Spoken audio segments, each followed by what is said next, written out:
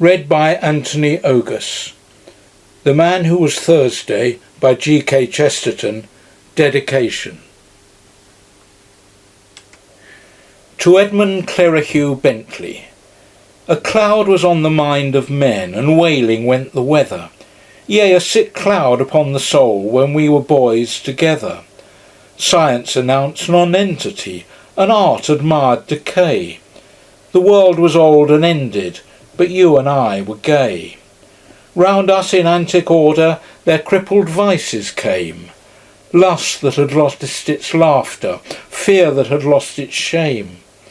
Like the white lock of Whistler that lit our aimless gloom, men showed their own white feather as proudly as a plume. Life was a fly that faded, and death a drone that stung. The world was very old indeed when you and I were young. They twisted even decent sin to shapes not to be named. Men were ashamed of honour, but we were not ashamed. Weak if we were and foolish, not thus we failed, not thus. When that black Baal blocked the heavens he had no hymns from us. Children we were, our forts of sand were even as weak as we. High as they went we piled them up to break that bitter sea. Fools as we were in motley, all jangling and absurd, when all church bells were silent, our cap and bells were heard. Not all unhelped, we held the fort, our tiny flags unfurled. Some giants laboured in that cloud to lift it from the world. I find again the book we found, I feel the hour that flings far out of fish-shaped Paumanok some cry of cleaner things. And the green carnation withered, as in forest fires that pass, roared in the wind of all the world 10 million leaves of grass. Or sane and sweet and sudden, as a bird sings in the rain, truth out of Tusitala spoke, and pleasure out of pain. Yea, cool and clear and sudden, as a bird sings in the grey, Dunedin to Samoa spoke, and darkness unto day. But we were young. We lived to see God break their bitter charms. God and the good Republic come riding back in arms. We have seen the city of Mansoul, even as it rocked, relieved. Blessed are they who did not see, but being blind, believed. This is a tale of those old fears, even of those emptied hells, and none but you shall understand the truth that it tells. Of what colossal gods of shame could cow men and yet crash? Of what huge devils hid the stars, yet fell at a pistol flash? The doubts were so plain to chase, so dreadful to withstand. Oh, who shall understand but you? Yea, who shall understand? The doubts that drove us through the night, as we two talked amain, and day had broken on the streets ere it broke upon the brain. Between us, by the peace of God, such truth can now be told. Yea, there is strength in striking root, and good in growing old. We have found common things at last, and marriage, and a creed, and I may safely write it now, and you may safely read. G.K.C. End of dedication to The Man Who Was Thursday. Chapter 1 of The Man Who Was Thursday by G.K. Chesterton. The Two Poets of Saffron Park. The suburb of Saffron Park lay on the sunset side of London, as red and ragged as a cloud of sunset. It was built of a bright brick throughout. Its skyline was fantastic, and even its ground plan was wild. It had been the outburst of a speculative builder, faintly tinged with art, who called its architecture sometimes Elizabethan and sometimes Queen Anne, apparently under the impression that the two sovereigns were identical. It was described with some justice as an artistic colony, though it never in any definable way produced any art. But, although its pretensions to be an intellectual centre were a little vague, its pretensions to be a pleasant place were quite indisputable. The stranger who looked for the first time at the quaint red houses could only think how very oddly shaped the people must be who could fit into them. Nor when he met the people was he disappointed in this respect. The place was not only pleasant, but perfect, if once he could regard it not as a deception, but rather as a dream. Even if the people were not artists, the whole was nevertheless artistic. That young man with the long auburn hair and the impudent face, that young man was not really a poet, but surely he was a poem. That old gentleman with the wild white beard and the wild white hat, that venerable humbug was not really a philosopher, but at least he was the cause of philosophy in others. That scientific gentleman with the bald egg-like head and the bare bird-like neck had no real right to the airs of science that he assumed. He had not discovered anything new in biology, but what biological creature could he have discovered more singular than himself? Thus, and thus only, the whole place had properly to be regarded. It had to be considered not so much as a workshop for artists, but as a frail but finished work of art. A man who stepped into its social atmosphere felt as if he had stepped into a written comedy. More especially, this attractive unreality fell upon it about nightfall, when the extravagant roofs were dark against the afterglow, and the whole insane village seemed as separate as a drifting cloud. This again was more strongly true of the many nights of local festivity, when the little gardens were often illuminated, and the big Chinese lanterns glowed in the dwarfish trees like some fierce and monstrous fruit. And this was strongest of all on one particular evening, still vaguely remembered in the locality, of which the auburn-haired poet was the hero. It was not by any means the only evening of which he was the hero. On many nights those passing by his little back garden might hear his high didactic voice laying down the law to men and particularly to women. The attitude of women in such cases was indeed one of the paradoxes of the place. Most of the women were of the kind vaguely called emancipated, and professed some protest against male supremacy.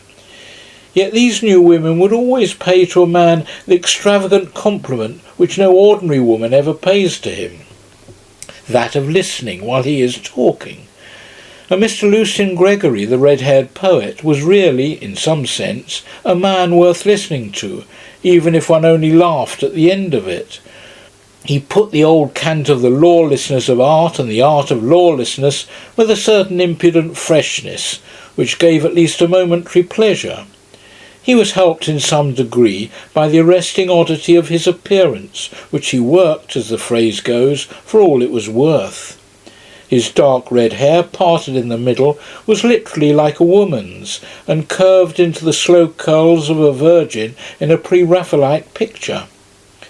From within this almost saintly oval, however, his face projected suddenly broad and brutal, the chin carried forward with a look of cockney contempt.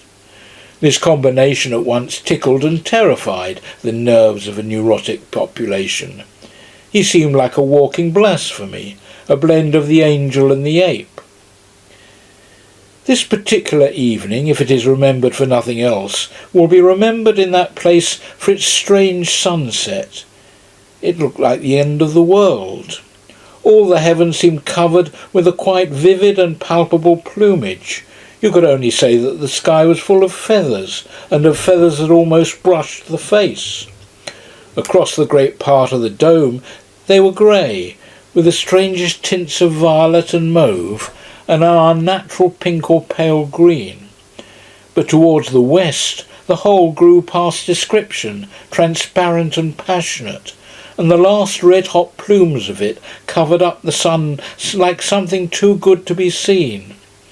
The whole was so close about the earth as to express nothing but a violent secrecy. The very empyrean seemed to be a secret. It expressed that splendid smallness which is the soul of local patriotism. The very sky seemed small. I say that there are some inhabitants who may remember the evening, if only by that oppressive sky. There are others who may remember it because it marked the first appearance in the place of the second poet of Saffron Park. For a long time the red-haired revolutionary had reigned without a rival. It was upon the night of the sunset that his solitude suddenly ended.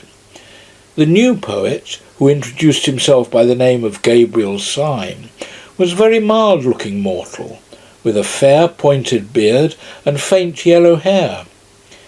But an impression grew that he was less meek than he looked. He signalised his entrance by differing with the established poet, Gregory, upon the whole nature of poetry. He said that he, Syme, was poet of law, a poet of order. Nay, he said he was a poet of respectability.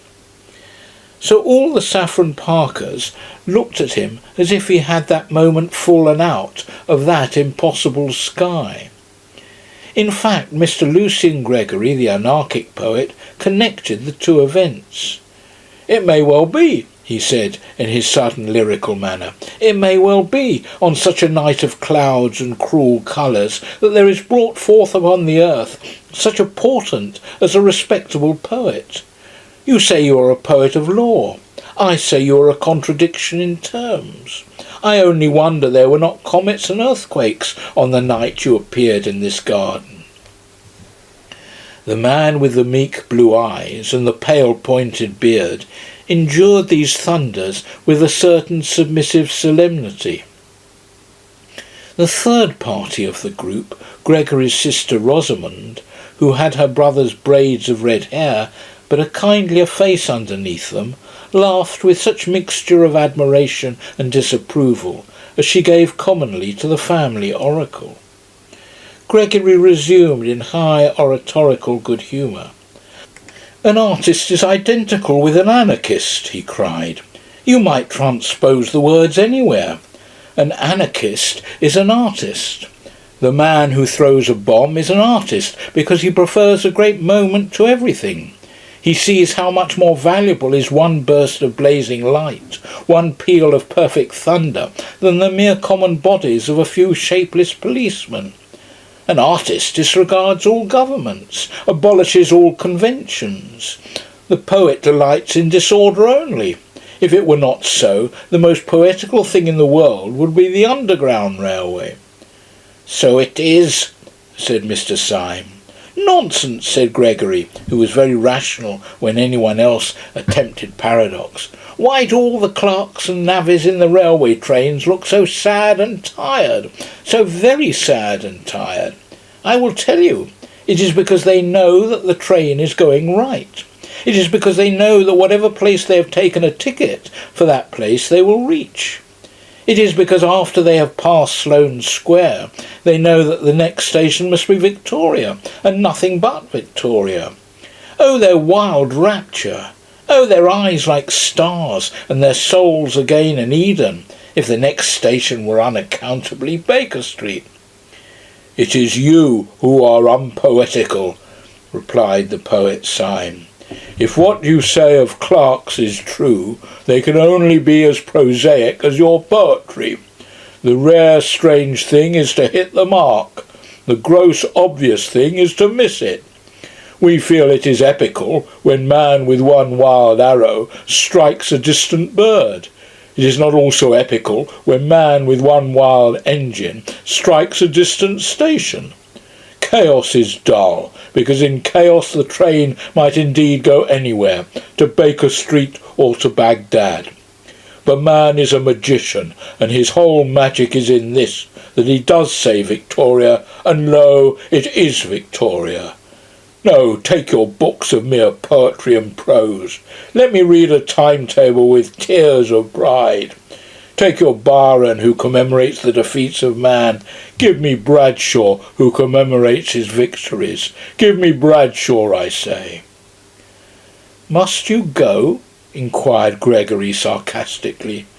"I tell you," went on Syme with passion, "that every time a train comes in, I feel that it has broken past batteries of besiegers, and that man has won a battle against chaos. You say contemptuously that when one has left Sloane Square, one must come to Victoria. I say that one might do 1,000 things instead, and that whenever I really come there, I have the sense of hairbreadth escape. And when I hear the guard shout out the word Victoria, it is not an unmeaning word. It is to me the cry of a herald announcing conquest. It is to me indeed Victoria. It is the victory of Adam. Gregory wagged his heavy red head with a slow and sad smile. And even then, he said, we poets always ask the question, and what is Victoria now that you have got there? You think Victoria is like the New Jerusalem. We know that the New Jerusalem will only be like Victoria. Yes, the poet will be discontented even in the streets of heaven. The poet is always in revolt. There again, said Syme irritably, what is there poetical about being in revolt? You might as well say that it is poetical to be seasick. Being sick is a revolt. Both being sick and being rebellious may be the wholesome thing on certain desperate occasions, but I'm hanged if I can see why they are poetical. Revolt in the abstract is revolting. It's mere vomiting. The girl winced for a flash at the unpleasant word, but Syme was too hot to heed her. It is things going right, he cried, that is poetical. Our digestions, for instance, going secretly and silently right, that is the foundation of all poetry. Yes, the most poetical thing, more poetical than the flowers, more poetical than the stars. The most poetical thing in the world is not being sick. Really, said Gregory superciliously, the examples you choose. I beg your pardon, said Syme grimly. I forgot we had abolished all conventions. For the first time a red patch appeared on Gregory's forehead. You don't expect me, he said, to revolutionise society on this lawn? Syme looked straight into his eyes and smiled sweetly. No, I don't, he said.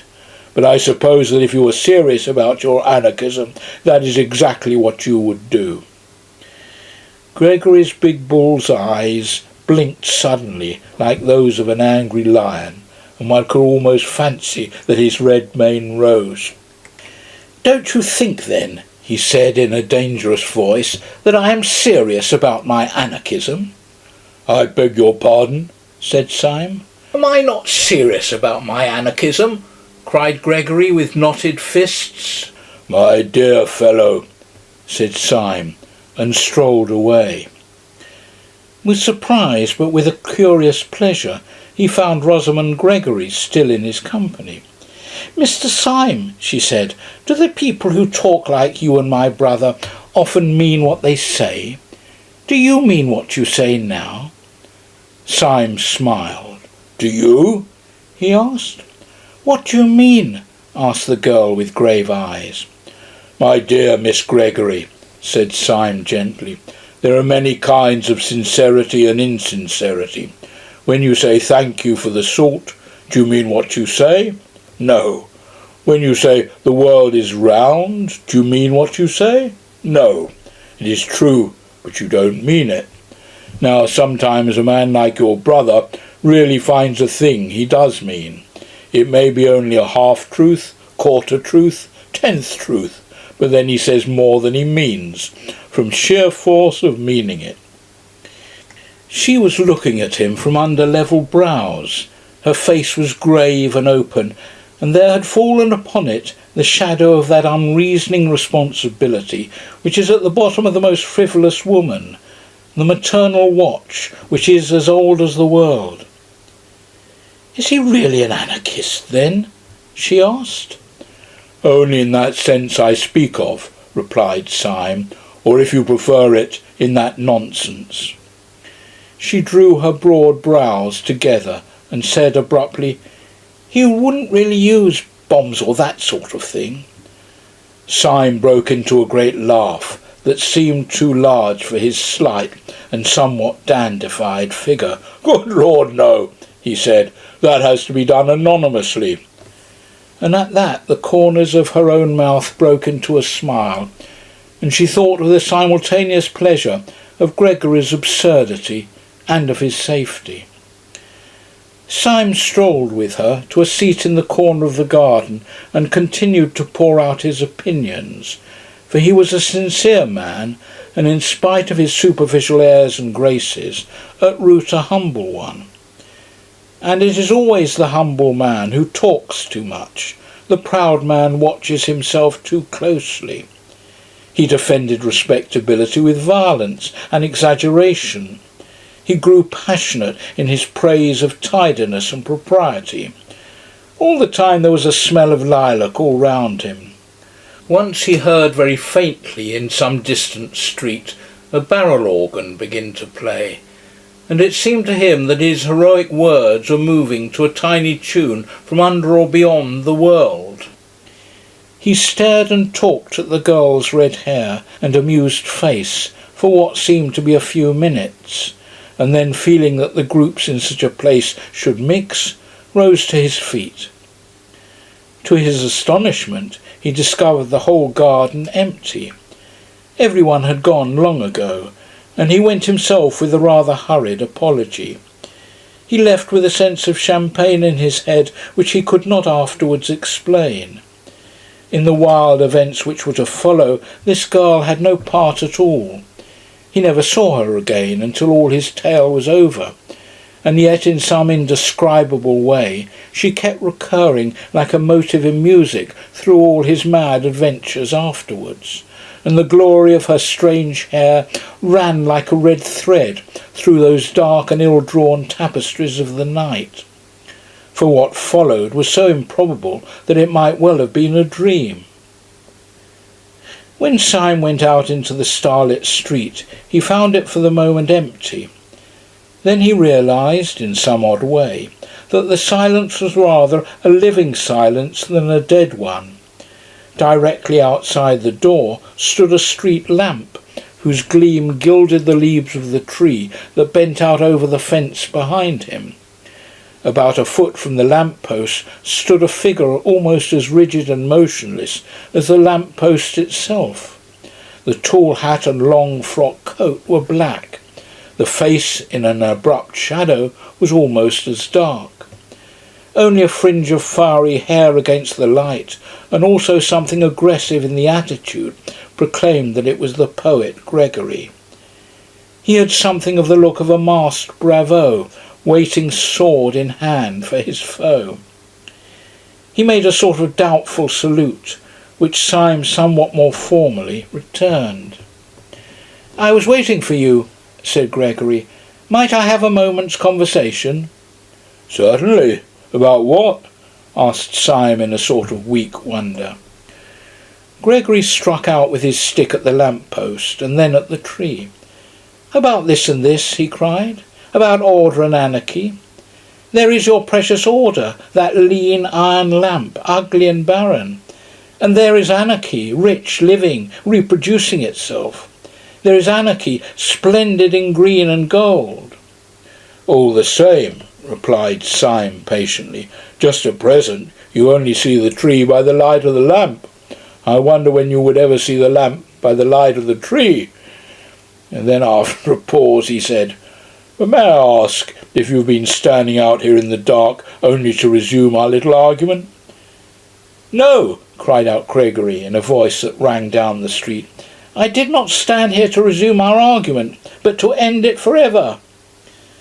The silence fell again, and Syme, though he understood nothing, listened instinctively for something serious. Gregory began in a smooth voice and with a rather bewildering smile. "Mr. Syme," he said, "this evening you succeeded in doing something rather remarkable. You did something to me that no man born of woman has ever succeeded in doing before." "Indeed." "Now I remember," resumed Gregory reflectively, "one other person succeeded in doing it. The captain of a penny steamer, if I remember correctly, at Southend. You have irritated me." "I am very sorry," replied Syme with gravity. "I am afraid my fury and your insult are too shocking to be wiped out, even with an apology," said Gregory very calmly. "No duel could wipe it out. If I struck you dead, I could not wipe it out.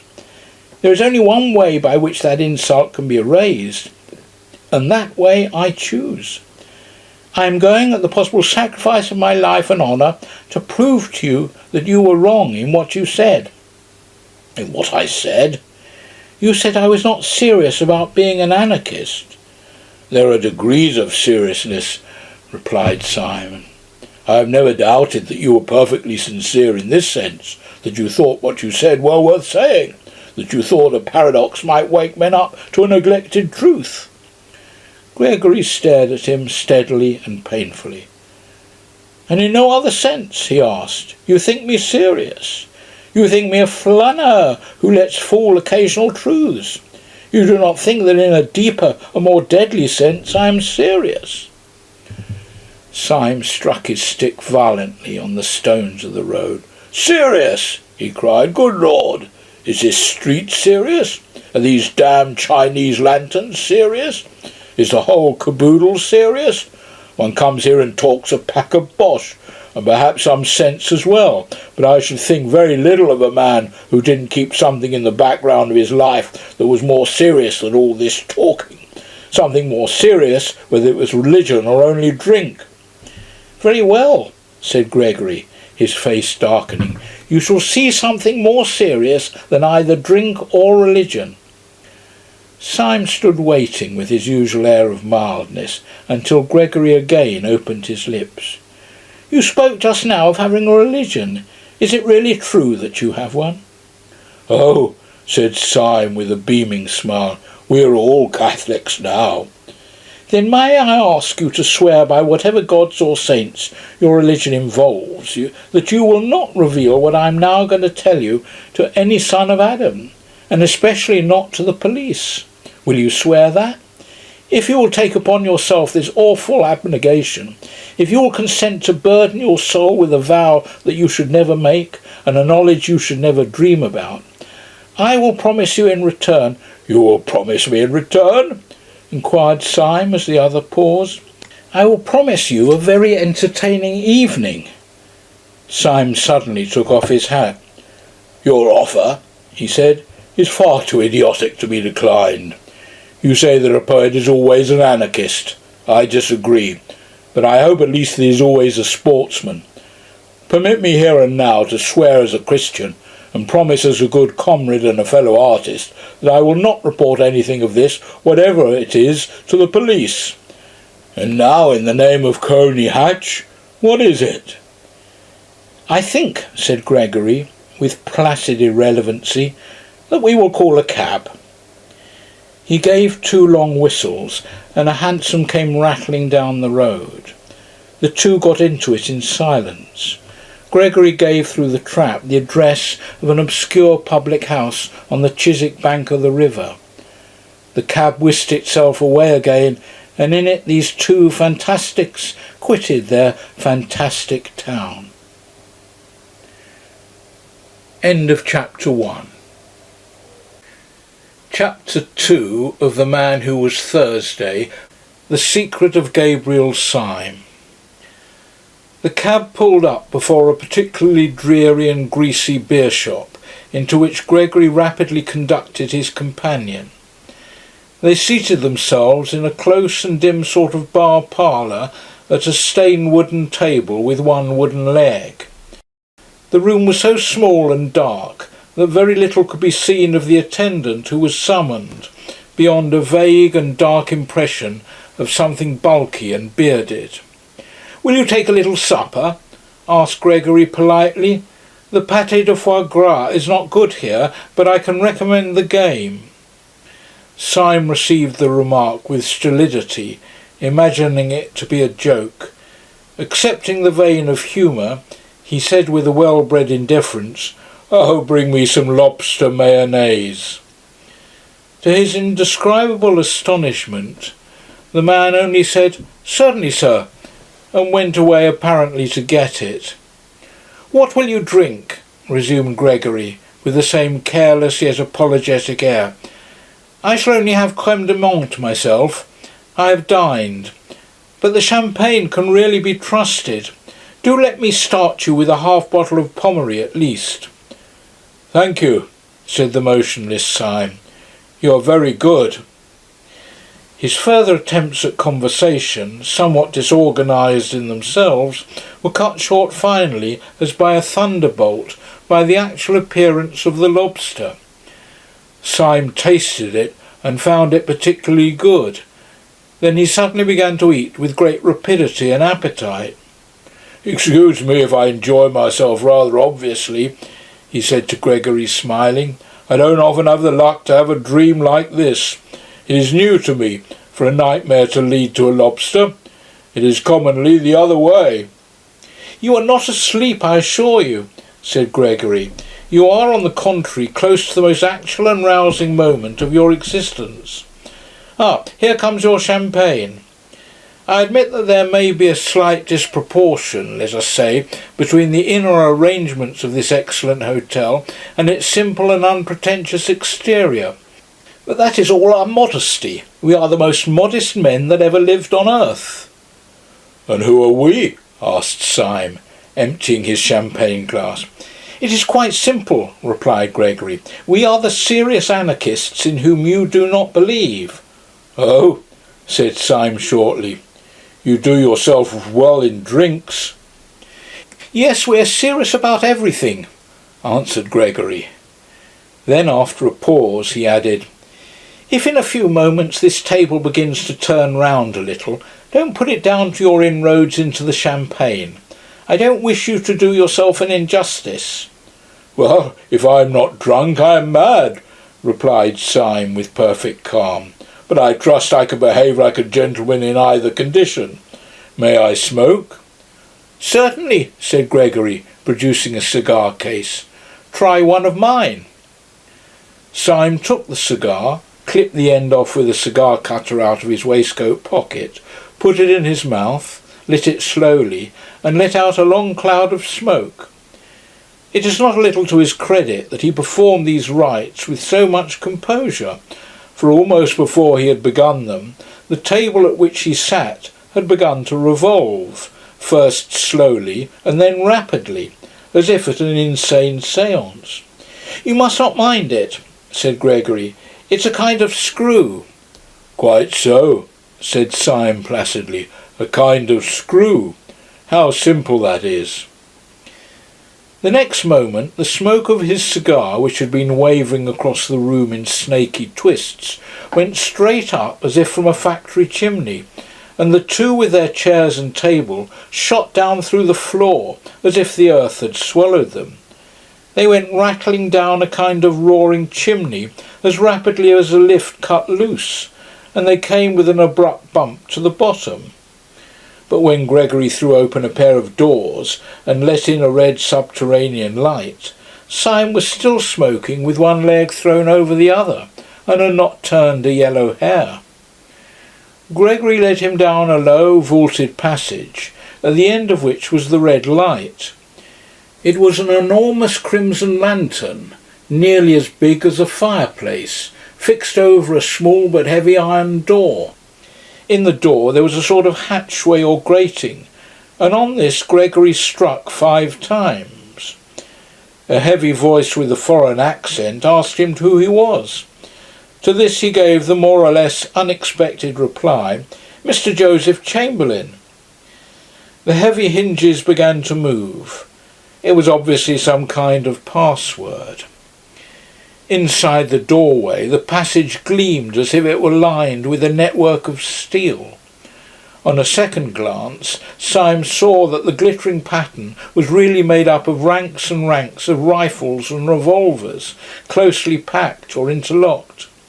"I must ask you to forgive me all these formalities," said Gregory. "We have to be very strict here." "Oh, don't apologise," said Syme. "I know your passion for law and order." And he stepped into the passage lined with the steel weapons. With his long fair hair and rather foppish frock coat, he looked a singularly frail and fanciful figure as he walked down that shining avenue of death. They passed through several such passages and came out at last into a queer steel chamber with curved walls, almost spherical in shape, but presenting with its tier of benches something of the appearance of a scientific lecture theatre. There were no rifles or pistols in this apartment, but round the walls of it were hung more dubious and dreadful shapes, things that looked like the bulbs of iron plants or the eggs of iron birds. They were bombs, and the very room itself seemed like the inside of a bomb. Syme knocked his cigar ash off against the wall and went in. "And now, my dear Mr. Syme," said Gregory, throwing himself in an expansive manner on the bench under the largest bomb, "now we are quite cosy, so let us talk properly. Now no human words can give you any notion of why I brought you here. It was one of those quite arbitrary emotions, like jumping off a cliff or falling in love. Suffice it to say that you were an inexpressibly irritating fellow, and, to do you justice, you are still. I would break 20 oaths of secrecy for the pleasure of taking you down a peg. That way you have of lighting a cigar would make a priest break the seal of confession. Well, you said that you were quite certain I was not a serious anarchist. Does this place strike you as being serious?" "It does seem to have a moral under all its gaiety," assented Syme. "But may I ask you 2 questions? You need not fear to give me information, because, as you remember, you very wisely extorted from me a promise not to tell the police, a promise I shall certainly keep. So it is in mere curiosity that I make my queries.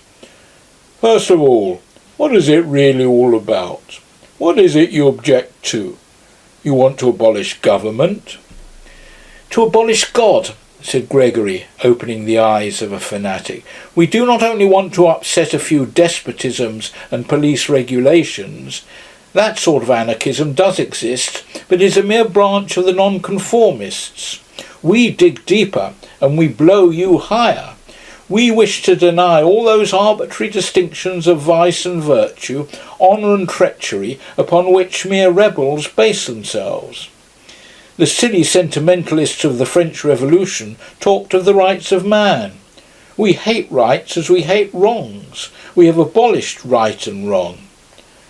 "And right and left?" said Syme with a simple eagerness. "I hope you will abolish them too. They're much more troublesome to me." "You spoke of a second question," snapped Gregory. "With pleasure," resumed Syme. "In all your present acts and surroundings there is a scientific attempt at secrecy. I have an aunt who lived over a shop, but this is the first time I have found people living from preference under a public house. You have a heavy iron door. You cannot pass it without submitting to the humiliation of calling yourself Mr. Chamberlain. You surround yourself with steel instruments, which make the place, if I may say so, more impressive than homelike. May I ask why, after taking all this trouble to barricade yourselves in the bowels of the earth, you then parade your whole secret by talking about anarchism to every silly woman in Saffron Park?" Gregory smiled. "The answer is simple," he said. "I told you I was a serious anarchist, and you did not believe me. Nor do they believe me. Unless I took them into this infernal room, they would not believe me." Syme smoked thoughtfully and looked at him with interest. Gregory went on. "The history of the thing might amuse you," he said. "When first I became one of the new anarchists, I tried all kinds of respectable disguises. I dressed up as a bishop. I read up all about bishops in our anarchist pamphlets. In Superstition, the vampire and priests of prey. I certainly understood from them that bishops are strange and terrible old men, keeping a cruel secret from mankind. I was misinformed. When on my first appearing in episcopal gaiters in a drawing-room, I cried out in a voice of thunder, 'Down, down, presumptuous human reason!' they found out in some way that I was not a bishop at all. I was nabbed at once. Then I made up as a millionaire. but I defended capital with so much intelligence that a fool could see that I was quite poor. Then I tried being a major. Now I am a humanitarian myself, but I have, I hope, enough intellectual breadth to understand the position of those who, like Nietzsche, admire violence. The proud, mad war of nature and all that, you know. I threw myself into the major. I drew my sword and waved it constantly. I called out blood abstractedly, like a man calling for wine. I often said, "Let the weak perish. It is the law." Well, well, it seems majors don't do this. I was nabbed again. At last I went in despair to the President of the Central Anarchist Council, who is the greatest man in Europe. "What is his name?" asked Syme. "You would not know it," answered Gregory. "That is his greatness. Caesar and Napoleon put all their genius into being heard of, and they were heard of. He puts all his genius into not being heard of, and he is not heard of. But you cannot be for 5 minutes in the room with him without feeling that Caesar and Napoleon would have been children in his hands." He was silent and even pale for a moment, and then resumed. "But whenever he gives advice, it is always something as startling as an epigram, and yet as practical as the Bank of England. I said to him, 'What disguise will hide me from the world? What can I find more respectable than bishops and majors?' He looked at me with his large but indecipherable face. 'You want a safe disguise, do you? You want a dress which will guarantee you harmless, a dress in which no one would ever look for a bomb?' I nodded. He suddenly lifted his lion's voice. 'Why then, dress up as an anarchist, you fool!' he roared, so that the room shook. 'Nobody will ever expect you to do anything dangerous then.' And he turned his broad back on me without another word. I took his advice, and have never regretted it. I preached blood and murder to those women day and night, and, by God, they would let me wheel their perambulators." Syme sat watching him, with some respect in his large blue eyes. "You took me in," he said. "It is really a smart dodge." Then, after a pause, he added, "What do you call this tremendous president of yours?"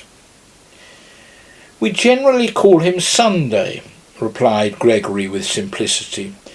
"You see, there are 7 members of the Central Anarchist Council, and they are named after days of the week. He is called Sunday, by some of his admirers, Bloody Sunday. It is curious you should mention the matter, because the very night you have dropped in, if I may so express it, is the night on which our London branch, which assembles in this room, has to elect its own deputy to fill a vacancy in the council. The gentleman who has for some time past played, with propriety and general applause, the difficult part of Thursday, has died quite suddenly. Consequently, we have called a meeting this very evening to elect a successor." He got to his feet and strolled across the room with a sort of smiling embarrassment. "I feel somehow as if you were my mother, Syme," he continued casually. "I feel that I can confide anything to you, as you have promised to tell nobody. In fact, I will confide to you something that I would not say in so many words to the anarchists who will be coming to the room in about 10 minutes. We shall, of course, go through a form of election, but I don't mind telling you that it is practically certain what the result will be." He looked down for a moment, modestly. "It is almost a settled thing that I am to be Thursday." "My dear fellow," said Syme heartily, "I congratulate you. A great career." Gregory smiled in deprecation and walked across the room, talking rapidly. "As a matter of fact, everything is ready for me on this table," he said, "and the ceremony will probably be the shortest possible." Syme also strolled across to the table and found lying across it a walking stick which turned out on examination to be a sword stick, a large Colt's revolver, a sandwich case, and a formidable flask of brandy. Over the chair beside the table was thrown a heavy-looking cape or cloak, "I've only to get the form of election finished," continued Gregory with animation. "Then I snatch up this cloak and stick, stuff these other things into my pocket, step out of a door in this cavern, which opens on the river, where there is a steam tug already waiting for me, and then, oh, the wild joy of being Thursday!" And he clasped his hands. Syme, who had sat down once more with his usual insolent languor, got to his feet with an unusual air of hesitation. "Why is it," he asked vaguely, "that I think you're quite a decent fellow? Why do I positively like you, Gregory?" He paused a moment, and then added with a sort of fresh curiosity, "Is it because you're such an ass?" There was a thoughtful silence again, and then he cried out, "Well, damn it all, this is the funniest situation I've ever been in my life, and I'm going to act accordingly. Gregory, I gave you a promise before I came into this place. That promise I would keep under red-hot pincers. Would you give me for my own safety a little promise of the same kind?" "A promise?" asked Gregory, wondering. "Yes," said Syme very seriously. "A promise. I swore before God that I would not tell your secret to the police. Will you swear by humanity, or whatever beastly thing you believe in, that you will not tell my secret to the anarchists?" "Your secret?" asked the staring Gregory. "Have you got a secret?" "Yes," said Syme, "I have a secret." And then after a pause, "Will you swear?" Gregory glared at him gravely for a few moments, and then said abruptly, "You must have bewitched me, but I feel a furious curiosity about you. Yes, I will swear not to tell the anarchists anything you tell me, but look sharp, for they will be here in a couple of minutes." Syme rose slowly to his feet and thrust his long white hands into his long grey trousers pockets. Almost as he did so, there came 5 knocks on the outer grating, proclaiming the arrival of the first of the conspirators. "Well," said Syme slowly, "I don't know how to tell you the truth more shortly than by saying that your expedient of dressing up as an aimless poet is not confined to you or your president. We have known the dodge for some time at Scotland Yard." Gregory tried to spring up straight, but he swayed thrice. "What do you say?" he asked in an inhuman voice. "Yes," said Syme simply. "I am a police detective, but I think I hear your friends coming." From the doorway there came a murmur of "Mr. Joseph Chamberlain."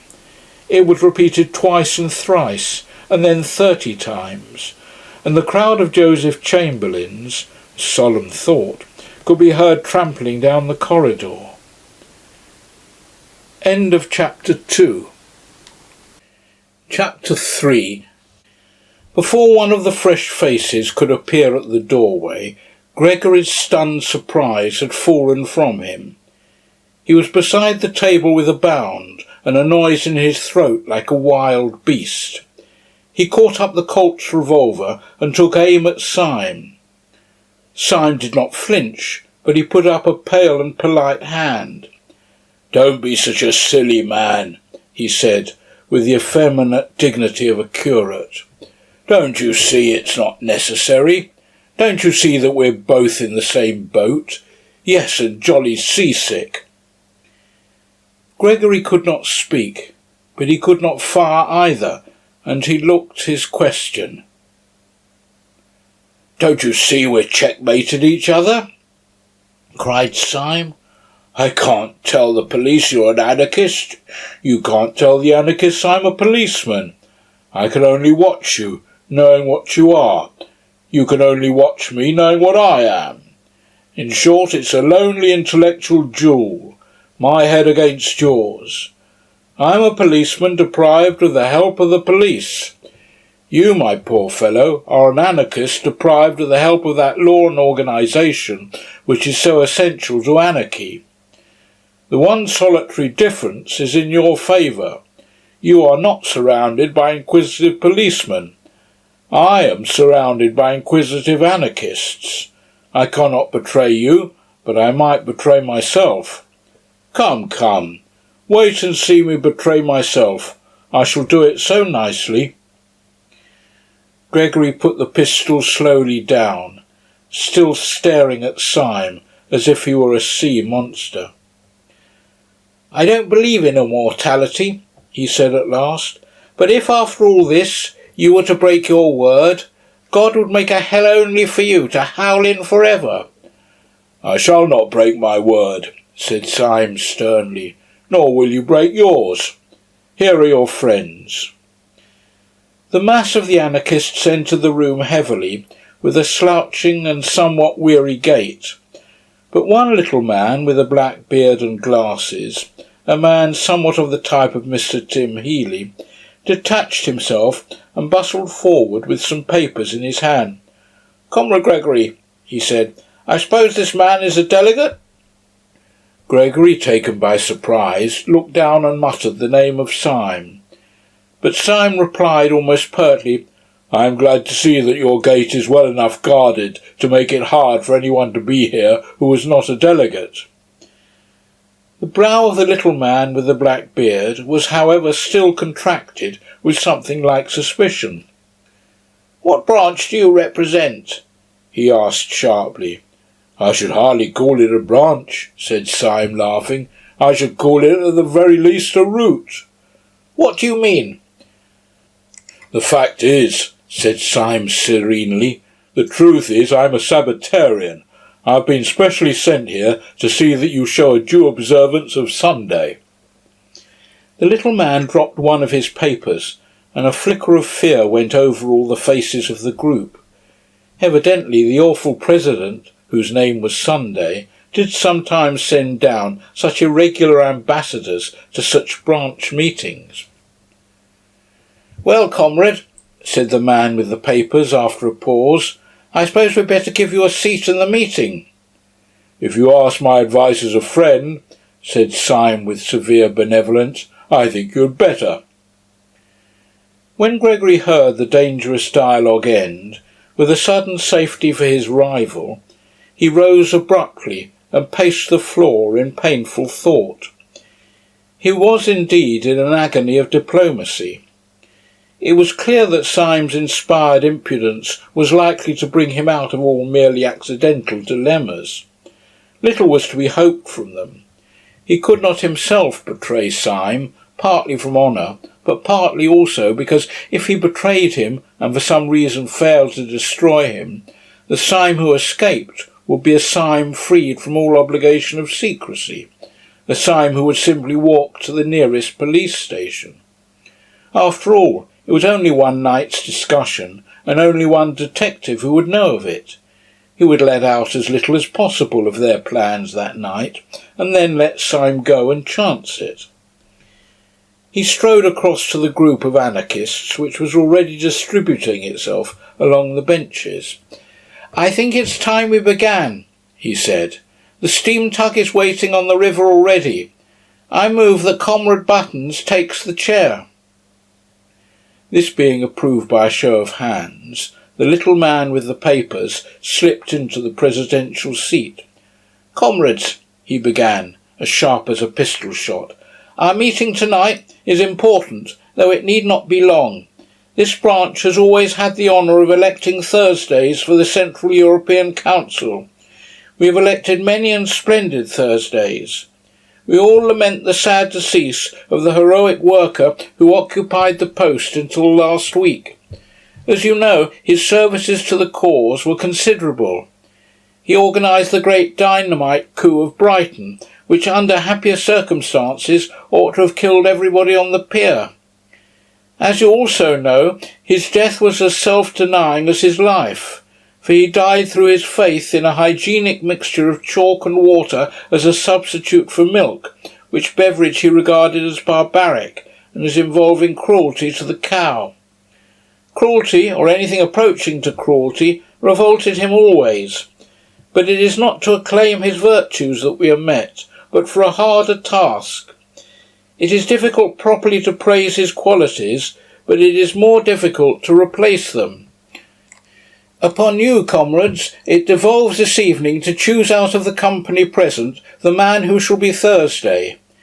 If any comrade suggests a name, I will put it to the vote. If no comrade suggests a name, I can only tell myself that that dear dynamiter, who is gone from us, has carried into the unknowable abysses the last secret of his virtue and his innocence." There was a stir of almost inaudible applause, such as sometimes heard in church. Then a large old man, with a long and venerable white beard, perhaps the only real working man present, rose lumberingly and said, "I move that Comrade Gregory be elected Thursday," and sat lumberingly down again. "Does any one second?" asked the chairman. A little man with a velvet coat and pointed beard seconded. "Before I put the matter to the vote," said the chairman, "I will call on Comrade Gregory to make a statement." Gregory rose amid a great rumble of applause. His face was deadly pale, so that by contrast his queer red hair looked almost scarlet. But he was smiling and altogether at ease.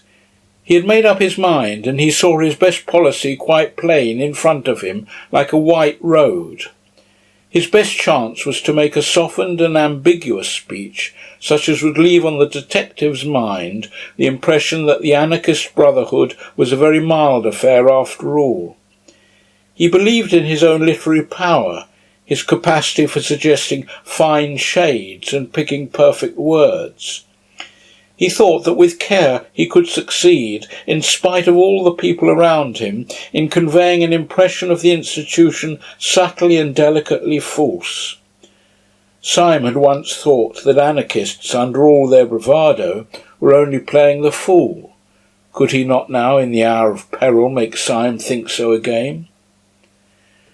"Comrades," began Gregory in a low but penetrating voice, "it is not necessary for me to tell you what is my policy, for it is your policy also.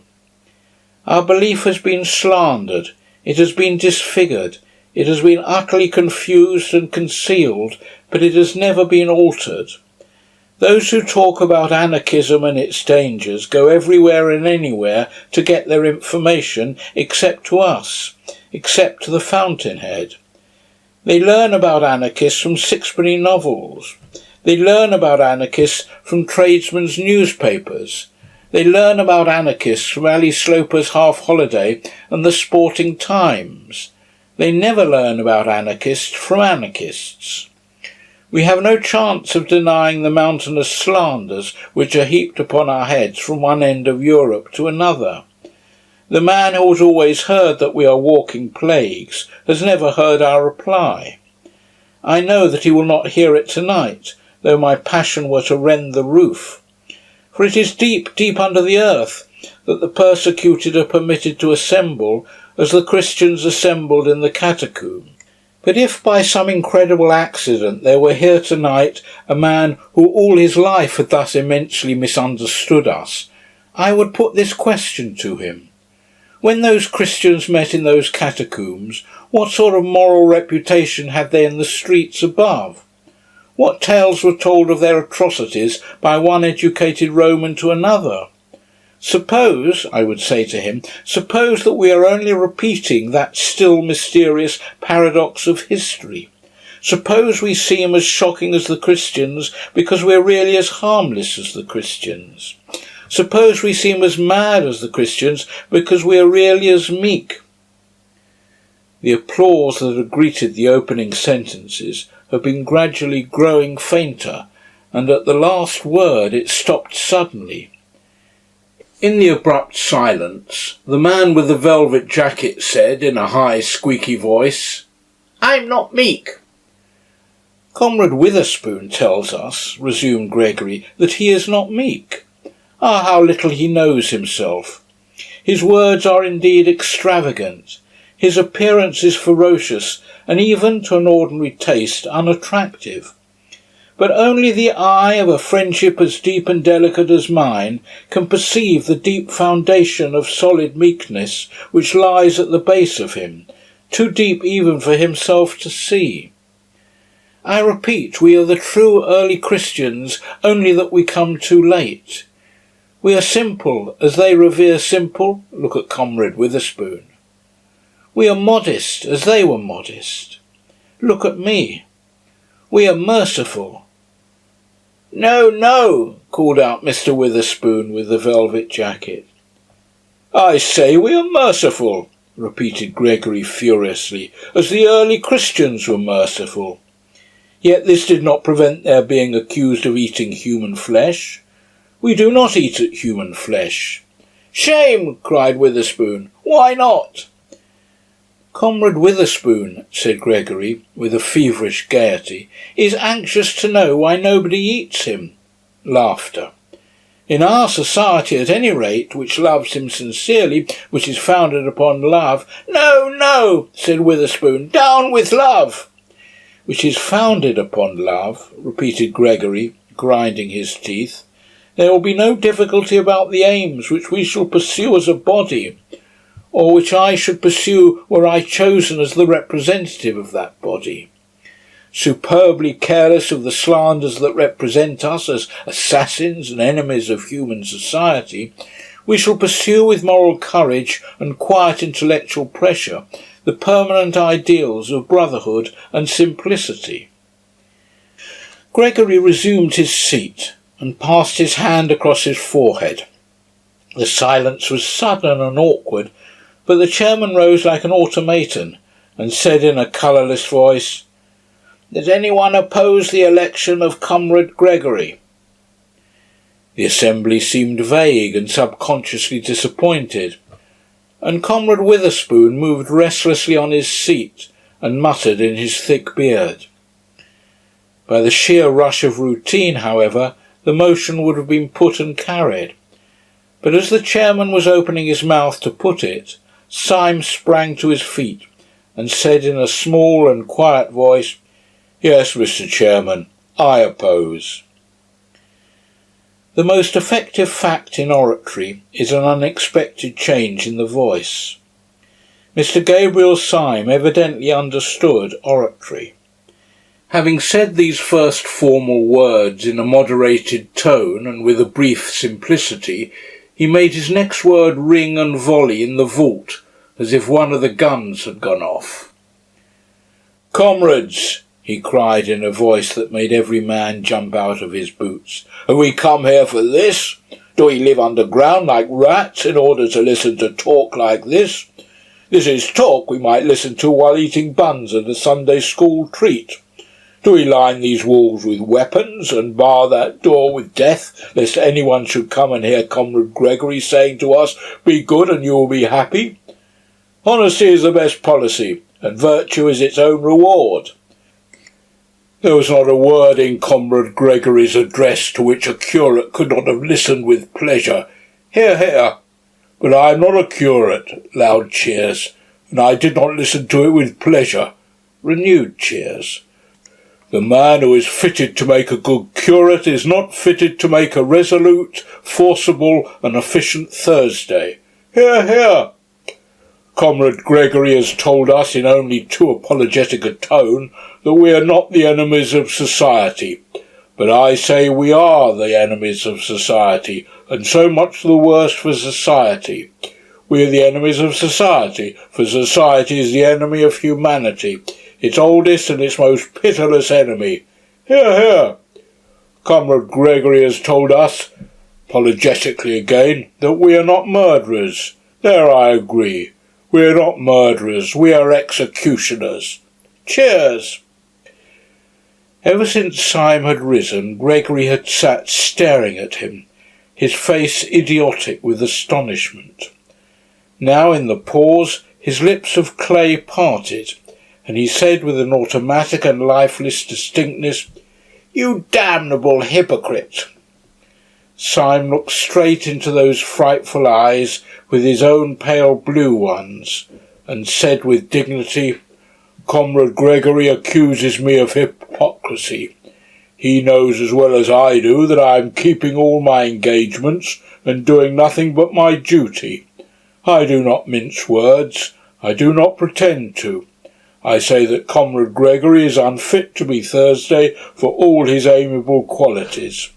He is unfit to be Thursday because of his amiable qualities. We do not want to see the Supreme Council of Anarchy infected with a maudlin mercy. Hear, hear. This is no time for ceremonial politeness, neither is it a time for ceremonial modesty. I set myself against Comrade Gregory as I would set myself against all the governments of Europe, because the anarchist who has given himself to anarchy has forgotten modesty as much as he's forgotten pride. Cheers. I am not a man at all. I am a cause. Renewed cheers. I set myself against Comrade Gregory as impersonally and as calmly as I should choose one pistol rather than another out of that rack upon the wall. And I say that rather than have Gregory and his milk and water methods on the Supreme Council, I would offer myself for election. His sentence was drowned in a deafening cataract of applause. The faces that had grown fiercer and fiercer with approval as his tirade grew more and more uncompromising were now distorted with grins of anticipation, or cloven with delighted cries. At the moment when he announced himself as ready to stand for the post of Thursday, a roar of excitement and assent broke forth, and became uncontrollable. And at the same moment Gregory sprang to his feet with foam upon his mouth, and shouted against the shouting. "Stop, you blasted madman!" he cried at the top of a voice that tore his throat. "Stop, you—" But louder than Gregory's shouting and louder than the roar of the room came the voice of Syme, still speaking in a peal of pitiless thunder. "I do not go to the council to rebut that slander that calls us murderers. I go to earn it." Loud and prolonged cheering. "To the priests who say these men are the enemies of religion, to the judge who say these men are the enemies of law, to the fat parliamentarian who says these men are the enemies of order and public decency, to all these I will reply, you are false kings, but you are true prophets. I am come to destroy you and to fulfil your prophecies." The heavy clamour gradually died away, but before it had ceased, Witherspoon had jumped to his feet, his hair and beard all on end, and had said, "I move as an amendment that Comrade Syme be appointed to the post." "Stop all this, I tell you," cried Gregory, with frantic face and hands. "Stop it! It is all—" The voice of the chairman clove his speech with a cold accent. "Does anyone second this amendment?" he said. A tall, tired man with melancholy eyes and an American chin beard was observed on the back bench to be slowly rising to his feet. Gregory had been screaming for some time past. Now there was a change in his accent, more shocking than any scream. "I end all this," he said in a voice as heavy as stone. "This man cannot be elected. He is—" "Yes," said Syme, quite motionless. "What is he?" Gregory's mouth worked twice without sound.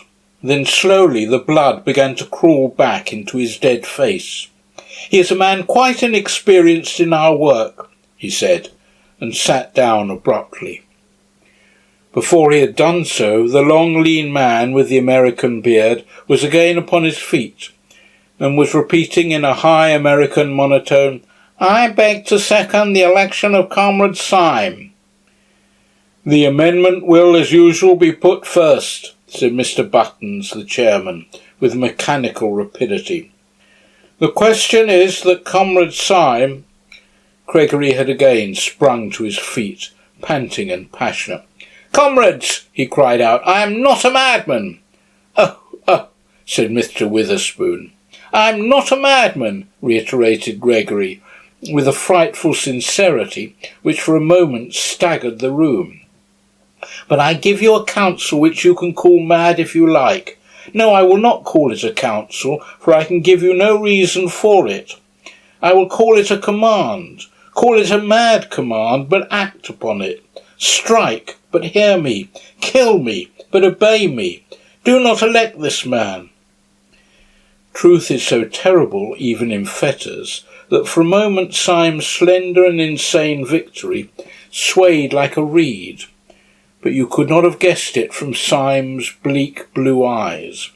He merely began, "Comrade Gregory commands." Then the spell was snapped, and one anarchist called out to Gregory, "Who are you? You're not Sunday." And another anarchist added in a heavier voice, "And you are not Thursday." "Comrades," cried Gregory, in a voice like that of a martyr who in an ecstasy of pain had passed beyond pain, "it is nothing to me whether you detest me as a tyrant or detest me as a slave. If you will not take my command, accept my degradation. I kneel to you. I throw myself at your feet. I implore you, do not elect this man." "Comrade Gregory," said the chairman after a painful pause, "this is really not quite dignified." For the first time in the proceedings there was for a few seconds a real silence. Then Gregory fell back in his seat, a pale wreck of a man, and the chairman repeated like a piece of clockwork suddenly started again, "The question is that Comrade Syme be elected to the post of Thursday on the General Council." The roar rose like the sea, the hands rose like a forest, and 3 minutes afterwards Mr. Gabriel Syme of the Secret Police Service was elected to the post of Thursday on the General Council of the Anarchists of Europe. Everyone in the room seemed to feel the tug waiting on the river, the sword stick and the revolver waiting on the table. The instant the election was ended and irrevocable, and Syme had received the paper proving his election, they all sprang to their feet, and the fiery groups moved and mixed in the room. Syme found himself, somehow or other, face to face with Gregory, who still regarded him with a stare of stunned hatred. They were silent for many minutes. "You are a devil," said Gregory at last. "And you are a gentleman," said Syme with gravity. "It was you that entrapped me," began Gregory, shaking from head to foot. "Entrapped me into—" "Talk sense," said Syme shortly. "Into what sort of devil's parliament have you entrapped me, if it comes to that? You made me swear before I made you. Perhaps we are both doing what we think right, but what we think right is so damned different that there can be nothing between us in the way of concession. There is nothing possible between us but honour and death." And he pulled the great cloak about his shoulders and picked up the flask from the table. "The boat is quite ready," said Mr. Buttons, bustling up. "Be good enough to step this way." With a gesture that revealed the shop-walker, he led Syme down a short iron-bound passage, the still agonised Gregory following feverishly at their heels. At the end of the passage was a door, which Buttons opened sharply, showing a sudden blue and silver picture of the moonlit river that looked like a scene in a theatre. Close to the opening lay a dark, dwarfish steam launch, like a baby dragon with one red eye. Almost in the act of stepping on board, Gabriel Syme turned to the gaping Gregory. "You have kept your word," he said gently, with his face in shadow. "You're a man of honour, and I thank you. You've kept it even down to a small particular. There was one special thing you promised me at the beginning of the affair, and which you have certainly given me by the end of it." "What do you mean?" cried the chaotic Gregory. "What did I promise you?" "A very entertaining evening," said Syme, and he made a military salute with the sword stick as the steamboat slid away. End of chapter 3. Chapter 4. The Tale of a Detective. Gabriel Syme was not merely a detective who pretended to be a poet, he was really a poet who had become a detective. Nor was his hatred of anarchy hypercritical. He was one of those who are driven early in life into too conservative an attitude by the bewildering folly of most revolutionists. He had not attained it by any tame tradition. His respectability was spontaneous and sudden, a rebellion against rebellion. He came of a family of cranks, in which all the oldest people had all the newest notions. One of his uncles always walked about without a hat, and another had made an unsuccessful attempt to walk about with a hat and nothing else. His father cultivated art and self-realisation. His mother went in for simplicity and hygiene. Hence the child, during his tenderer years, was wholly unacquainted with any drink between the extremes of absinthe and cocoa, of both of which he had a healthy dislike. The more his mother preached a more than Puritan abstinence, the more did his father expand into a more than pagan latitude, and by the time the former had come to enforcing vegetarianism, the latter had pretty well reached the point of defending cannibalism. Being surrounded with every conceivable kind of revolt from infancy, Gabriel had to revolt into something, so he revolted into the only thing left, sanity. But there was just enough in him of the blood of these fanatics to make even his protest for common sense a little too fierce to be sensible. His hatred of modern lawlessness had been crowned also by an accident. It happened that he was walking in a side street at the instant of a dynamite outrage. He had been blind and deaf for a moment, and then seen, the smoke clearing, the broken windows and the bleeding faces. After that he went about as usual, quiet, courteous, rather gentle, but there was a spot on his mind that was not sane.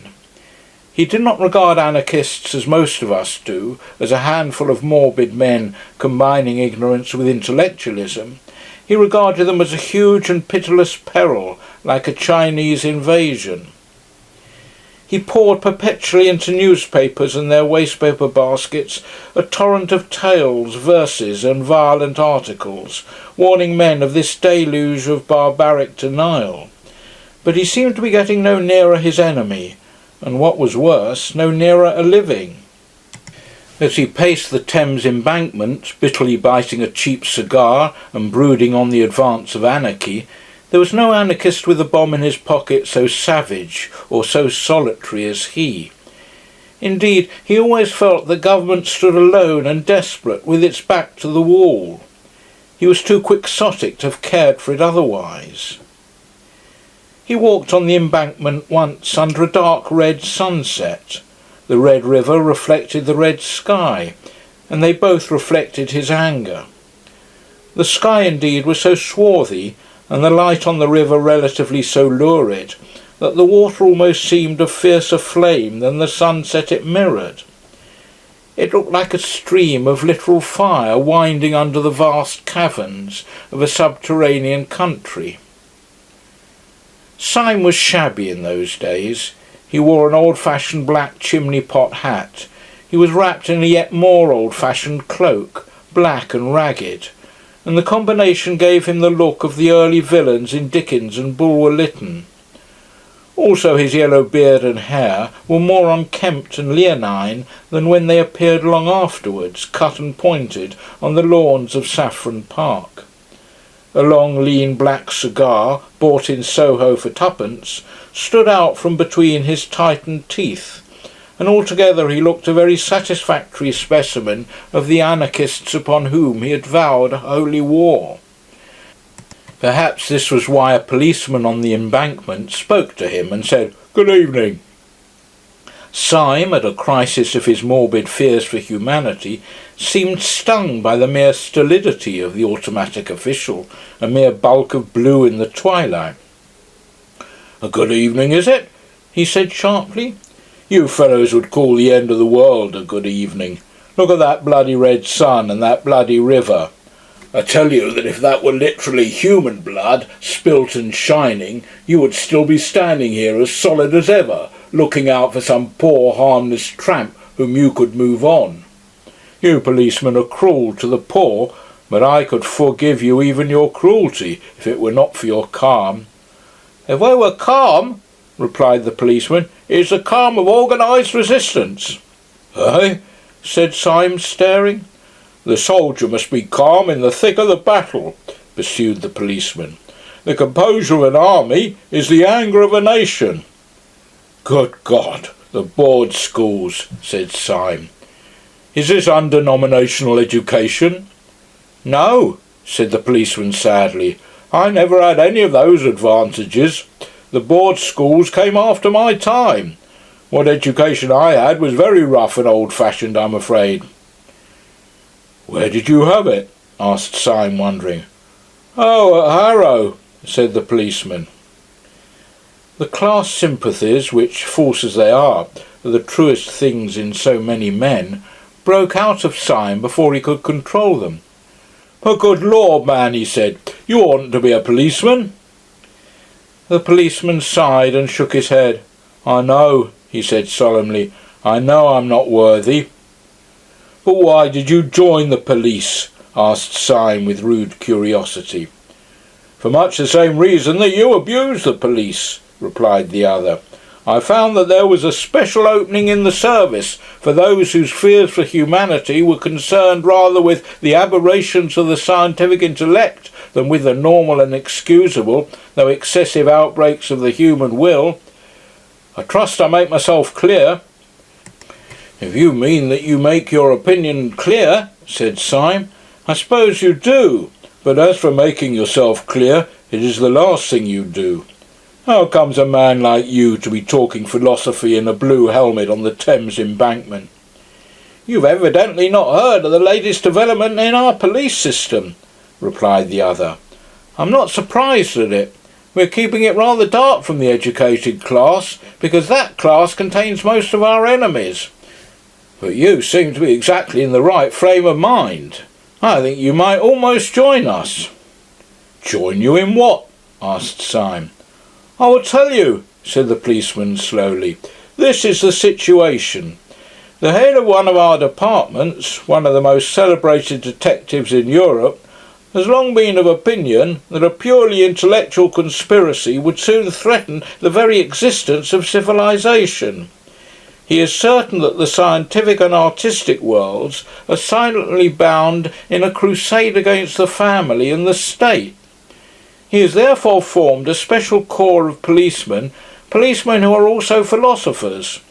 It is their business to watch the beginnings of this conspiracy, not merely in a criminal, but in a controversial sense. I am a democrat myself, and I am fully aware of the value of the ordinary man in matters of ordinary valour or virtue. But it would obviously be undesirable to employ the common policeman in an investigation which is also a heresy hunt." Syme's eyes were bright with a sympathetic curiosity. "What do you do, then?" he said. "The work of the philosophical policeman," replied the man in blue, "is at once bolder and more subtle than that of the ordinary detective. The ordinary detective goes to pot-houses to arrest thieves. We go to artistic tea-parties to detect pessimists. The ordinary detective discovers from a ledger or a diary that a crime has been committed. We discover from a book of sonnets that a crime will be committed. We have to trace the origin of those dreadful thoughts that drive men on at last to intellectual fanaticism and intellectual crime. We are only just in time to prevent the assassination at Hartlepool, and that was entirely due to the fact that our Mr. Wilkes, a smart young fellow, thoroughly understood a triolet." "Do you mean," asked Syme, "that there is really as much connection between crime and the modern intellect as all that?" "You are not sufficiently democratic," answered the policeman. "But you were right when you said just now that our ordinary treatment of the poor criminal was a pretty brutal business. I tell you, I'm sometimes sick of my trade when I see how perpetually it means merely a war upon the ignorant and the desperate. But this new movement of ours is a very different affair. We deny the snobbish English assumption that the uneducated are the dangerous criminals. We remember the Roman emperors. We remember the great poisoning princes of the Renaissance. We say that the dangerous criminal is the educated criminal. We say that the most dangerous criminal now is the entirely lawless modern philosopher, Compared to him, burglars and bigamists are essentially moral men. My heart goes out to them. They accept the essential ideal of man, they merely seek it wrongly. Thieves respect property. They merely wish the property to become their property, that they may more perfectly respect it. But philosophers dislike property as property. They wish to destroy the very idea of personal possession.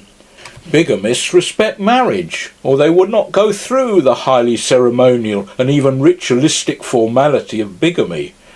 But philosophers despise marriage as marriage. Murderers respect human life. They merely wish to attain a greater fullness of human life in themselves by the sacrifice of what seems to them to be lesser lives. But philosophers hate life itself, their own as much as other people's. Syme struck his hands together. "How true that is," he cried. "I have felt it from my boyhood, but never could state the verbal antithesis. The common criminal is a bad man, but at least he is, as it were, a conditional good man. He says that if only a certain obstacle be removed, say a wealthy uncle, he is then prepared to accept the universe and to praise God. He is a reformer, but not an anarchist. He wishes to cleanse the edifice, but not to destroy it. But the evil philosopher is not trying to alter things, but to annihilate them. Yes, the modern world has retained all those parts of police work which are really oppressive and ignominious. The harrying of the poor, the spying upon the unfortunate. It has given up its more dignified work, the punishment of powerful traitors in the state and powerful heresiarchs in the church. The moderns say we must not punish heretics. My only doubt is whether we have a right to punish anybody else." "This is absurd," cried the policeman, clasping his hands with an excitement uncommon in persons of his figure and costume. "But it is intolerable. I don't know what you're doing, but you're wasting your life. You shall join our special army against anarchy. Their armies are on our frontiers. Their bolt is ready to fall. A moment more and you may lose the glory of working with us, perhaps the glory of dying with the last heroes of the world." "It is a chance not to be missed, certainly," assented Syme. "But still I do not quite understand. I know as well as anybody that the modern world is full of lawless little men and mad little movements. But beastly as they are, they generally have the one merit of disagreeing with each other. How can you talk of their leading one army or hurling one bolt? What is this anarchy?" "Do not confuse it," replied the constable, "with those chance dynamite outbreaks from Russia or from Ireland, which are really the outbreaks of oppressed, if mistaken, men. This is a vast philosophic movement, consisting of an outer and an inner ring. You might even call the outer ring the laity, and the inner ring the priesthood. I prefer to call the outer ring the innocent section, the inner ring the supremely guilty section. The outer ring, the main mass of their supporters, are merely anarchists, that is, men who believe that rules and formulas have destroyed human happiness. They believe that all the evil results of human crime are the results of the system that has called it crime. They do not believe that the crime creates the punishment. They believe that the punishment has created the crime. They believe that if a man seduced 7 women, he would naturally walk away as blameless as the flowers of spring. They believe that if a man picked a pocket, he would naturally feel exquisitely good. These I call the innocent section." "Oh," said Syme. "Naturally, therefore, these people talk about a happy time coming, the paradise of the future, mankind freed from the bondage of vice and the bondage of virtue, and so on. And so also the men of the inner circles speak, the sacred priesthood. They also speak to applauding crowds of the happiness of the future and a mankind freed at last. But in their mouths," and the policeman lowered his voice, "in their mouths these happy phrases have a horrible meaning. They are under no illusions. They are too intellectual to think that man upon this earth can ever be quite free of original sin and the struggle. And they mean death. When they say that mankind shall be free at last, they mean that mankind shall commit suicide. When they talk of a paradise without right or wrong, they mean the grave. They have but two objects, to destroy first humanity and then themselves. That is why they throw bombs instead of firing pistols. The innocent rank and file are disappointed because the bomb has not killed the king, but the high priesthood are happy because it has killed somebody. "How can I join you?" asked Syme with a sort of passion. "I know for a fact that there is a vacancy at the moment," said the policeman, "as I have the honour to be somewhat in the confidence of the chief of whom I have spoken. You should really come and see him. Or rather, I should not say see him, nobody ever sees him, but you can talk to him if you like." "Telephone?" inquired Syme with interest. "No," said the policeman placidly. "He has a fancy for always sitting in a pitch-dark room. He says it makes his thoughts brighter. Do come along." Somewhat dazed and considerably excited, Syme allowed himself to be led to a side door in the long row of buildings of Scotland Yard. Almost before he knew what he was doing, he had been passed through the hands of about 4 intermediate officials, and was suddenly shown into a room, the abrupt blackness of which startled him like a blaze of light. It was not the ordinary darkness in which forms can be faintly traced. It was like going suddenly stone blind. "Are you the new recruit?" asked a heavy voice. And in some strange way, though there was not the shadow of a shape in the gloom, Syme knew 2 things. First, that it came from a man of massive stature, and second, that the man had his back to him. "Are you the new recruit?" said the invisible chief, who seemed to have heard all about it. "All right, you're engaged." Syme, quite swept off his feet, made a feeble fight against this irrevocable phrase. "I really have no experience," he began. "No one has any experience," said the other, "of the Battle of Armageddon." "But I'm really unfit." "You're willing, that's enough," said the unknown. "Well, really," said Syme, "I don't know any profession of which mere willingness is a final test." "I do," said the other. "Martyrs. I'm condemning you to death. Good day." Thus it was that when Gabriel Syme came out again into the crimson light of evening in his shabby black hat and shabby lawless cloak, he came out a member of the new detective corps for the frustration of the great conspiracy. Acting under the advice of his friend the policeman, who was professionally inclined to neatness, he trimmed his hair and beard, bought a good hat, clad himself in an exquisite summer suit of light blue-grey, with a pale yellow flower in the buttonhole, and, in short, became that elegant and rather insupportable person whom Gregory had first encountered in the little garden of Saffron Park.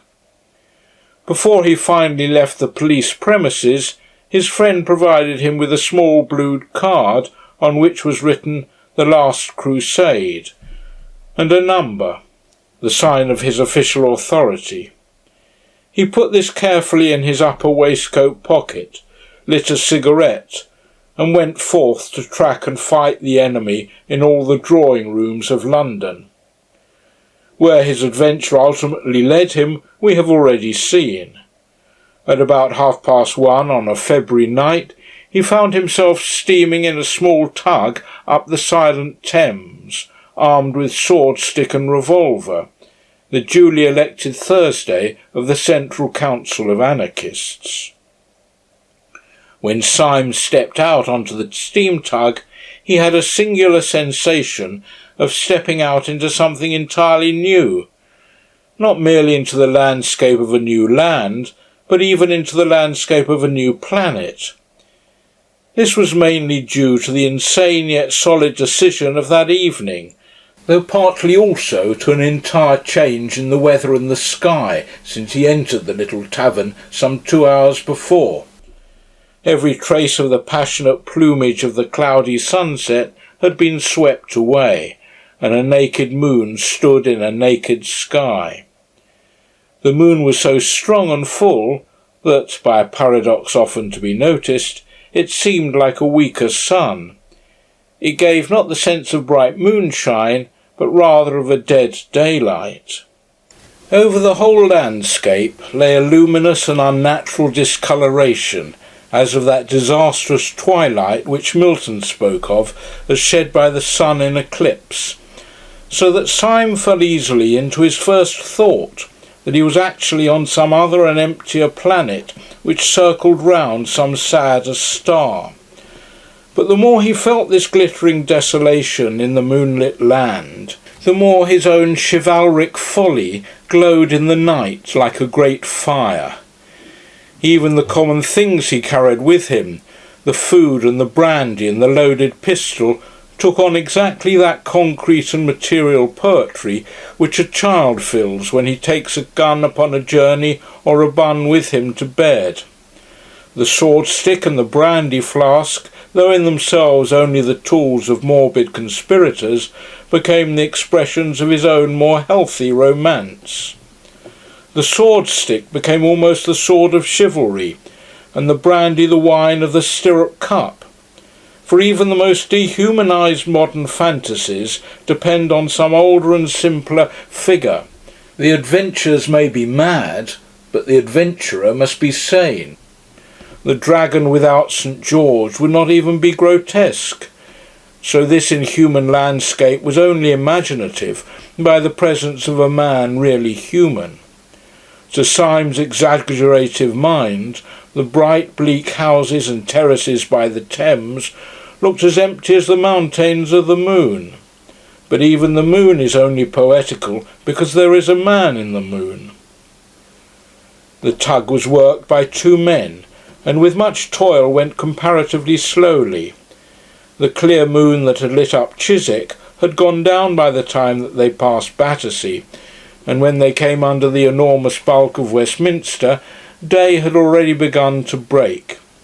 It broke like the splitting of great bars of lead, showing bars of silver, and these had brightened like white fire when the tug, changing its onward course, turned inward to a large landing stage rather beyond Charing Cross. The great stones of the embankment seemed equally dark and gigantic as Syme looked up at them. They were big and black against the huge white dawn. They made him feel that he was landing on the colossal steps of some Egyptian palace, and indeed the thing suited his mood, for he was, in his own mind, mounting to attack the solid thrones of horrible and heathen kings. He leapt out of the boat onto one slimy step, and stood, a dark and slender figure, amid the enormous masonry. The 2 men in the tug put her off again, and turned upstream. They had never spoken a word. End of chapter 4. Chapter 5. The Feast of Fear. At first the large stone stair seemed to Syme as deserted as a pyramid, but before he reached the top he had realised that there was a man leaning over the parapet of the embankment and looking out across the river. As a figure he was quite conventional, clad in a silk hat and frock coat of the more formal type of fashion. He had a red flower in his buttonhole. As Syme drew nearer to him step by step, he did not even move a hair, and Syme could come close enough to notice, even in the dim pale morning light, that his face was long, pale and intellectual, and ended in a small triangular tuft of dark beard at the very point of the chin, all else being clean-shaven. This scrap of hair almost seemed a mere oversight. The rest of the face was of the type that is best shaven, clear-cut, ascetic, and in its way noble. Syme drew closer and closer, noting all this, and still the figure did not stir. At first an instinct had told Syme that this was the man whom he was meant to meet. Then, seeing that the man made no sign, he had concluded that he was not. And now again he had come back to a certainty that the man had something to do with his mad adventure. For the man remained more still than would have been natural if a stranger had come so close. He was as motionless as a waxwork, and got on the nerves somewhat in the same way. Syme looked again and again at the pale, dignified and delicate face, and the face still looked blankly across the river. Then he took out of his pocket the note from Buttons proving his election, and put it before that sad and beautiful face. Then the man smiled, and his smile was a shock, for it was all on one side, going up in the right cheek and down in the left. There was nothing rationally speaking to scare anyone about this. Many people have this nervous trick of a crooked smile, and in many it is even attractive. But in all Syme's circumstances, with the dark dawn and the deadly errand and the lowliness on the great dripping stones, there was something unnerving in it. There was the silent river and the silent man, a man of even classic face, and there was the last nightmare touch that his smile suddenly went wrong. The spasm of smile was instantaneous, and the man's face dropped at once into its harmonious melancholy. He spoke without further explanation or inquiry, like a man speaking to an old colleague. "If we walk up towards Leicester Square," he said, "we shall just be in time for breakfast. Sunday always insists on an early breakfast. Have you had any sleep?" "No," said Simon. "Nor have I," answered the man in an ordinary tone. "I shall try to get to bed after breakfast." He spoke with casual civility, but in an utterly dead voice that contradicted the fanaticism of his face. It seemed almost as if all friendly words were to him lifeless conveniences, and that his only life was hate. After a pause, the man spoke again. "Of course, the secretary of the branch told you everything that can be told, but the one thing that can never be told is the last notion of the president, for his notions grow like a tropical forest. So in case you don't know, I'd better tell you that he is carrying out his notion of concealing ourselves by not concealing ourselves to the most extraordinary lengths just now. Originally, of course, we met in a cell underground, just as your branch does. Then Sunday made us take a private room at an ordinary restaurant. He said that if you didn't seem to be hiding, nobody hunted you out. Well, he is the only man on earth I know, but sometimes I really think that his huge brain is going a little mad in its old age. For now we flaunt ourselves before the public. We have our breakfast on a balcony if you please, overlooking Leicester Square." "And what do the people say?" asked Syme. "It's quite simple what they say," answered his guide. "They say we're a lot of jolly gentlemen who pretend they're anarchists." "It seems to me a very clever idea," said Syme. "Clever? God blast your impudence! Clever!" cried out the other in a sudden shrill voice, which was as startling and discordant as his crooked smile. "When you've seen Sunday for a split second, you'll leave off calling him clever." With this they emerged out of a narrow street and saw the early sunlight filling Leicester Square. It will never be known, I suppose, why this square itself should look so alien, and in some ways so continental. It will never be known whether it was the foreign look that attracted the foreigners, or the foreigners who gave it the foreign look. But on this particular morning the effect seemed singularly bright and clear. Between the open square and the sunlit leaves and the statue and the Saracenic outlines of the Alhambra, it looked the replica of some French or even Spanish public place. And this effect increased in Syme the sensation, which in many shapes he had had through the whole adventure, the eerie sensation of having strayed into a new world. As a fact, he had bought bad cigars round Leicester Square ever since he was a boy, but as he turned that corner and saw the trees and the Moorish cupolas, he could have sworn that he was turning into an unknown plaster something or other in some foreign town.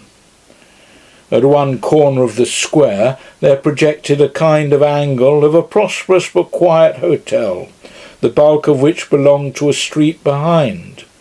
In the wall there was one large French window, probably the window of a large coffee room, and outside this window, almost literally overhanging the square, was a formidably buttressed balcony, big enough to contain a dining table.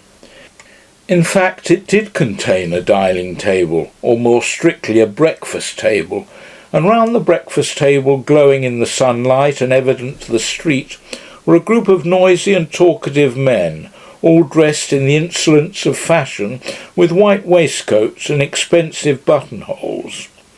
Some of their jokes could almost be heard across the square. Then the grave secretary gave his unnatural smile, and Syme knew that this boisterous breakfast party was the secret conclave of the European dynamiters. Then, as Syme continued to stare at them, he saw something that he had not seen before. He had not seen it literally because it was too large to see. At the nearest end of the balcony, blocking up a great part of the perspective, was the back of a great mountain of a man. When Syme had seen him, his first thought was that the weight of him must break down the balcony of stone. His vastness did not lie only in the fact that he was abnormally tall and quite incredibly fat. This man was planned enormously in his original proportions, like a statue carved deliberately as colossal. His head, crowned with white hair, as seen from behind, looked bigger than a head ought to be. The ears that stood out from it looked larger than human ears. He was enlarged terribly to scale, and this sense of size was so staggering that when Syme saw him, all the other figures seemed quite suddenly to dwindle and become dwarfish. They were still sitting there as before with their flowers and frock coats, but now it looked as if the big man was entertaining 5 children to tea. As Syme and the guide approached the side door of the hotel, a waiter came out, smiling with every tooth in his head. "The gentlemen are up there, sir," he said. "They do talk, and they do laugh at what they talk. They do say they will throw bombs at the king." And the waiter hurried away with a napkin over his arm, much pleased with the singular frivolity of the gentleman upstairs. The 2 men mounted the stairs in silence. Syme had never thought of asking whether the monstrous man who almost filled and broke the balcony was the great president of whom the others stood in awe. He knew it was so, with an unaccountable but instantaneous certainty. Syme, indeed, was one of those men who are open to all the more nameless psychological influences in a degree a little dangerous to mental health. Utterly devoid of fear in physical dangers, he was a great deal too sensitive to the smell of spiritual evil. Twice already that night little unmeaning things had peeped out at him almost prurently and given him a sense of drawing nearer and nearer to the headquarters of hell.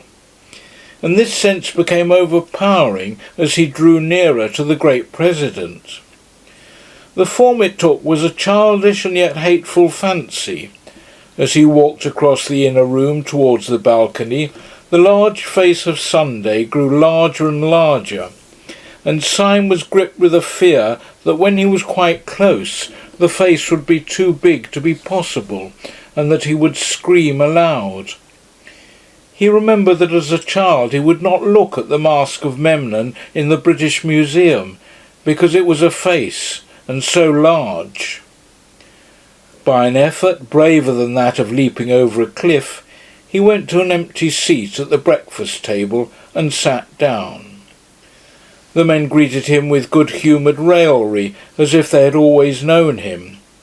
He sobered himself a little by looking at their conventional coats and solid shining coffee pot. Then he looked again at Sunday. His face was very large, but it was still possible to humanity. In the presence of the President, the whole company looked sufficiently commonplace. Nothing about them caught the eye at first, except that, by the President's caprice, they had been dressed up with a festive respectability which gave the meal the look of a wedding breakfast. One man, indeed, stood out at even a superficial glance. He at least was the common or garden dynamiter.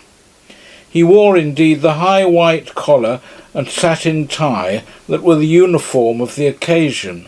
But out of this collar there sprang a head quite unmanageable and quite unmistakable.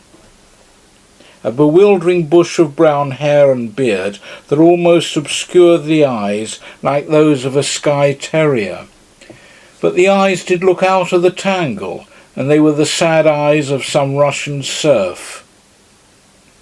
The effect of this figure was not terrible like that of the President, but it had every diablerie that can come from the utterly grotesque. If out of that stiff tie and collar there had come abruptly the head of a cat or a dog, it could not have been a more idiotic contrast. The man's name, it seemed, was Gogol. He was a Pole, and in this circle of days he was called Tuesday. His soul and speech were incurably tragic. He could not force himself to play the prosperous and frivolous part demanded of him by President Sunday. And indeed, when Syme came in, the President, with that daring disregard of public suspicion which was his policy, was actually chaffing Gogol upon his inability to assume conventional graces. "Our friend Tuesday," said the President in a deep voice at once of quietude and volume, "our friend Tuesday doesn't seem to grasp the idea. He dresses up like a gentleman, but he seems to be too great a soul to behave like one. He insists on the ways of the stage conspirator. Now, if a gentleman goes about London in a top hat and a frock coat, no one need know that he is an anarchist. But if a gentleman puts on a top hat and a frock coat and then goes about on his hands and knees, well, he may attract attention. That's what Brother Gogol does. He goes about on his hands and knees with such inexhaustible diplomacy that by this time he finds it quite difficult to walk upright." "I am not good at concealment," said Gogol sulkily, with a thick foreign accent. "I am not ashamed of the cause." "Yes, you are, my boy, and so is the cause of you," said the President good-naturedly.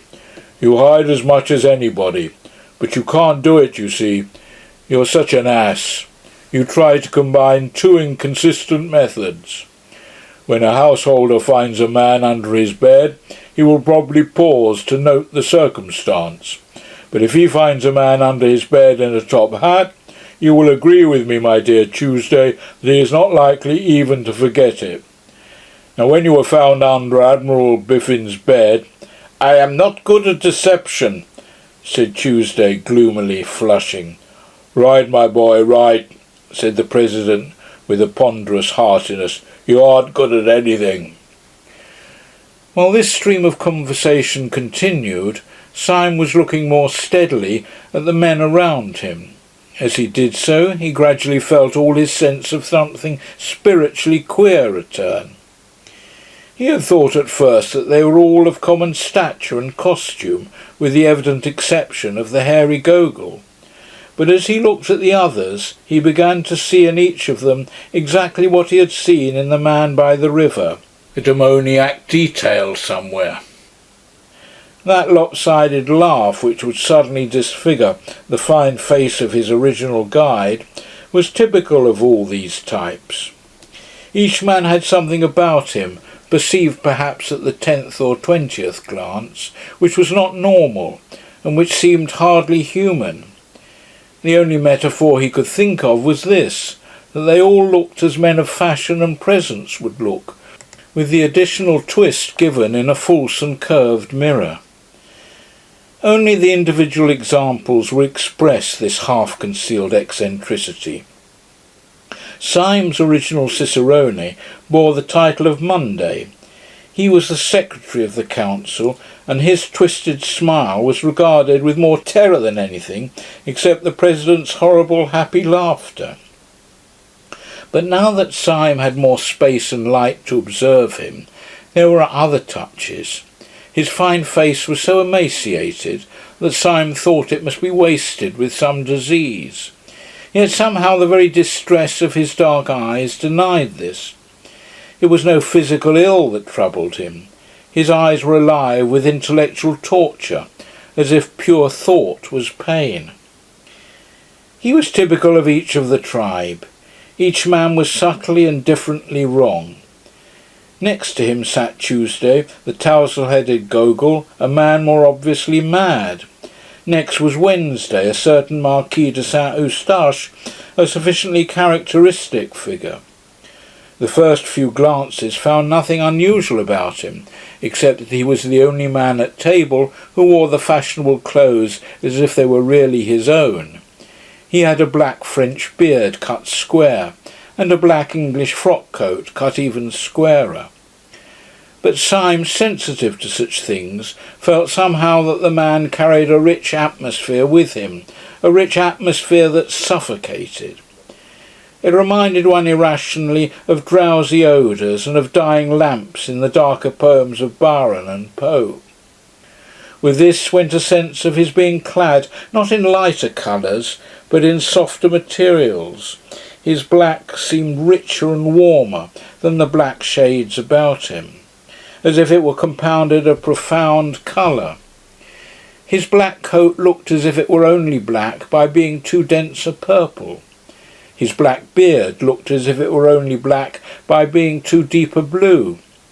And in the gloom and thickness of the beard, his dark red mouth showed sensual and scornful. Whatever he was not a Frenchman. He might be a Jew. He might be something deeper yet in the dark heart of the East. In the bright-coloured Persian tiles and pictures showing tyrants hunting, you may see just those almond eyes, those blue-black beards, those cruel crimson lips. Then came Syme, and next a very old man, Professor de Worms, who still kept the chair of Friday, though every day it was expected that his death would leave it empty. Save for his intellect, he was in the last dissolution of senile decay. His face was as grey as his long grey beard. His forehead was lifted and fixed finally in a furrow of mild despair. In no other case, not even that of Gogol, did the bridegroom brilliancy of the morning dress express a more painful contrast. For the red flower in his buttonhole showed up against a face that was literally discoloured like lead. The whole hideous effect was as if some drunken dandies had put their clothes upon a corpse. When he rose or sat down, which was with long labour and peril, something worse was expressed than mere weakness, something indefinably connected with the horror of the whole scene. It did not express decrepitude merely, but corruption. Another hateful fancy crossed Syme's quivering mind. He could not help thinking that whenever the man moved, a leg or arm might fall off. Right at the end sat the man called Saturday, the simplest and the most baffling of all. He was a short, square man with a dark, square face, clean-shaven, a medical practitioner going by the name of Bull. He had that combination of savoir-faire with a sort of well-groomed coarseness which is not uncommon in young doctors. He carried his fine clothes with confidence rather than ease, and he mostly wore a set smile. There was nothing whatever odd about him, except that he wore a pair of dark, almost opaque spectacles. It may have been merely a crescendo of nervous fancy that had gone before, but those black discs were dreadful to Syme. They reminded him of half-remembered ugly tales, of some story about pennies being put on the eyes of the dead. Syme's eye always caught the black glasses and the blind grin. Had the dying professor warned them, or even the pale secretary, they would have been appropriate, but on the younger and grosser man they seemed only an enigma. They took away the key of the face. You could not tell what his smile or his gravity meant. Partly from this, and partly because he had a vulgar virility wanting in most of the others, it seemed to Syme that he might be the wickedest of all those wicked men. Syme even had the thought that his eyes might be covered up because they were too frightful to see. End of chapter 5. Chapter 6. The Exposure. Such were the 6 men who had sworn to destroy the world. Again and again Syme strove to pull together his common sense in their presence. Sometimes he saw for an instant that these notions were subjective, that he was only looking at ordinary men, one of whom was old, another nervous, another short-sighted. The sense of an unnatural symbolism always settled back on him again. Each figure seemed to be somehow on the borderland of things, just as their theory was on the borderland of thought. He knew that each one of these men stood at the extreme end, so to speak, of some wild road of reasoning. He could only fancy, as in some old world fable, that if a man went westward to the end of the world, he would find something, say a tree, that was more or less than a tree possessed by a spirit, and that if he went east to the end of the world, he would find something else that was not wholly itself, a tower perhaps, of which the very shape was wicked. So these figures seemed to stand up, violent and unaccountable, against an ultimate horizon. Visions from the verge. The ends of the earth were closing in. Talk had been going on steadily as he took in the scene, and not the least of the contrasts of that bewildering breakfast table was the contrast between the easy and unobtrusive tone of talk and its terrible purport. They were deep in the discussion of an actual and immediate plot. The waiter downstairs had spoken quite correctly when he said that they were talking about bombs and kings. Only 3 days afterwards, the Tsar was to meet the President of the French Republic in Paris, and over their bacon and eggs, upon their sunny balcony, these beaming gentlemen had decided how both should die. Even the instrument was chosen. The black-bearded Marquis, it appeared, was to carry the bomb. Ordinarily speaking, the proximity of this positive and objective crime would have sobered Syme and cured him of all his merely mystical tremors. He would have thought of nothing but the need of saving at least 2 human bodies from being ripped in pieces with iron and roaring gas. But the truth was that by this time he had begun to feel a third kind of fear, more piercing and practical than either his moral revulsion or his social responsibility. Very simply, he had no fear to spare for the French President or the Tsar. He had begun to fear for himself. Most of the talkers took little heed of him, debating now with their faces close together and almost uniformly grave, save when for an instant the smile of the secretary ran aslant across his face as the jagged lightning runs aslant across the sky. But there was one persistent thing which first troubled Syme and at last terrified him. The President was always looking at him steadily and with a great and baffling interest. The enormous man was quite quiet, but his blue eyes stood out of his head, and they were always fixed on Syme. Syme felt moved to spring up and leap over the balcony. When the President's eyes were on him, he felt as if he were made of glass. He had hardly the shred of a doubt that in some silent and extraordinary way Sunday had found out that he was a spy. He looked over the edge of the balcony and saw a policeman standing abstractedly just beneath, staring at the bright railings and the sunlit trees. Then there fell upon him the great temptation that was to torment him for many days. In the presence of these powerful and repulsive men, who were the princes of anarchy, He had almost forgotten the frail and fanciful figure of the poet Gregory, the mere aesthete of anarchism. He even thought of him now with an old kindness, as if they had played together when children. But he remembered that he was still tied to Gregory by a great promise. He had promised never to do the very thing that he now felt himself almost in the act of doing. He had promised not to jump over that balcony and speak to that policeman. He took his cold hand off the cold stone balustrade. His soul swayed in a vertigo of moral indecision. He had only to snap the thread of a rash vow made to a villainous society, and all his life could be as open and sunny as the square beneath him. He had, on the other hand, only to keep his antiquated honour and be delivered inch by inch into the power of this great enemy of mankind, whose very intellect was a torture chamber. Whenever he looked down into the square, he saw the comfortable policeman, a pillar of common sense and common order. Whenever he looked back at the breakfast table, he saw the President still quietly studying him with big, unbearable eyes. In all the torrent of his thought, there were two thoughts that never crossed his mind. First, it never occurred to him to doubt that the President and his council could crush him if he continued to stand alone. The place might be public, the project might seem impossible, but Sunday was not the man who would carry himself thus easily without having somehow or somewhere set open his iron trap. Either by anonymous poison or sudden street accident, by hypnotism or by fire from hell, Sunday could certainly strike him.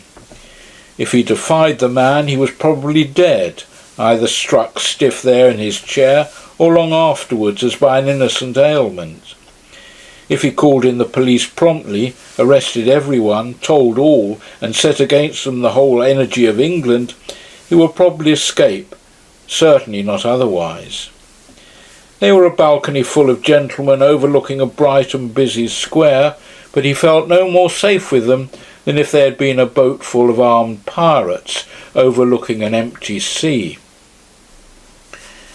There was a second thought that never came to him. It never occurred to him to be spiritually won over to the enemy. Many moderns, inured to a weak worship of intellect and force, might have wavered in their allegiance under this oppression of a great personality. They might have called Sunday the Superman. If any such creature be conceivable, he looked indeed somewhat like it, with his earth-shaking abstraction, as of a stone statue walking. He might have been called something above man, with his large plans which were too obvious to be detected, with his large face which was too frank to be understood. But this was a kind of modern meanness to which Syme could not sink even in his extreme morbidity. Like any man, he was coward enough to fear great force, but he was not quite coward enough to admire it. The men were eating as they talked, and even in this they were typical. Dr. Bull and the Marquis ate casually and conventionally of the best things on the table, cold pheasant or Strasbourg pie. But the secretary was a vegetarian, and he spoke earnestly of the projected murder over half a raw tomato and 3/4 of a glass of tepid water.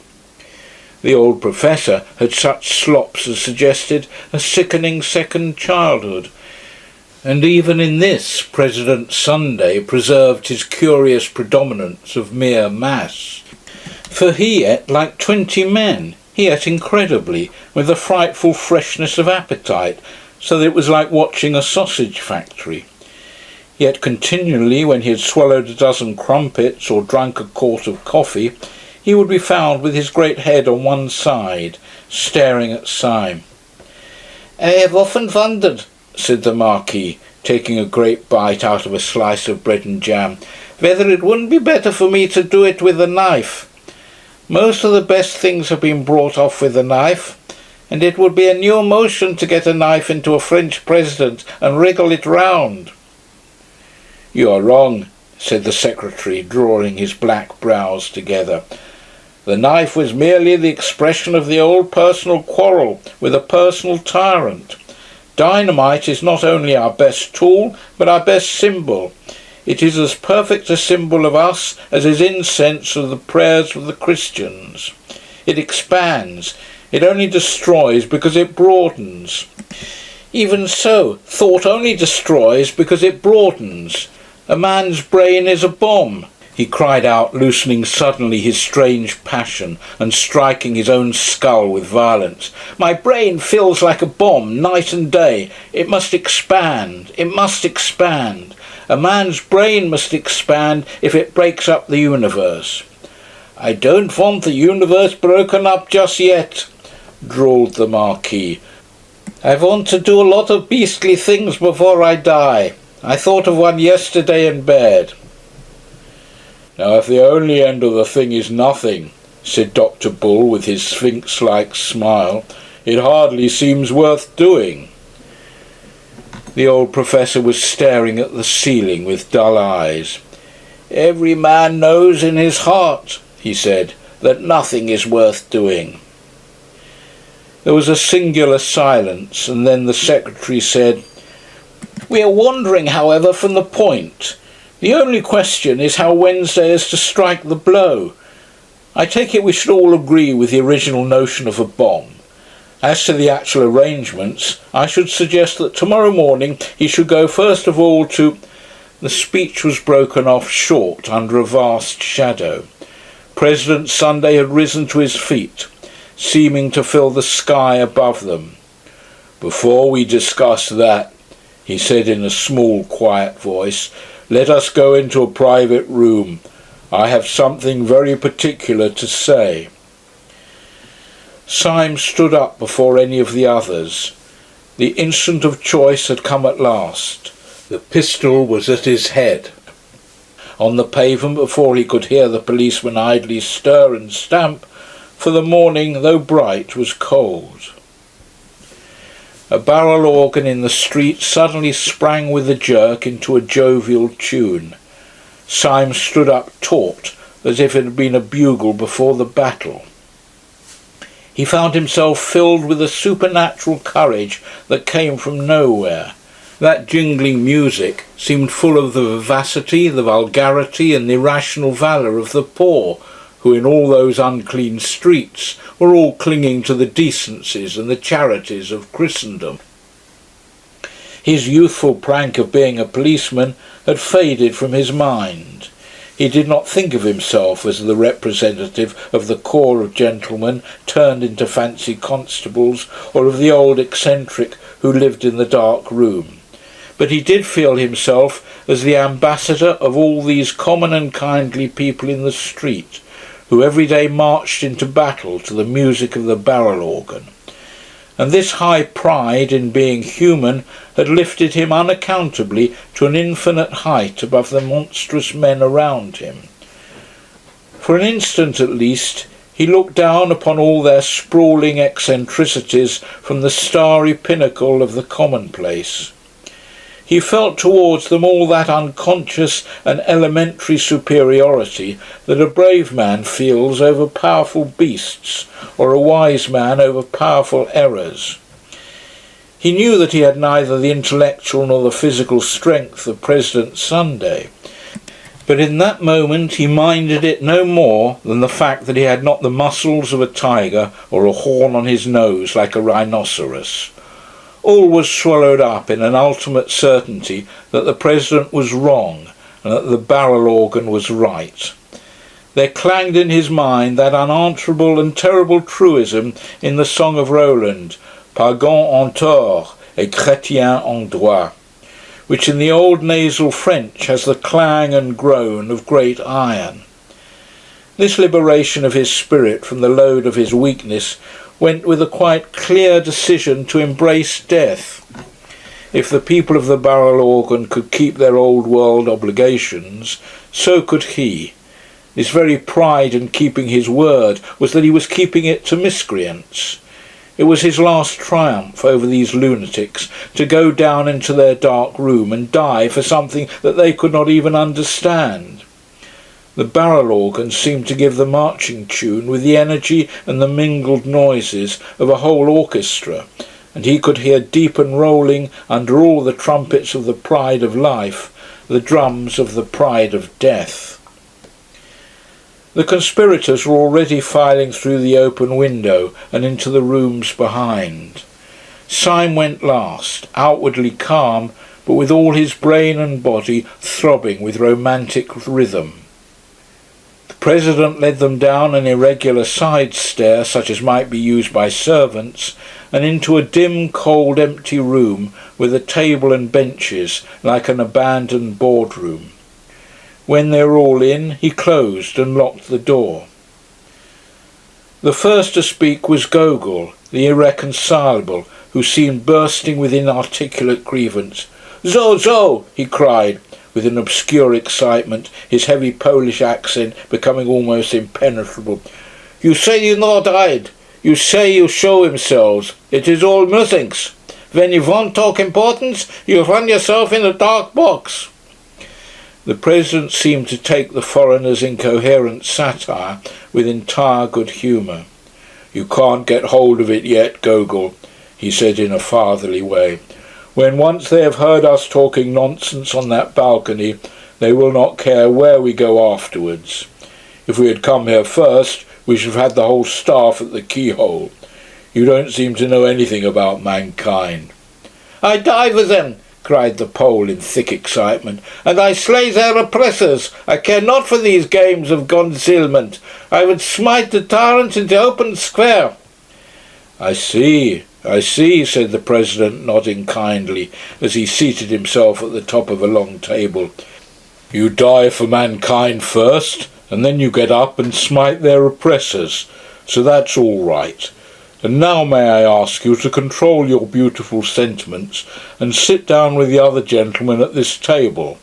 For the first time this morning something intelligent is going to be said." Syme, with the perturbed promptitude he had shown since the original summons, sat down first. Gogol sat down last, grumbling in his brown beard about compromise. No one except Syme seemed to have any notion of the blow that was about to fall. As for him, he had merely the feeling of a man mounting the scaffold, with the intention, at any rate, of making a good speech. "Comrades," said the President, suddenly rising, "we have spun out this farce long enough. I have called you down here to tell you something so simple and shocking that even the waiters upstairs, long inured to our levities, might hear some new seriousness in my voice. Comrades, we were discussing plans and naming places. I propose, before saying anything else, that those plans and places should not be voted by this meeting, but should be left wholly in the control of some one reliable member. I suggest Comrade Saturday, Dr. Bull." They all stared at him. Then they all started in their seats, for the next words, though not loud, had a living and sensational emphasis. Sunday struck the table. "Not one word more about the plans and places must be said at this meeting. Not one tiny detail more about what we mean to do must be mentioned in this company." Sunday had spent his life in astonishing his followers, but it seemed as if he had never really astonished them until now. They all moved feverishly in their seats, except Syme. He sat stiff in his, with his hand in his pocket and on the handle of his loaded revolver. When the attack on him came, he would sell his life dear. He would find out at least if the President was mortal. Sunday went on smoothly. "You will probably understand that there is only one possible motive for forbidding free speech at this festival of freedom.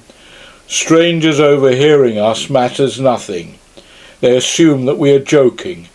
But what would matter, even unto death, is this, that there should be one actually among us who is not of us, who knows our grave purpose but does not share it, who—" The secretary screamed out suddenly like a woman. "It can't be!" he cried, leaping. "There can't—" The President flapped his large, flat hand on the table, like the fin of some huge fish. "Yes," he said slowly, "there is a spy in this room. There is a traitor at this table. I will waste no more words. His name—" Syme half rose from his seat, his finger firm on the trigger. "His name is Gogol," said the President. "He is that hairy humbug over there who pretends to be a Pole." Gogol sprang to his feet, a pistol in each hand. With the same flash, 3 men sprang at his throat. Even the Professor made an effort to rise. But Syme saw little of the scene, for he was blinded with a beneficent darkness. He had sunk down into his seat, shuddering, in a palsy of passionate relief. End of chapter 6. Chapter 7. The unaccountable conduct of Professor de Worms. "Sit down," said Sunday, in a voice that he used once or twice in his life, a voice that made men drop drawn swords. The 3 who had risen fell away from Gogol, and that equivocal person himself resumed his seat. "Well, my man," said the President briskly, addressing him as one addresses a total stranger, "will you oblige me by putting your hand in your upper waistcoat pocket and showing me what you have there?" The alleged Pole was a little pale under his tangle of dark hair, but he put 2 fingers into the pocket with apparent coolness and pulled out a blue strip of card. When Syme saw it lying on the table, he woke up again to the world outside him. For although the card lay at the other extreme of the table, and he could read nothing of the inscription on it, it bore a startling resemblance to the blue card in his own pocket, the card which had been given to him when he joined the anti-anarchist constabulary. "Pathetic Slav," said the President, "tragic child of Poland, are you prepared in the presence of that card to deny that you're in this company, shall we say, de trop?" "Right-o," said the late Gogol. It made everyone jump to hear a clear, commercial and somewhat cockney voice coming out of that forest of foreign hair. It was irrational, as if a Chinaman had suddenly spoken with a Scotch accent. "I gather that you fully understand your position," said Sunday. "You bet," answered the Pole. "I see it's a fair cop. All I say is I don't believe any Pole could have imitated my accent like I did his." "I can see the point," said Sunday. "I believe your own accent to be inimitable, though I shall practise it in my bath. Do you mind leaving your beard with your card?" "Not a bit," answered Gogol, and with one finger he ripped off the whole of his shaggy head covering, emerging with thin red hair and a pale, pert face. "It was hot," he added. "I will do you the justice to say," said Sunday, not without a sort of brutal admiration, "that you seem to have kept pretty cool under it. Now listen to me. I like you. The consequence is that it would annoy me for just about 2.5 minutes if I heard that you had died in torments. Well, if you ever tell the police or any human soul about us, I shall have that 2.5 minutes of discomfort. On your discomfort I will not dwell. Good day. Mind the step." The red-haired detective, who had masqueraded as Gogol, rose to his feet without a word, and walked out of the room with an air of perfect nonchalance. Yet the astonished Syme was able to realise that this ease was suddenly assumed, for there was a slight stumble outside the door, which showed that the departing detective had not minded the step. "Time is flying," said the President in his gayest manner, after glancing at his watch, which, like everything about him, seemed bigger than it ought to be. "I must go off at once. I have to take the chair at a humanitarian meeting." The Secretary turned to him with working eyebrows. "Would it not be better," he said a little sharply, "to discuss further the details of our project, now that the spy has left us?" "No, I think not," said the President with a yawn, like an unobtrusive earthquake. "Leave it as it is. Let Saturday settle it. I must be off. Breakfast here next Sunday." But the late loud scenes had whipped up the almost naked nerves of the secretary. He was one of those men who are conscientious even in crime. "I must protest, President, that the thing is irregular," he said. "It is a fundamental rule of our society that all plans shall be debated in full council. Of course, I fully appreciate your forethought when in the actual presence of a traitor—" "Secretary," said the President seriously, "if you'd take your head home and boil it for a turnip, it might be useful. I can't say, but it might." The Secretary reared back in a kind of equine anger. "I really fail to understand," he began in high offence. That's it," said the President, nodding a great many times. "That's where you fail, right enough. You fail to understand. Why, you dancing donkey," he roared, rising, "you didn't want to be overheard by a spy, didn't you? How do you know you aren't overheard now?" And with these words he shouldered his way out of the room, shaking with incomprehensible scorn. 4 of the men left behind gaped after him without any apparent glimmering of his meaning. Syme alone had even a glimmering, and such as it was, it froze him to the bone. If the last words of the President meant anything, they meant that he had not after all passed unsuspected. They meant that while Sunday could not denounce him like Gogol, he still could not trust him like the others. The other 4 got to their feet, grumbling more or less, and betook themselves elsewhere to find lunch, for it was already well past midday. The Professor went last, very slowly and painfully. Syme sat long after the rest had gone, revolving his strange position.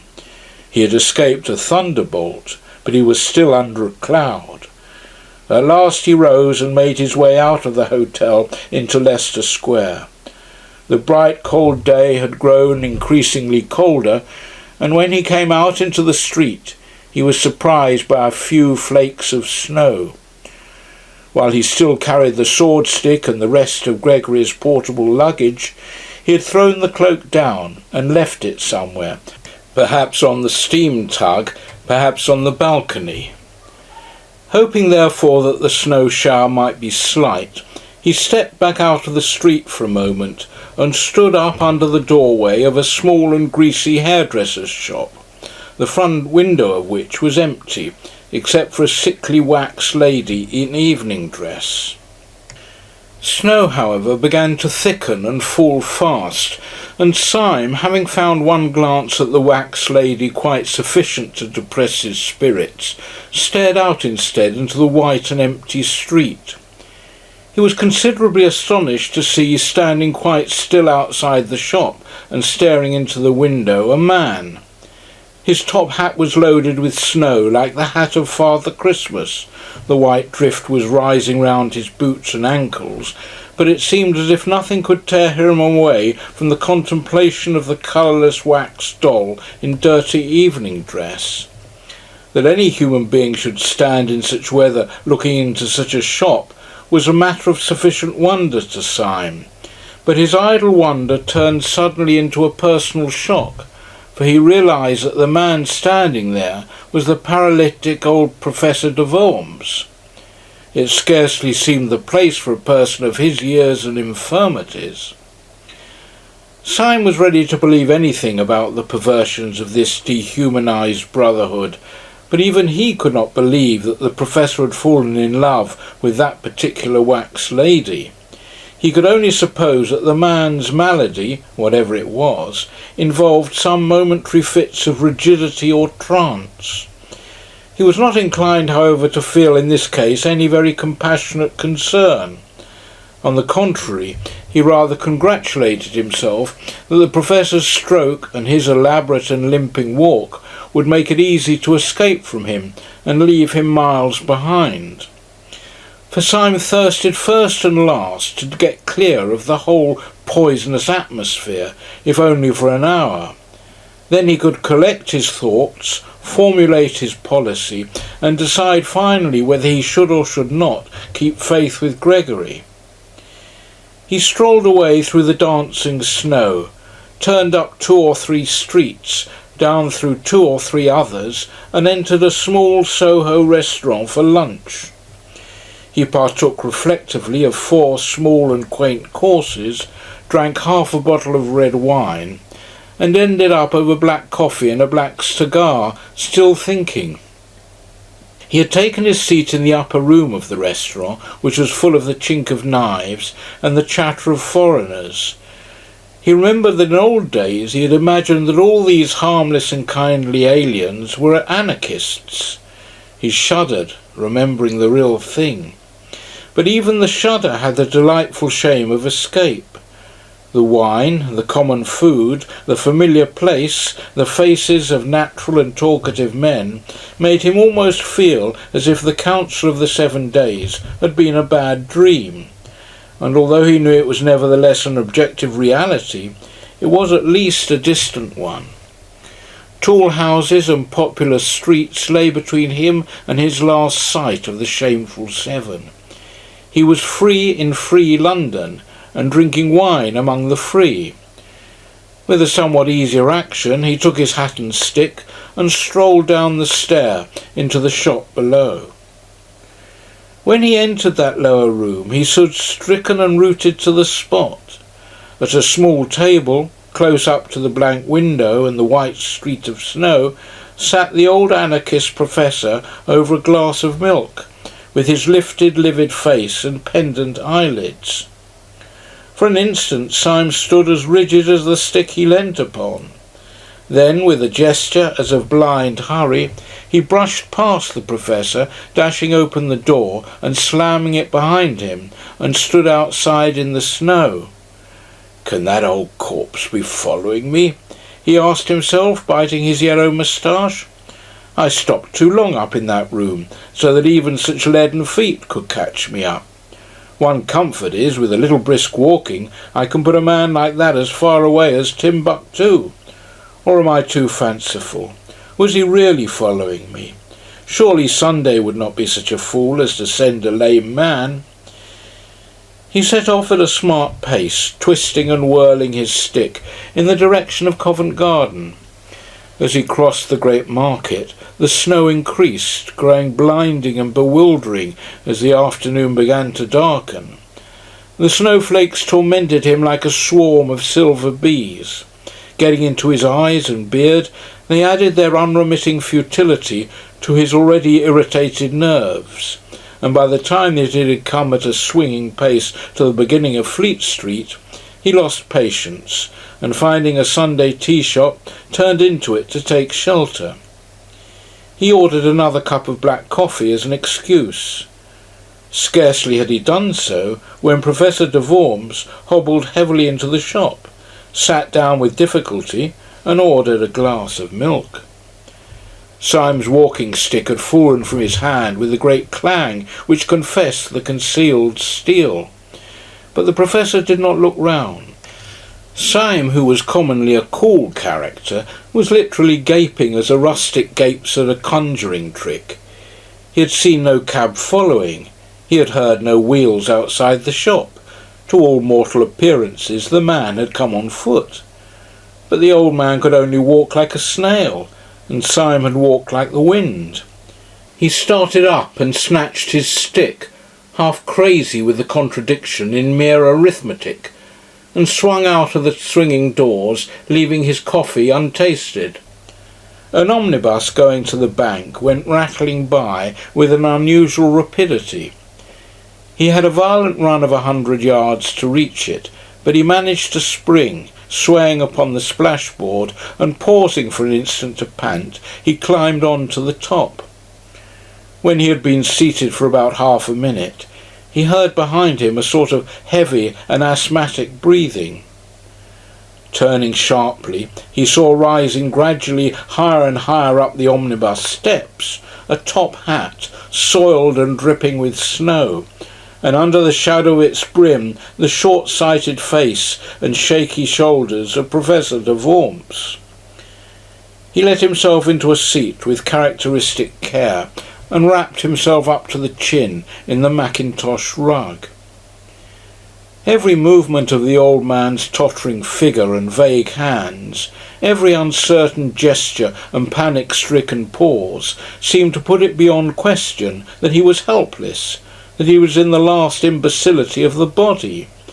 He moved by inches, he let himself down with little gasps of caution. And yet, unless the philosophical entities called time and space have no vestige even of a practical existence, it appeared quite unquestionable that he had run after the omnibus. Syme sprang erect upon the rocking car, and after staring wildly at the wintry sky that grew gloomier every moment, he ran down the steps. He had repressed an elemental impulse to leap over the side. Too bewildered to look back or to reason, he rushed into one of the little courts at the side of Fleet Street as a rabbit rushes into a hole.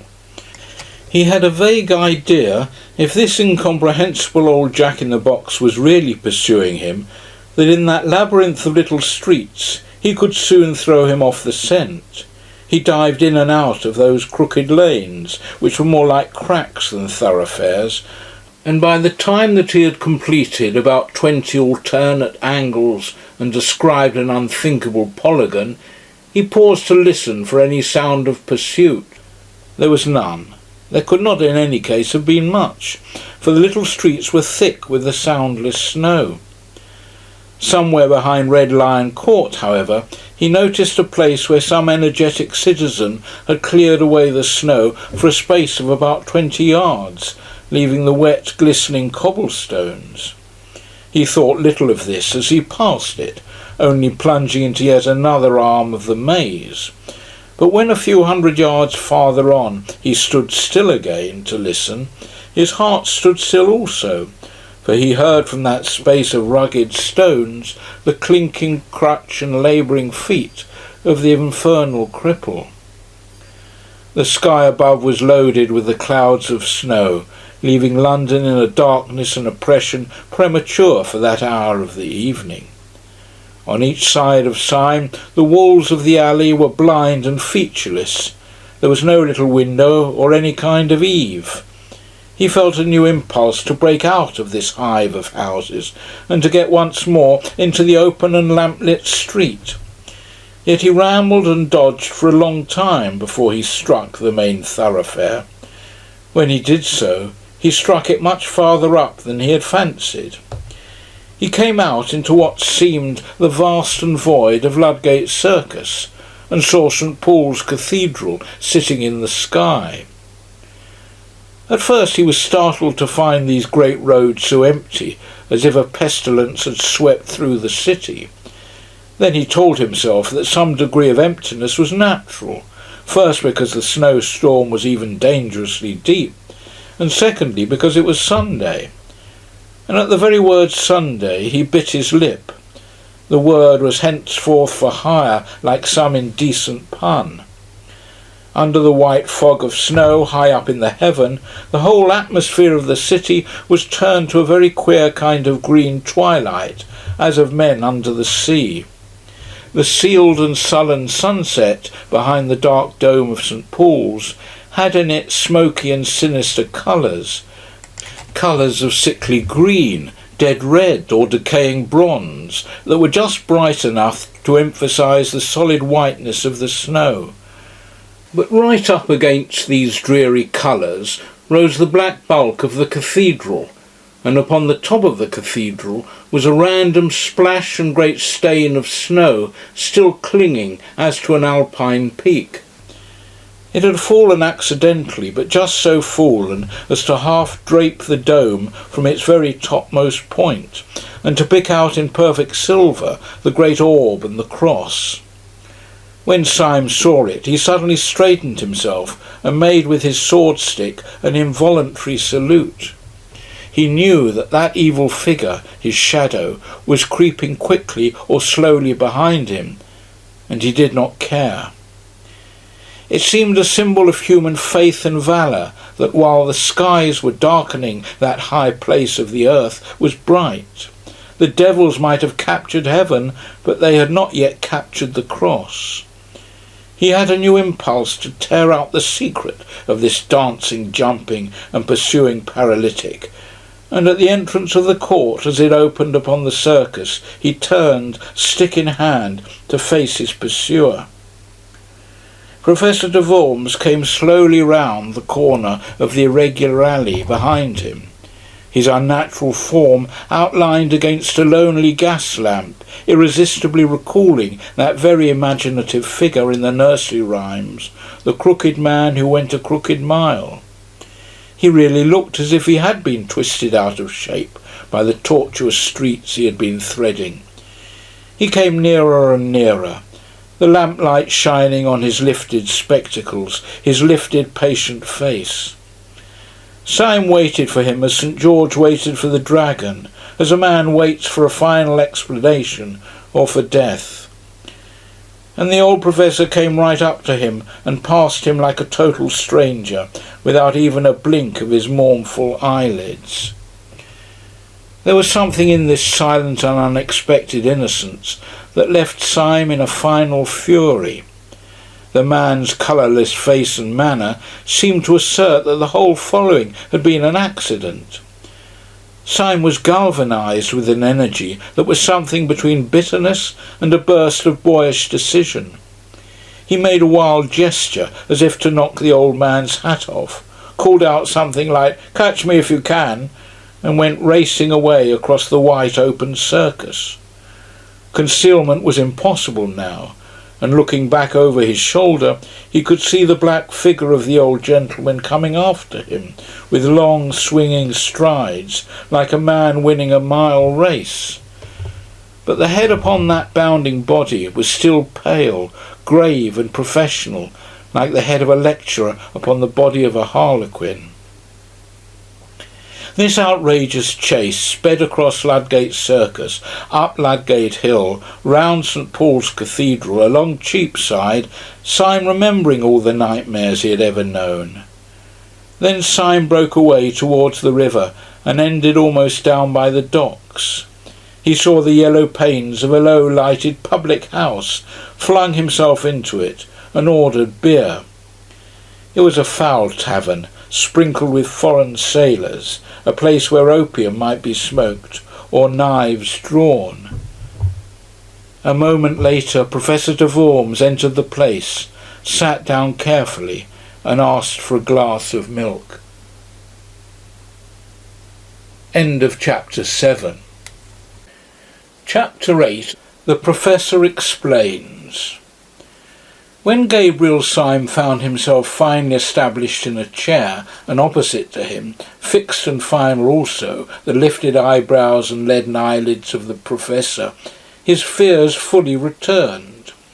This incomprehensible man from the fierce council, after all, had certainly pursued him. If the man had one character as a paralytic and another character as a pursuer, the antithesis might make him more interesting, but scarcely more soothing. It would be a very small comfort that he could not find the Professor out, if by some serious accident the Professor should find him out. He emptied a whole pewter pot of ale before the Professor had touched his milk. One possibility, however, kept him hopeful and yet helpless. It was just possible that this escapade signified something other than even a slight suspicion of him. Perhaps it was some regular form or sign. Perhaps the foolish scamper was some sort of friendly signal that he ought to have understood. Perhaps it was a ritual. Perhaps the new Thursday was always chased along Cheapside, as the new Lord Mayor is always escorted along it. He was just selecting a tentative inquiry when the old Professor opposite suddenly and simply cut him short. Before Syme could ask the first diplomatic question, the old anarchist had asked suddenly, without any sort of preparation, "Are you a policeman?" Whatever else Syme had expected, he had never expected anything so brutal and actual as this. Even his great presence of mind could only manage a reply with an air of rather blundering jocularity. "A policeman?" he said, laughing vaguely. "Whatever made you think of a policeman in connection with me?" "The process was simple enough. answered the Professor patiently. "I thought you looked like a policeman. I think so now." "Did I take a policeman's hat by mistake out of the restaurant?" asked Syme, smiling wildly. "Have I, by any chance, got a number stuck onto me somewhere? Have my boots got that watchful look? Why must I be a policeman? Do let me be a postman." The old Professor shook his head with a gravity that gave no hope. But Syme ran on with a feverish irony. "But perhaps I misunderstood the delicacies of your German philosophy. Perhaps policeman is a relative term. In an evolutionary sense, sir, the ape fades so gradually into the policeman that I myself can never detect the shade. The monkey is only the policeman that may be. Perhaps a maiden lady on Clapham Common is only the policeman that might have been. I don't mind being the policeman that might have been. I don't mind being anything in German thought." "Are you in the police service?" said the old man, ignoring all Syme's improvised and desperate raillery. "Are you a detective?" Syme's heart turned to stone, but his face never changed. "Your suggestion is ridiculous," he began. "Why on earth—" The old man struck his palsied hand passionately on the rickety table, nearly breaking it. "Did you hear me ask a plain question, you pattering spy?" he shrieked in a high, crazy voice. "Are you or are you not a police detective?" "No," answered Syme, like a man standing on the hangman's drop. "You swear it?" said the old man, leaning across to him, his dead face becoming as it were loathsomely alive. "You swear it? You swear it? If you swear falsely, will you be damned? Will you be sure that the devil dances at your funeral? Will you see that the nightmare sits on your grave? Will there really be no mistake? You're an anarchist. You're a dynamiter. Above all, you're not in any sense a detective. You're not in the British police." He leant his angular elbow far across the table and put up his large loose hand like a flap to his ear. "I am not in the British police," said Syme with insane calm. Professor de Worms fell back in his chair with a curious air of kindly collapse. "That's a pity," he said, "because I am." Syme sprang up straight, sending back the bench behind him with a crash. "Because you're what?" he said thickly. "You are what?" "I am a policeman," said the Professor, with his first broad smile and beaming through his spectacles. "But as you think policeman only a relative term, of course, I have nothing to do with you. I am in the British police force, but as you tell me you are not in the British police force, I can only say that I met you in a dynamiters club. I suppose I ought to arrest you." And with these words he laid on the table before Syme an exact facsimile of the blue card which Syme had in his own waistcoat pocket, the symbol of his power from the police. Syme had for a flash the sensation that the cosmos had turned exactly upside down, that all trees were growing downwards and that all stars were under his feet. Then came slowly the opposite conviction. For the last 24 hours the cosmos had really been upside down, but now the capsized universe had come right side up again. This devil from whom he had been fleeing all day was only an elder brother of his own house, who on the other side of the table lay back and laughed at him. He did not for the moment ask any questions of detail.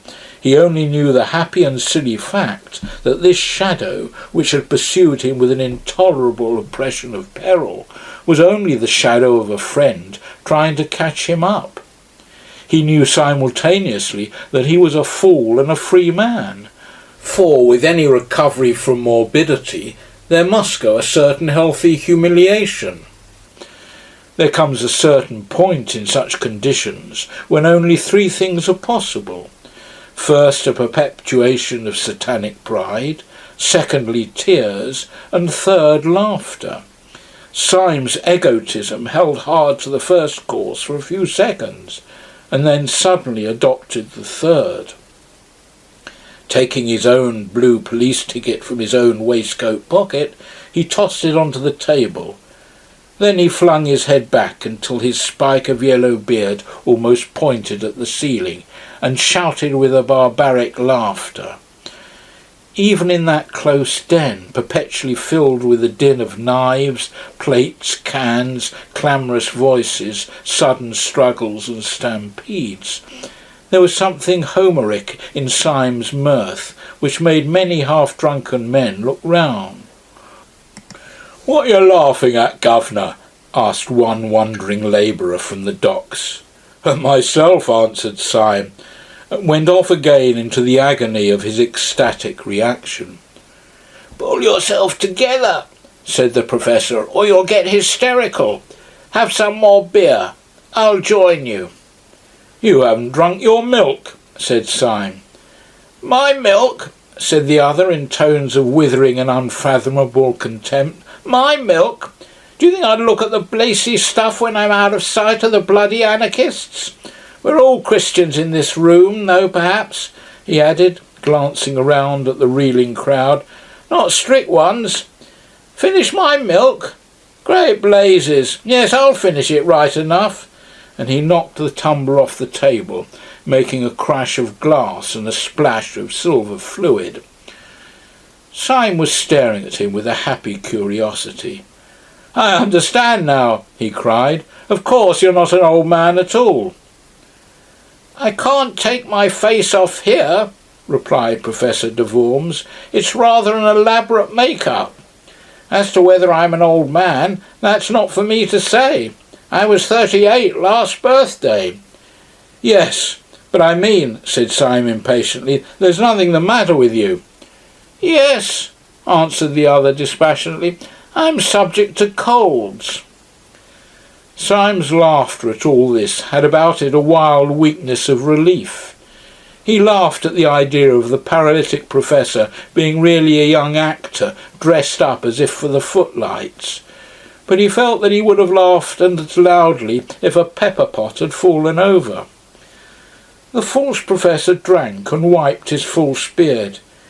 "Did you know," he asked, that man Gogol was one of us?" "I? No, I didn't know it," answered Syme in some surprise. "But didn't you?" "I knew no more than the dead," replied the man who called himself de Worms. "I thought the President was talking about me, and I rattled in my boots." "And I thought he was talking about me," said Syme, with his rather reckless laughter. "I had my hand on my revolver all the time." "So had I," said the professor grimly. "So had Gogol, evidently." Syme struck the table with an exclamation. "Why, there were 3 of us there," he cried. 3 out of 7 is a fighting number. If we had only known that we were 3. The face of Professor de Worms darkened, and he did not look up. "We were 3, he said. "If we had been 300, we could still have done nothing." "Not if we were 300 against 4? asked Syme, jeering rather boisterously. "No," said the professor with sobriety. "Not if we were 300 against Sunday." And the mere name struck Syme cold and serious. His laughter had died in his heart before it could die on his lips. The face of the unforgettable president sprang into his mind, as startling as a coloured photograph, and he remarked this difference between Sunday and all his satellites, that their faces, however fierce or sinister, became gradually blurred by memory like other human faces, whereas Sundays seemed almost to grow more actual during absence, as if a man's painted portrait should slowly come alive. They were both silent for a measure of moments, and then Syme's speech came with a rush, like the sudden foaming of champagne. "Professor," he cried, "it is intolerable. Are you afraid of this man?" The professor lifted his heavy lids and gazed at Syme with large, wide-open blue eyes of an almost ethereal honesty. "Yes, I am," he said mildly. "So are you." Syme was dumb for an instant. Then he rose to his feet, erect, like an insulted man, and thrust the chair away from him. "Yes," he said in a voice indescribable, "you're right. I am afraid of him.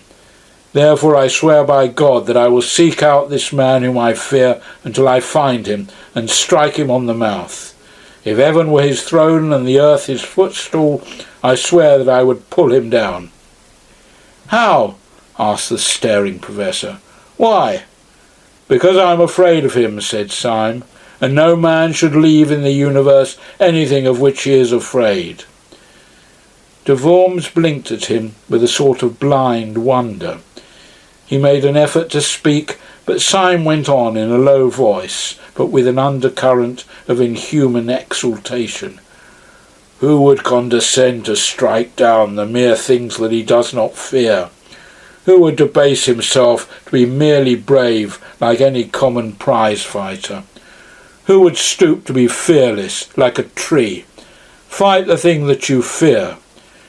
You remember the old tale of the English clergyman who gave the last rites to the brigand of Sicily, and how on his deathbed the great robber said, 'I can give you no money, but I can give you advice for a lifetime.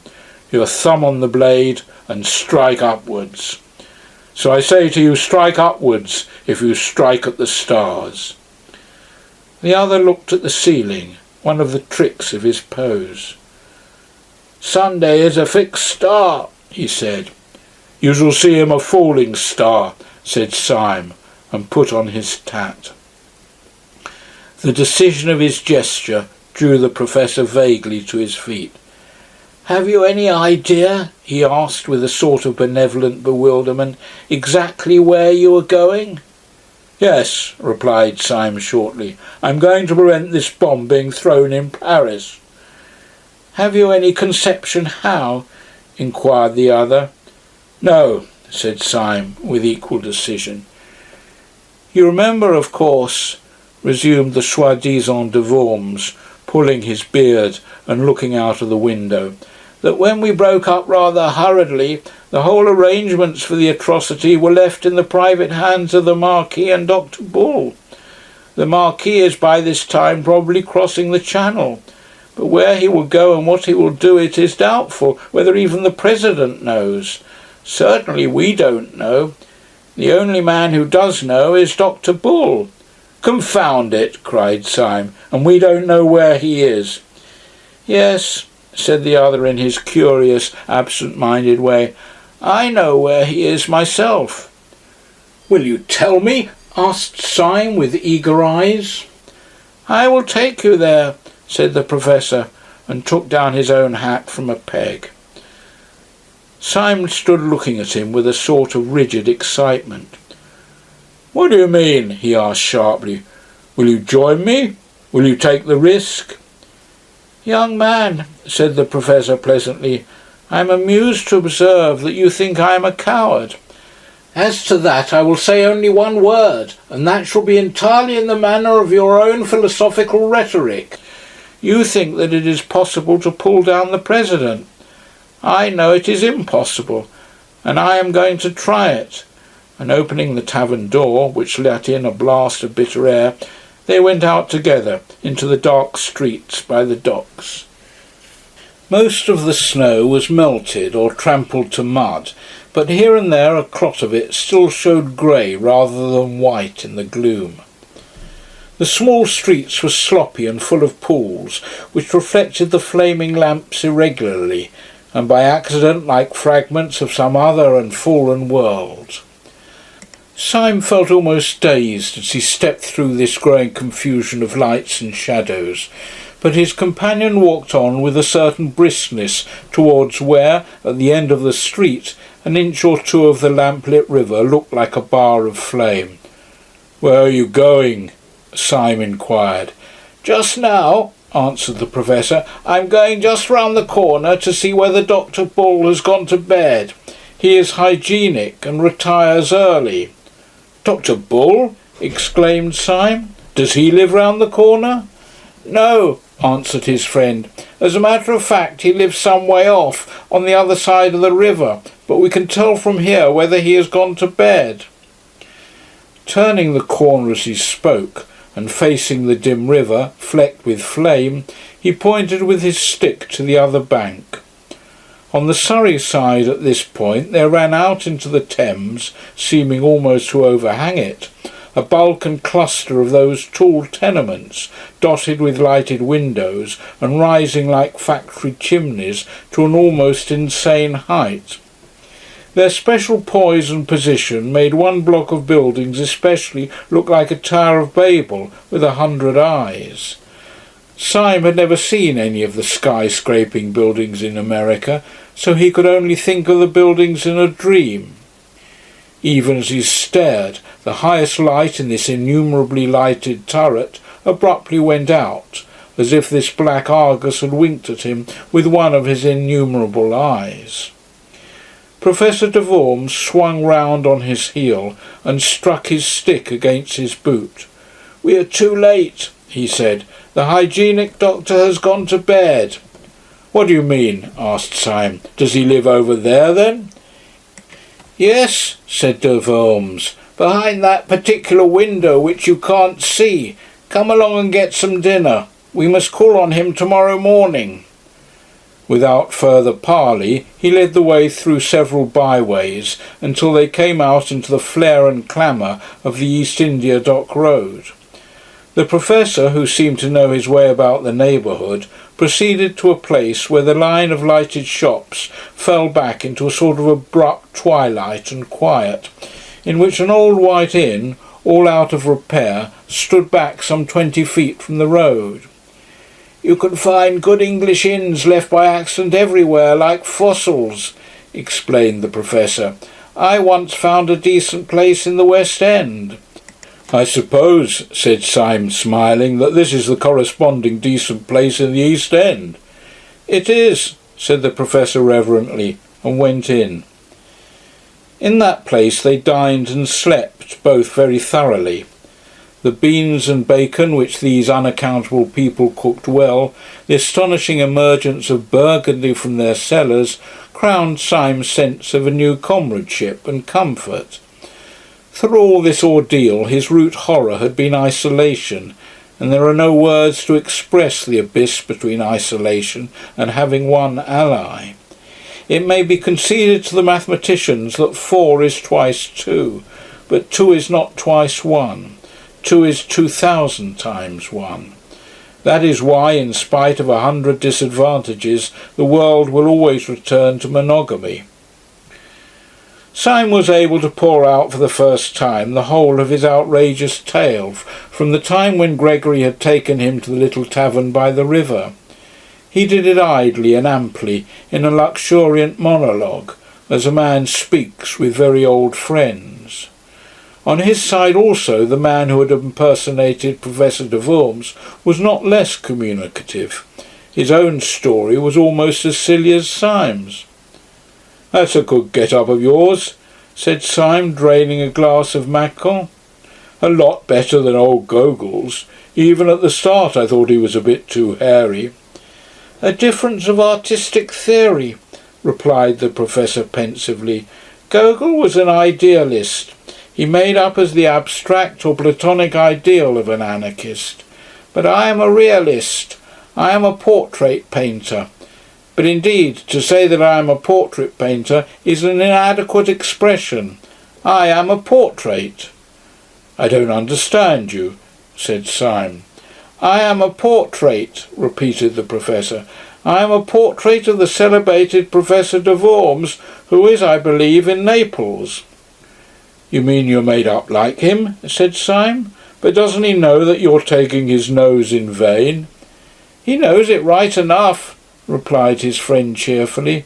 "Then why doesn't he denounce you?" "I have denounced him," answered the professor. "Do explain yourself," said Syme. "With pleasure, if you don't mind hearing my story," replied the eminent foreign philosopher. "I am by profession an actor, and my name is Wilkes. When I was on the stage I mixed with all sorts of bohemian and blackguard company. Sometimes I touch the edge of the turf, sometimes the riff-raff of the arts, and occasionally the political refugee. In some den of exiled dreamers, I was introduced to the great German nihilist philosopher, Professor de Worms. I did not gather much about him beyond his appearance, which was very disgusting, and which I studied carefully. I understood that he proved that the destructive principle in the universe was God. Hence he insisted on the need for a furious and incessant energy, rending all things in pieces. Energy, he said, was the all. He was lame, short-sighted, and partially paralytic. When I met him, I was in a frivolous mood, and I disliked him so much that I resolved to imitate him. If I had been a draftsman, I would have drawn a caricature. I was only an actor, I could only act a caricature. I made myself up into what was meant for a wild exaggeration of the old professor's dirty old self. When I went into the room full of his supporters, I expected to be received with a roar of laughter, or, if they were too far gone, with a roar of indignation at the insult. I cannot describe the surprise I felt when my entrance was received with a respectful silence, followed, when I had first opened my lips, with a murmur of admiration. The curse of the perfect artist had fallen upon me. I had been too subtle. I had been too true. They thought I really was the great nihilist professor. I was a healthy-minded young man at the time, and I confess that it was a blow. Before I could fully recover, however, 2 or 3 of these admirers ran up to me, radiating indignation, and told me that a public insult had been put upon me in the next room. I inquired its nature. It seemed that an impertinent fellow had dressed himself up as a preposterous parody of myself. I had drunk more champagne than was good for me, and in a flash of folly I decided to see the situation through. Consequently, it was to meet the glare of the company and my own lifted eyebrows and freezing eyes that the real professor came into the room. I need hardly say there was a collision. The pessimists all round me looked anxiously from one professor to the other professor to see which was really the more feeble. But I won. An old man in poor health like my rival could not be expected to be so impressively feeble as a young actor in the prime of life. You see, he really had paralysis, and working within this definite limitation, he couldn't be so jolly paralytic as I was. Then he tried to blast my claims intellectually. I countered that by a very simple dodge. Whenever he said something that nobody but he could understand, I replied with something which I could not even understand myself. I don't fancy, he said, that you could have worked out the principle that evolution is only negation, since there inheres in it the introduction of lacuna, which are an essential of differentiation. I replied quite scornfully, you read all that up in Pinkwerts. The notion that involution functioned eugenically was exposed long ago by Glumper. It is unnecessary for me to say that there never were such people as Pinkwerts and Glumper, but the people all round, rather to my surprise, seemed to remember them quite well, and the professor, finding that the learned and mysterious method left him rather at the mercy of an enemy slightly deficient in scruples, fell back upon a more popular form of wit. "I see," he sneered, "you prevail like the false pig in Aesop." "And you fail," I answered, smiling, "like the hedgehog in Montaigne." Need I say there is no hedgehog in Montaigne? "Your claptrap comes off," he said, "so would your beard." I had no intelligent answer to this, which was quite true and rather witty, but I laughed heartily, answered, "like the Pantheist's boots," at random, and turned on my heel with all the honours of victory. The real professor was thrown out, but not with violence, though one man tried very patiently to pull off his nose. He is now, I believe, received everywhere in Europe as a delightful impostor. His apparent earnestness and anger, you see, make him all the more entertaining. "Well," said Syme, I can understand your putting on his dirty old beard for a night's practical joke, but I don't understand your never taking it off again." "That is the rest of the story," said the impersonator. "When I myself left the company, followed by reverent applause, I went limping down the dark street, hoping that I should soon be far enough away to be able to walk like a human being. To my astonishment, as I was turning the corner, I felt a touch on the shoulder, and turning found myself under the shadow of an enormous policeman. He told me I was wanted.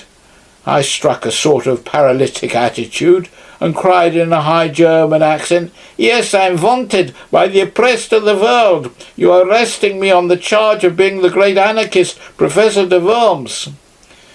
The policeman impassively consulted a paper in his hand. 'No, sir,' he said civilly, 'at least not exactly, sir. I am arresting you on the charge of not being the celebrated anarchist, Professor de Worms.' This charge, if it was criminal at all, was certainly the lighter of the two, and I went along with the man, doubtful, but not greatly dismayed. I was shown into a number of rooms and eventually into the presence of a police officer who explained that a serious campaign had been opened against the centres of anarchy, and that this, my successful masquerade, might be of considerable value to the public safety. He offered me a good salary and this little blue card. Though our conversation was short, he struck me as a man of very massive common sense and humour, but I cannot tell you much about him personally because—" Syme laid down his knife and fork. "I know," he said, "because you talked to him in a dark room." Professor de Worms nodded and drained his glass. End of chapter 8. Chapter 9. The Man in Spectacles. "Burgundy is a jolly thing," said the Professor sadly, as he set his glass down. "You don't look as if it were," said Syme. "You drink it as if it were medicine." "You must excuse my manner," said the Professor dismally. "My position is rather a curious one. Inside I'm really bursting with boyish merriment, but I acted the paralytic Professor so well that now I can't leave off. So that when I'm among friends and have no need at all to disguise myself, I still can't help speaking slow and wrinkling my forehead, just as if it were my forehead. I can be quite happy, you understand, but only in a paralytic sort of way. The most buoyant exclamations leap up in my heart, but they come out of my mouth quite different. You should hear me say, 'Buck up, old cock.' It will bring tears to your eyes." "It does," said Syme, "but I cannot help thinking that apart from all that, you're really a bit worried." The Professor started a little and looked at him steadily. "You're a very clever fellow," he said. "It is a pleasure to work with you. Yes, I have rather a heavy cloud in my head. There is a great problem to face." And he sank his bald brow in his two hands. Then he said in a low voice, "Can you play the piano?" "Yes," said Syme in simple wonder. "I am supposed to have a good touch." Then, as the other did not speak, he added, "I trust the great cloud is lifted." After a long silence, the Professor said out of the cavernous shadow of his hands, "It would have done just as well if you could work a typewriter." "Thank you," said Syme. "You flatter me." "Listen to me," said the other, "and remember whom we have to see tomorrow. You and I are going tomorrow to attempt something which is very much more dangerous than trying to steal the crown jewels out of the tower. We are trying to steal a secret from a very sharp, very strong, and very wicked man. I believe there is no man, except the President, of course, who is so seriously startling and formidable as that little grinning fellow in goggles. He has not perhaps the white-hot enthusiasm unto death, the mad martyrdom for an anarchy which marks the Secretary, but then that very fanaticism in the Secretary has a human pathos, and is almost a redeeming trait. But the little doctor has a brutal sanity that is more shocking than the secretary's disease. Don't you notice his detestable virility and vitality? He bounces like an Indian rubber ball. Depend on it, Sunday was not asleep.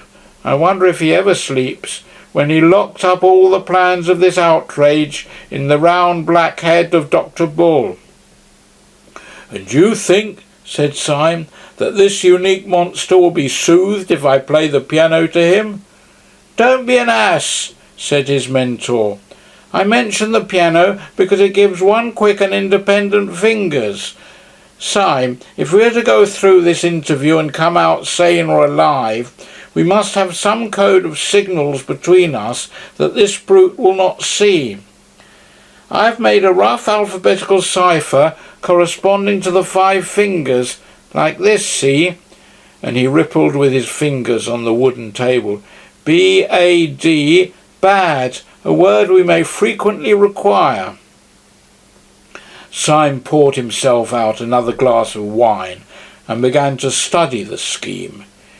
He was abnormally quick with his brains at puzzles and with his hands at conjuring, and it did not take him long to learn how he might convey simple messages by what would seem to be idle taps upon a table or knee.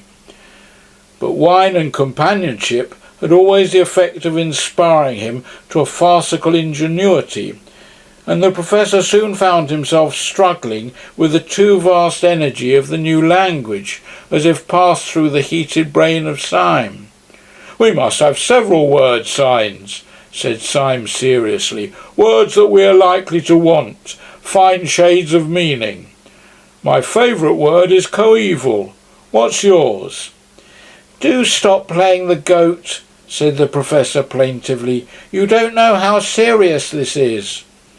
"Lush too," said Syme, shaking his head sagaciously. "We must have lush. Word applied to grass, don't you know?" "Do you imagine," asked the professor furiously, "that we're going to talk to Dr. Bull about grass?"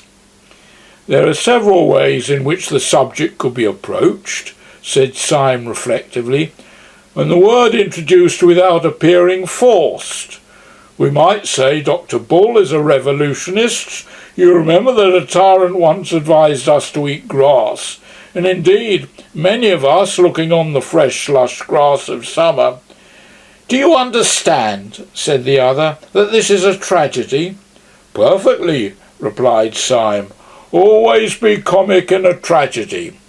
What the deuce else can you do? I wish this language of yours had a wider scope. I suppose we could not extend it from the fingers to the toes. That would involve pulling off our boots and socks during the conversation, which, however unobtrusively performed—" "Syme," said his friend with a stern simplicity, "go to bed." Syme, however, sat up in bed for a considerable time, mastering the new code. He was awakened next morning while the east was still sealed with darkness, and found his grey-bearded ally standing like a ghost beside his bed. Syme sat up in bed blinking, then slowly collected his thoughts, threw off the bedclothes and stood up. It seemed to him in some curious way that all the safety and sociability of the night before fell with the bedclothes off him, and he stood up in an air of cold danger. He still felt an entire trust and loyalty towards his companion, but it was the trust between two men going to the scaffold. "Well," said Syme with a forced cheerfulness as he pulled on his trousers, "I dreamt of that alphabet of yours. Did it take you long to make it up?" The professor made no answer, but gazed in front of him with eyes the colour of a wintry sea. So Syme repeated his question. "I say, did it take you long to invent all this? I'm considered good at these things, and it was a good hour's grind. Did you learn it all on the spot?" The professor was silent. His eyes were wide open, and he wore a fixed but very small smile. "How long did it take you?" The professor did not move. "Confound you, can't you answer?" called out Syme in a sudden anger that had something like fear underneath. Whether or no the professor could answer, he did not. Syme stood staring back at the stiff face like parchment and the blank blue eyes. His first thought was that the professor had gone mad, but his second thought was more frightful. After all, what did he know about this queer creature whom he had heedlessly accepted as a friend? What did he know except that the man had been at the anarchist breakfast and had told him a ridiculous tale? How improbable it was that there should be another friend there besides Gogol. Was this man's silence a sensational way of declaring war? Was this adamantine stare, after all, only the awful sneer of some threefold traitor who had turned for the last time? He stood and strained his ears in this heartless silence. He almost fancied he could hear dynamiters come to capture him, shifting softly in the corridor outside. Then his eyes strayed downwards, and he burst out laughing. Though the professor himself stood there as voiceless as a statue, his 5 dumb fingers were dancing alive upon the dead table. Syme watched the twinkling movements of the talking hand and read clearly the message, "I will only talk like this. We must get used to it." He rapped out the answer with the impatience of relief. "All right, let's get out to breakfast." They took their hats and sticks in silence, but as Syme took his sword stick, he held it hard. They paused for a few minutes, only to stuff down coffee and coarse thick sandwiches at a coffee stall, and then made their way across the river, which under the grey and growing light looked as desolate as Acheron. They reached the bottom of the huge block of buildings which they had seen from across the river, and began in silence to mount the naked and numberless stone steps, only pausing now and then to make short remarks on the rail of the banisters. At about every other flight they passed a window. Each window showed them a pale and tragic dawn lifting itself laboriously over London. From each the innumerable roofs of slate looked like the leaden surges of a grey troubled sea after rain.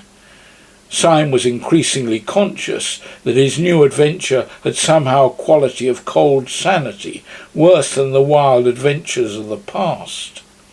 Last night, for instance, the tall tenements had seemed to him like a tower in a dream. As he now went up the weary and perpetual steps, he was daunted and bewildered by their almost infinite series. But it was not the hot horror of a dream or of anything that might be exaggeration or delusion. Their infinity was more like the empty infinity of arithmetic, something unthinkable, yet necessary to thought. Or it was like the stunning statements of astronomy about the distance of the fixed stars. He was ascending the house of reason, a thing more hideous than unreason itself. By the time they reached Dr. Bull's landing, a last window showed them a harsh white dawn edged with banks of a kind of coarse red, more like red clay than red cloud. And when they entered Dr. Bill's bare garret, it was full of light. Syme had been haunted by a half-historic memory in connection with these empty rooms and that austere daybreak. The moment he saw the garret and Dr. Bull sitting writing at a table, he remembered what the memory was: the French Revolution. There should have been the black outline of a guillotine against that heavy red and white of the morning. Dr. Bull was in his white shirt and black breeches only. His cropped dark hair might well have just come out of its wig. He might have been a Marat or a more slipshod Robespierre. Yet when he was seen properly, the French fancy fell away. The Jacobins were idealists. There was about this man a murderous materialism. His position gave him a somewhat new appearance. the strong white light of morning coming from one side, creating sharp shadows, made him seem both more pale and more angular than he had looked at the breakfast on the balcony. Thus the two black glasses that encased his eyes might really have been black cavities in his skull, making him look like a death's head. And indeed, if ever Death himself sat writing at a wooden table, it might have been he. He looked up and smiled brightly enough as the men came in, and rose with the resilient rapidity of which the professor had spoken. He set chairs for both of them, and going to a peg behind the door, proceeded to put on a coat and waistcoat of rough dark tweed. He buttoned it up neatly and came back to sit down at his table. The quiet good humour of his manner left his two opponents helpless. It was with some momentary difficulty that the professor broke silence and began. "I'm sorry to disturb you so early, comrade," said he with a careful resumption of the slow de Worms manner. "You have no doubt made all the arrangements for the Paris affair." Then he added with infinite slowness, "We have information which renders intolerable anything in the nature of a moment's delay." Dr. Bull smiled again, but continued to gaze on them without speaking.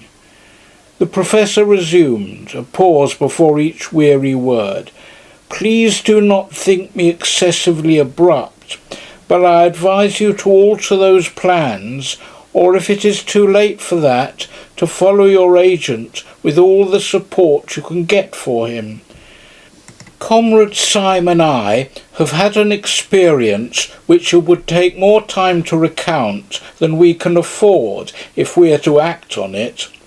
I will, however, relate the occurrence in detail, even at the risk of losing time, if you really feel that it is essential to the understanding of the problem we have to discuss." He was spinning out his sentences, making them intolerably long and lingering, in the hope of maddening the practical little doctor into an explosion of impatience which might show his hand. But the little doctor continued only to stare and smile, and the monologue was uphill work. Syme began to feel a new sickness and despair.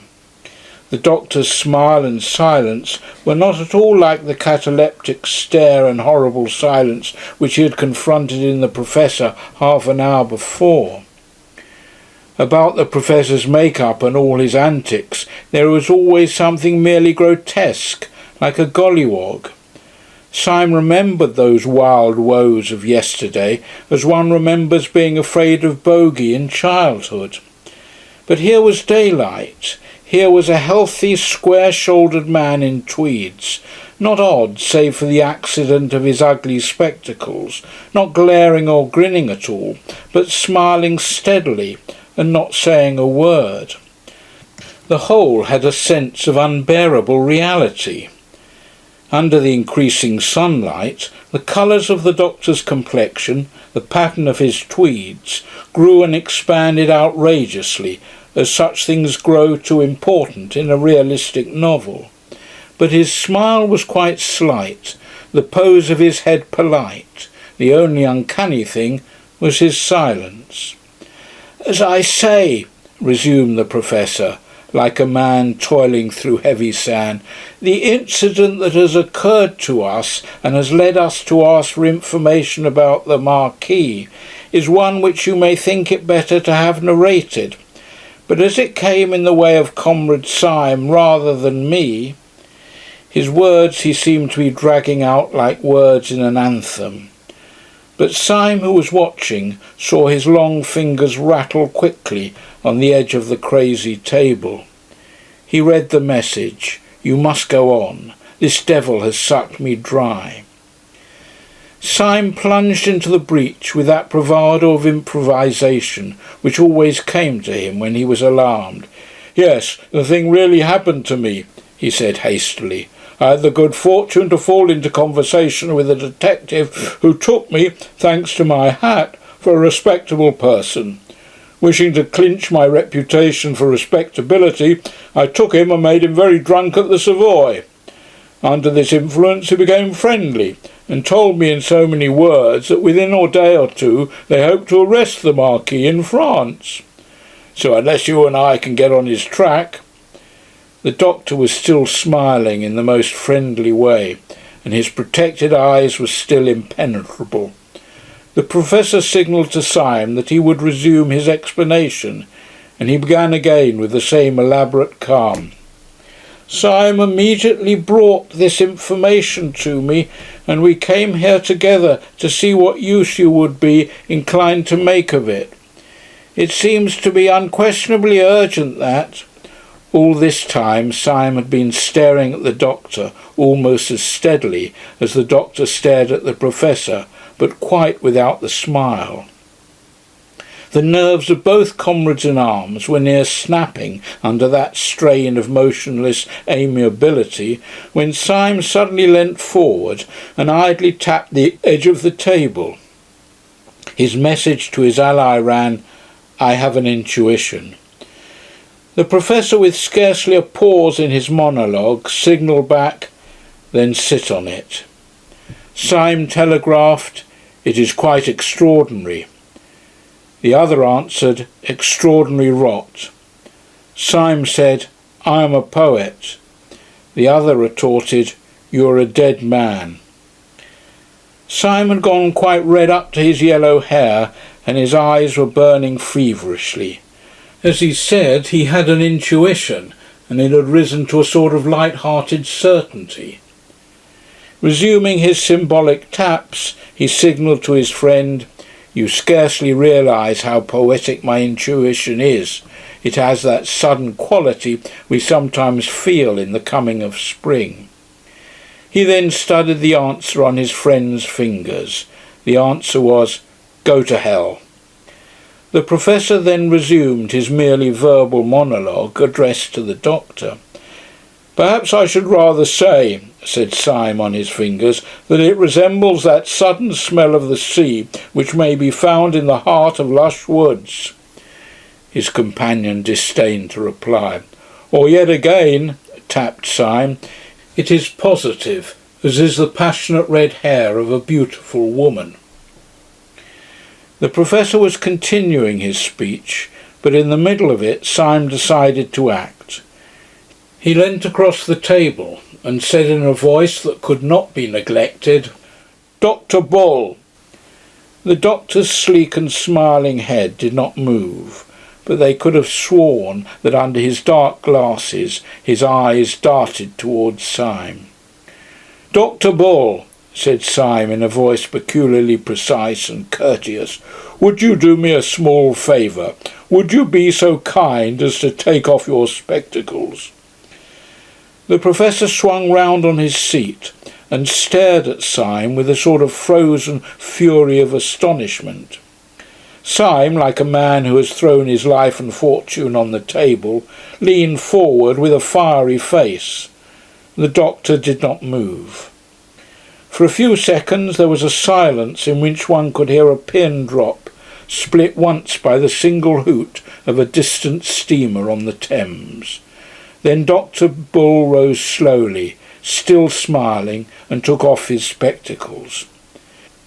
Syme sprang to his feet, stepping backwards a little, like a chemical lecturer from a successful explosion. His eyes were like stars, and for an instant he could only point without speaking. The professor had also started to his feet, forgetful of his supposed paralysis. He leant on the back of the chair and stared doubtfully at Dr. Bull, as if the doctor had been turned into a toad before his eyes. And indeed it was almost as great a transformation scene. The two detectives saw, sitting in the chair before them, a very boyish-looking young man, with very frank and happy hazel eyes, an open expression, cockney clothes like those of a city clerk, an unquestionable breath about him of being very good and rather commonplace. The smile was still there, but it might have been the first smile of a baby. "I knew I was a poet," cried Syme in a sort of ecstasy. "I knew my intuition was as infallible as the Pope. It was the spectacles that did it. It was all the spectacles. Given those beastly black eyes and all the rest of him, his health and his jolly looks made him a live devil among dead ones. "It certainly does make a queer difference," said the Professor shakily. "But as regards the project of Dr. Bull—" "Project be damned," roared Syme beside himself. "Look at him. Look at his face. Look at his collar. Look at his blessed boots. You don't suppose that thing's an anarchist?" "Syme!" cried the other in an apprehensive agony. "Why, by God," said Syme, "I'll take the risk of that myself. Dr. Bull, I am a police officer. There's my card." And he flung down the blue card upon the table. The Professor still feared that all was lost, but he was loyal. He pulled out his own official card and put it beside his friend's. Then the third man burst out laughing, and for the first time that morning they heard his voice. "I'm awfully glad you chaps have come so early," he said with a sort of schoolboy flippancy, "for we can all start for France together. Yes, I'm in the force right enough," and he flicked a blue card towards them lightly as a matter of form. Clapping a brisk bowler on his head and resuming his gobbling glasses, the doctor moved so quickly towards the door that the others instinctively followed him. Syme seemed a little distrait, and as he passed under the doorway he suddenly struck his stick on the stone passage so that it rang. "But Lord God Almighty," he cried out, "if this is all right, there were more damned detectives than there were damned dynamiters at the damned council." "We might have fought easily," said Bull. "We were 4 against 3. The Professor was descending the stairs, but his voice came up from below. "No," said the voice, "we were not 4 against 3. We were not so lucky. We were 4 against 1. The others went down the stairs in silence. The young man called Bull, with an innocent courtesy characteristic of him, insisted on going last until they reached the street. But there his own robust rapidity asserted itself unconsciously, and he walked quickly on ahead towards a railway inquiry office, talking to the others over his shoulder. "It's jolly to get some pals," he said. "I've been half dead with the jumps, being quite alone. I nearly flung my arms round Gogol and embraced him, which would have been imprudent. I hope you won't despise me for having been in a blue funk." "All the blue devils in blue hell," said Syme, "contributed to my blue funk. But the worst devil was you, and your infernal goggles." The young man laughed delightedly. "Wasn't it a rag?" he said. "Such a simple idea. Not my own. I haven't got the brains. You see, I wanted to go into the detective service, especially the anti-dynamite business. But for that purpose they wanted someone to dress up as a dynamiter, and they all swore by blazes that I could never look like a dynamiter. They said my very walk was respectable, and that seen from behind, like the British Constitution. They said I looked too healthy, and too optimistic, and too reliable and benevolent. They called me all sorts of names at Scotland Yard. They said that if I'd been a criminal, I might have made my fortune by looking so like an honest man. But as I had the misfortune to be an honest man, there was not even the remotest chance of my assisting them by ever looking like a criminal.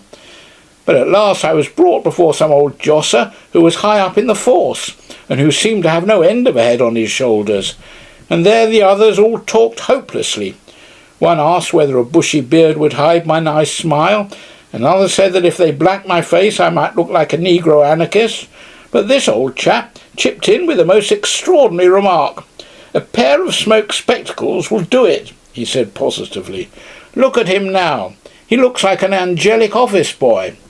Put him on a pair of smoked spectacles and children will scream at the sight of him." And so it was, by George. When once my eyes were covered, all the rest, smile and big shoulders and short hair, made me look like a perfect little devil. As I say, it was simple enough when it was done, like miracles. But that wasn't the really miraculous part of it. There was one really staggering thing about the business, and my head still turns at it. "What was that?" asked Syme. "I'll tell you," answered the man in spectacles. "This big pot in the police who sized me up so that he knew how the goggles would go with my hair and socks, by God, he never saw me at all." Syme's eyes suddenly flashed on him. "How was that?" he asked. "I thought you talked to him." "So I did," said Bull brightly, "but we talked in a pitch-dark room like a coal cellar. There, you would never have guessed that." "I could not have conceived it," said Syme gravely. "It is indeed a new idea," said the Professor. Their new ally was, in practical matters, a whirlwind. At the inquiry office he asked with businesslike brevity about the trains for Dover. Having got his information, he bundled the company into a cab and put them and himself inside a railway carriage before they had properly realised the breathless process. They were already on the Calais boat before conversation flowed freely. "I had already arranged," he explained, "to go to France for my lunch, but I'm delighted to have someone to lunch with me. You see, I had to send that beast the Marquis over with his bomb because the President had his eye on me, though God knows how. I'll tell you the story some day. It was perfectly choking. Whenever I tried to slip out of it, I saw the President somewhere smiling out of the bow window of a club, or taking off his hat to me from the top of an omnibus. I tell you, you can say what you like, that fellow sold himself to the devil. He can be in 6 places at once." "So you sent the Marquis off, I understand?" asked the Professor. "Was it long ago? Shall we be in time to catch him?" "Yes," answered the new guide. "I've timed it all. He'll still be at Calais when we arrive."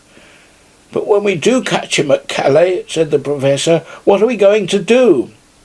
At this question the countenance of Dr. Bull fell for the first time. He reflected a little and then said, "Theoretically, I suppose we ought to call the police." "Not I," said Syme. "Theoretically, I ought to drown myself first.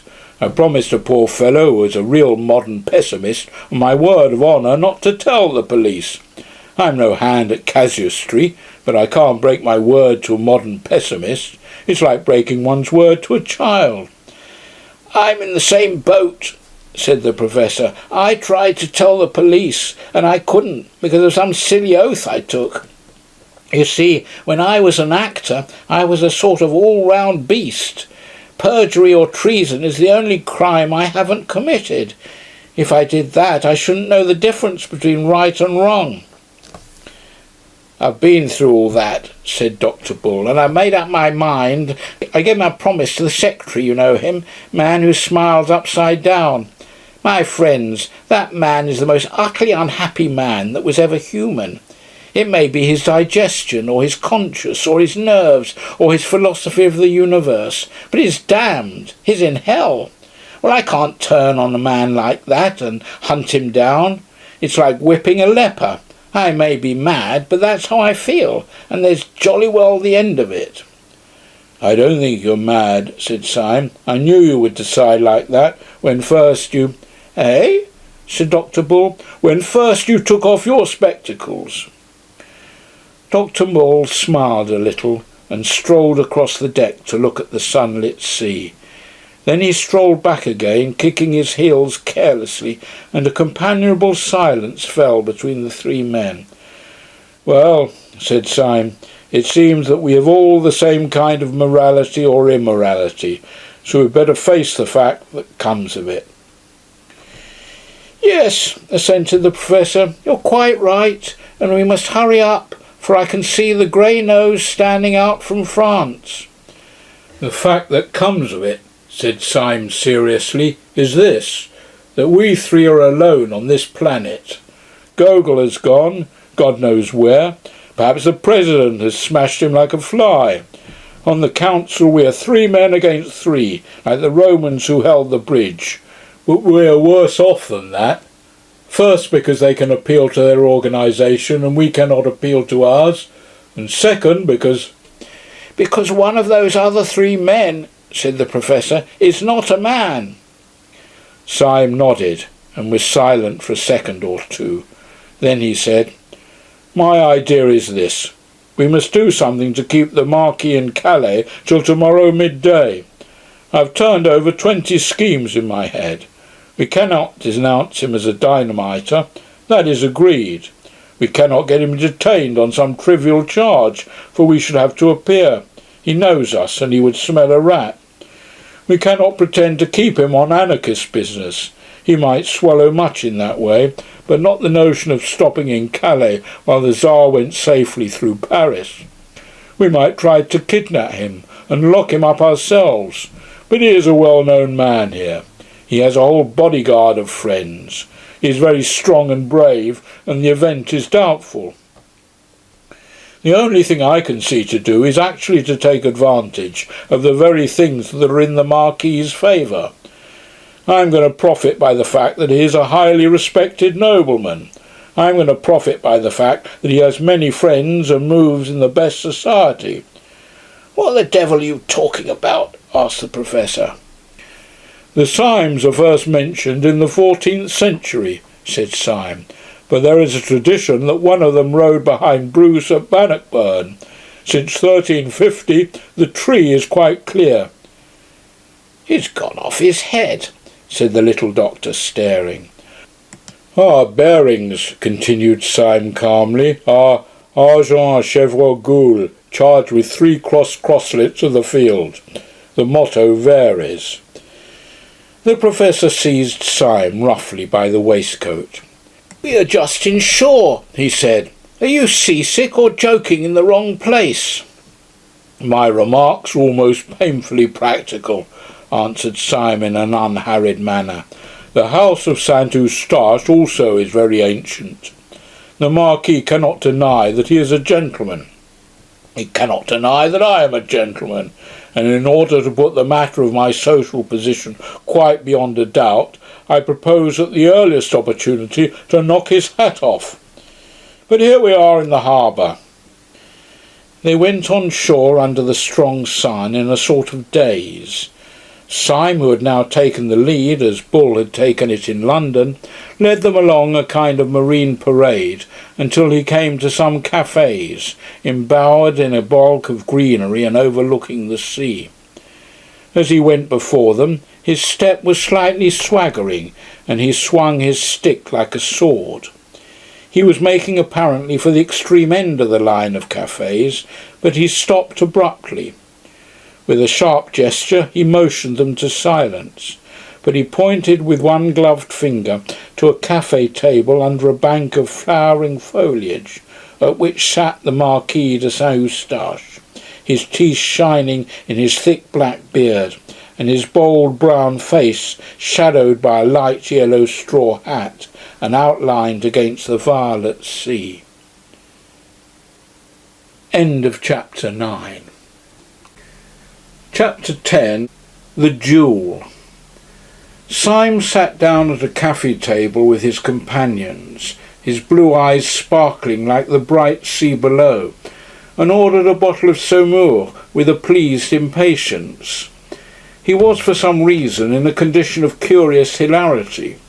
His spirits were already unnaturally high. They rose as the Saumur sank, and in half an hour his talk was a torrent of nonsense. He professed to be making out a plan of the conversation which was going to ensue between himself and the deadly Marquis. He jotted it down wildly with a pencil. It was arranged like a printed catechism, with questions and answers, and was delivered with an extraordinary rapidity of utterance.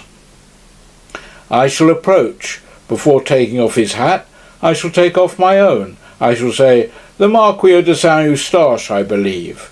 He will say, 'The celebrated Mr. Syme, I presume.' He will say in the most exquisite French, 'How are you?' I shall reply in the most exquisite Cockney, 'Oh, just the same.'" "Oh, shut it," said the man in spectacles. "Pull yourself together and chuck away that bit of paper. What are you really going to do?" "But it was a lovely catechism," said Syme pathetically. "Do let me read it to you. It has only 43 questions and answers, and some of the Marquis's answers are wonderfully witty. I like to be just to my enemy." "But what's the good of it all?" asked Dr. Bull in exasperation. "It leads up to my challenge, don't you see?" said Syme, beaming, when the Marquis has given the 39th reply, which runs, "Has it by any chance occurred to you," asked the Professor with a ponderous simplicity, "that the Marquis may not say all the 43 things you have put down for him? In that case, I understand your own epigrams may appear somewhat more forced." Syme struck the table with a radiant face. "Why, how true that is," he said, "and I never thought of it. Sir, you have an intellect beyond the common. You will make a name." "Oh, you're as drunk as an owl," said the doctor. "It only remains," continued Syme quite unperturbed, "to adopt some other method of breaking the ice, if I may so express it, between myself and the man I wish to kill. And since the course of a dialogue cannot be predicted by one of its parties alone, as you have pointed out with such recondite acumen, the only thing to be done, I suppose, is for the one party, as far as possible, to do all the dialogue by himself. And so I will, by George." And he stood up suddenly, his yellow hair blowing in the slight sea breeze. A band was playing in a café chantant hidden somewhere among the trees, and a woman had just stopped singing. On Syme's heated head, the bray of the brass band seemed like the jar and jingle of that barrel organ in Leicester Square, to the tune of which he had once stood up to die. He looked across to the little table where the Marquis sat. The man had 2 companions now, solemn Frenchmen in frock coats and silk hats, one of them with a red rosette of the Legion of Honour, evidently people of a solid social position. Beside these black cylindrical costumes, the Marquis, in his loose straw hat and light spring clothes, looked bohemian and even barbaric, but he looked the Marquis. Indeed, one might say that he looked the king, with his animal elegance, his scornful eyes, and his proud head lifted against the purple sea. But he was no Christian king, at any rate. He was rather some swarthy despot, half Greek, half Asiatic, who in the days when slavery seemed natural, looked down on his Mediterranean, on his galley and his groaning slaves. Just so, Syme thought, would the brown-gold face of such a tyrant have shown against the dark green olives and the burning blue. "Are you going to address the meeting?" asked the Professor peevishly, seeing that Syme still stood up without moving. Syme drained his last glass of sparkling wine. "I am," he said, pointing across to the Marquis and his companions. That meeting displeases me. I'm going to pull that meeting's great ugly mahogany-coloured nose." He stepped across swiftly, if not quite steadily. The Marquis, seeing him, arched his black Assyrian eyebrows in surprise, but smiled politely. "You are Mr. Syme, I think," he said. Syme bowed. "And you are the Marquis de Saint-Eustache," he said gracefully. "Permit me to pull your nose." He leant over to do so, but the Marquis started backwards, upsetting his chair, and the 2 men in top hats held Syme back by the shoulders. "This man has insulted me," said Syme, with gestures of explanation. "Insulted you?" cried the gentleman with the red rosette. "When?" "Oh, just now," said Syme recklessly. "He insulted my mother." "Insulted your mother?" exclaimed the gentleman incredulously. "Well, anyhow," said Syme, conceding a point, "my aunt." "But how can the Marquis have insulted your aunt just now?" said the second gentleman with some legitimate wonder. "He has been sitting here all the time." "Ah, it was what he said," said Syme darkly. "I said nothing at all," said the Marquis, "except something about the band. I only said I liked Wagner played well." "It was an allusion to my family," said Syme firmly. "My aunt played Wagner badly. It was a painful subject. We are always being insulted about it." "This seems most extraordinary," said the gentleman who was décoré, looking doubtfully at the Marquis. "Oh, I assure you," said Syme earnestly, "the whole of your conversation was simply packed with sinister allusions to my aunt's weaknesses. "This is nonsense," said the second gentleman. "I for one have said nothing for half an hour except that I like the singing of that girl with black hair." "Well, there you are again," said Syme indignantly. "My aunt's was red." "It seems to me," said the other, "that you are simply seeking a pretext to insult the Marquis." "By George," said Syme, facing round and looking at him, "what a clever chap you are." The Marquis started up with eyes flaming like a tiger's. "Seeking a quarrel with me," he cried. "Seeking a fight with me. By God, there was never a man who had to seek long. These gentlemen will perhaps act for me. There are still 4 hours of daylight. Let us fight this evening." Syme bowed with a quite beautiful graciousness. "Marquis," he said, "your action is worthy of your fame and blood. Permit me to consult for a moment with the gentleman in whose hands I shall place myself."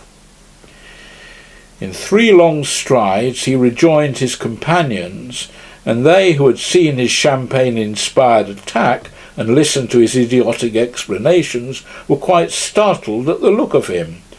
For now that he came back to them, he was quite sober, a little pale, and he spoke in a low voice of passionate practicality. "I have done it," he said hoarsely. "I have fixed a fight on the beast. But look here and listen carefully. There is no time for talk. You are my seconds, and everything must come from you. Now you must insist, and insist absolutely, on the duel coming off after 7 tomorrow, so as to give me the chance of preventing him from catching the 7:45 for Paris. If he misses that, he misses his crime. He can't refuse to meet you on such a small point of time and place. But this is what he will do. He will choose a field somewhere near a wayside station where he can pick up the train. He is a very good swordsman, and he will trust to killing me in time to catch it. But I can fence well too, and I think I can keep him in play, at any rate until the train is lost. Then perhaps he may kill me to console his feelings. You understand? Very well then, let me introduce you to some charming friends of mine."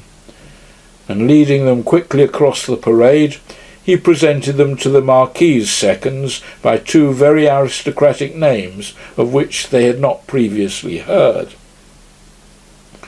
Syme was not subject to spasms of singular common sense, not otherwise a part of his character.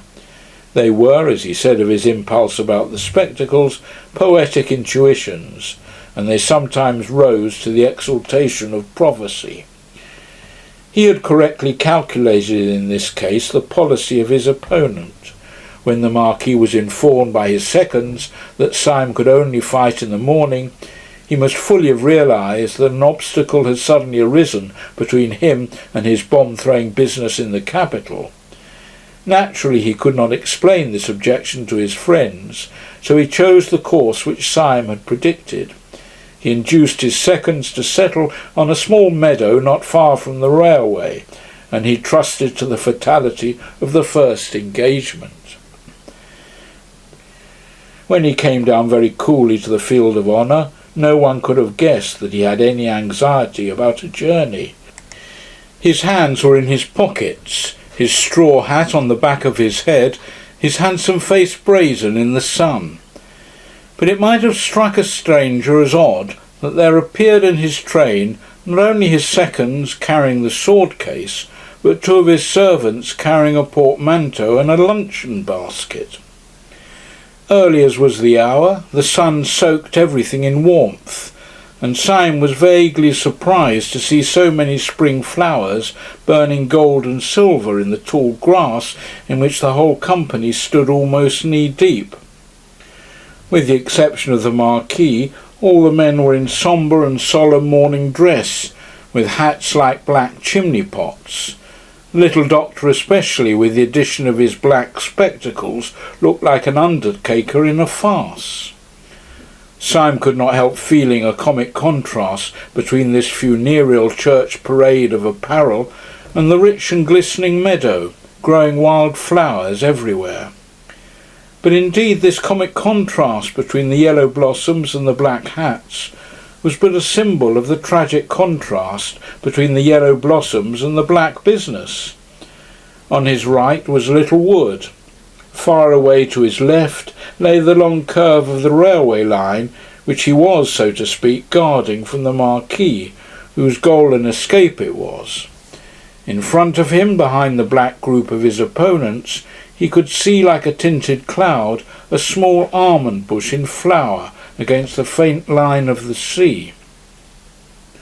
The member of the Legion of Honour, whose name it seemed was Colonel Ducroix, approached the Professor and Dr. Bull with great politeness, and suggested that the play should terminate with the first considerable hurt.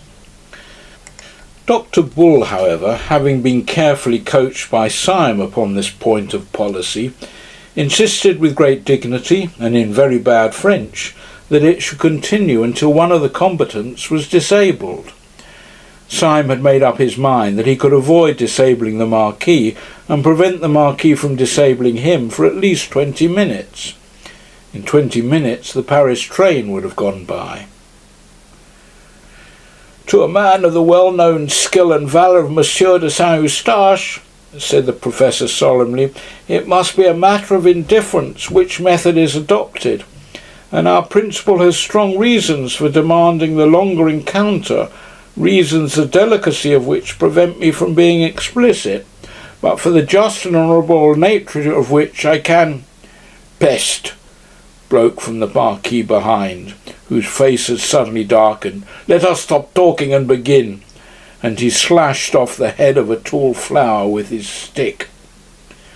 Syme understood his rude impatience, and instinctively looked over his shoulder to see whether the train was coming in sight, but there was no smoke on the horizon. Colonel Ducroix knelt down and unlocked the case, taking out a pair of twin swords, which took the sunlight and turned to two streaks of white fire. He offered one to the Marquis, who snatched it without ceremony, and another to Syme, who took it, bent it, and poised it with as much delay as was consistent with dignity. Then the Colonel took out another pair of blades, and taking one himself, and giving another to Dr. Bull, proceeded to place the men. Both combatants had thrown off their coats and waistcoats, and stood sword in hand.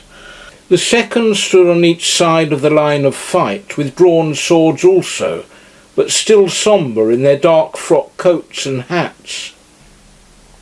The principal saluted.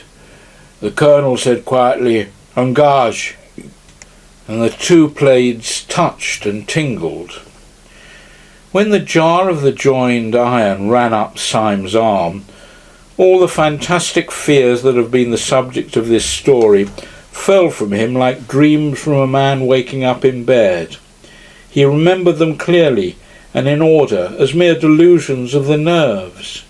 How the fear of the Professor had been the fear of the tyrannic accidents of nightmare, and how the fear of the Doctor had been the fear of the airless vacuum of science.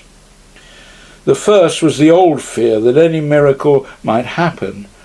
The second, the more hopeless modern fear that no miracle can ever happen. But he saw that these fears were fancies, for he found himself in the presence of the great fact of the fear of death, with its coarse and pitiless common sense. He felt like a man who had dreamed all night of falling over precipices, and had woke up on the morning when he was to be hanged. For as soon as he had seen the sunlight run down the channel of his foe's foreshortened blade, and as soon as he had felt the two tongues of steel touch, vibrating like two living things, he knew that his enemy was a terrible fighter, and that probably his last hour had come. He felt a strange and vivid value in all the earth around him, in the grass under his feet. He felt the love of life in all living things. He could almost fancy that he heard the grass growing. He could almost fancy that even as he stood, fresh flowers were springing up and breaking into blossom in the meadow, flowers blood red and burning gold and blue, fulfilling the whole pageant of the spring.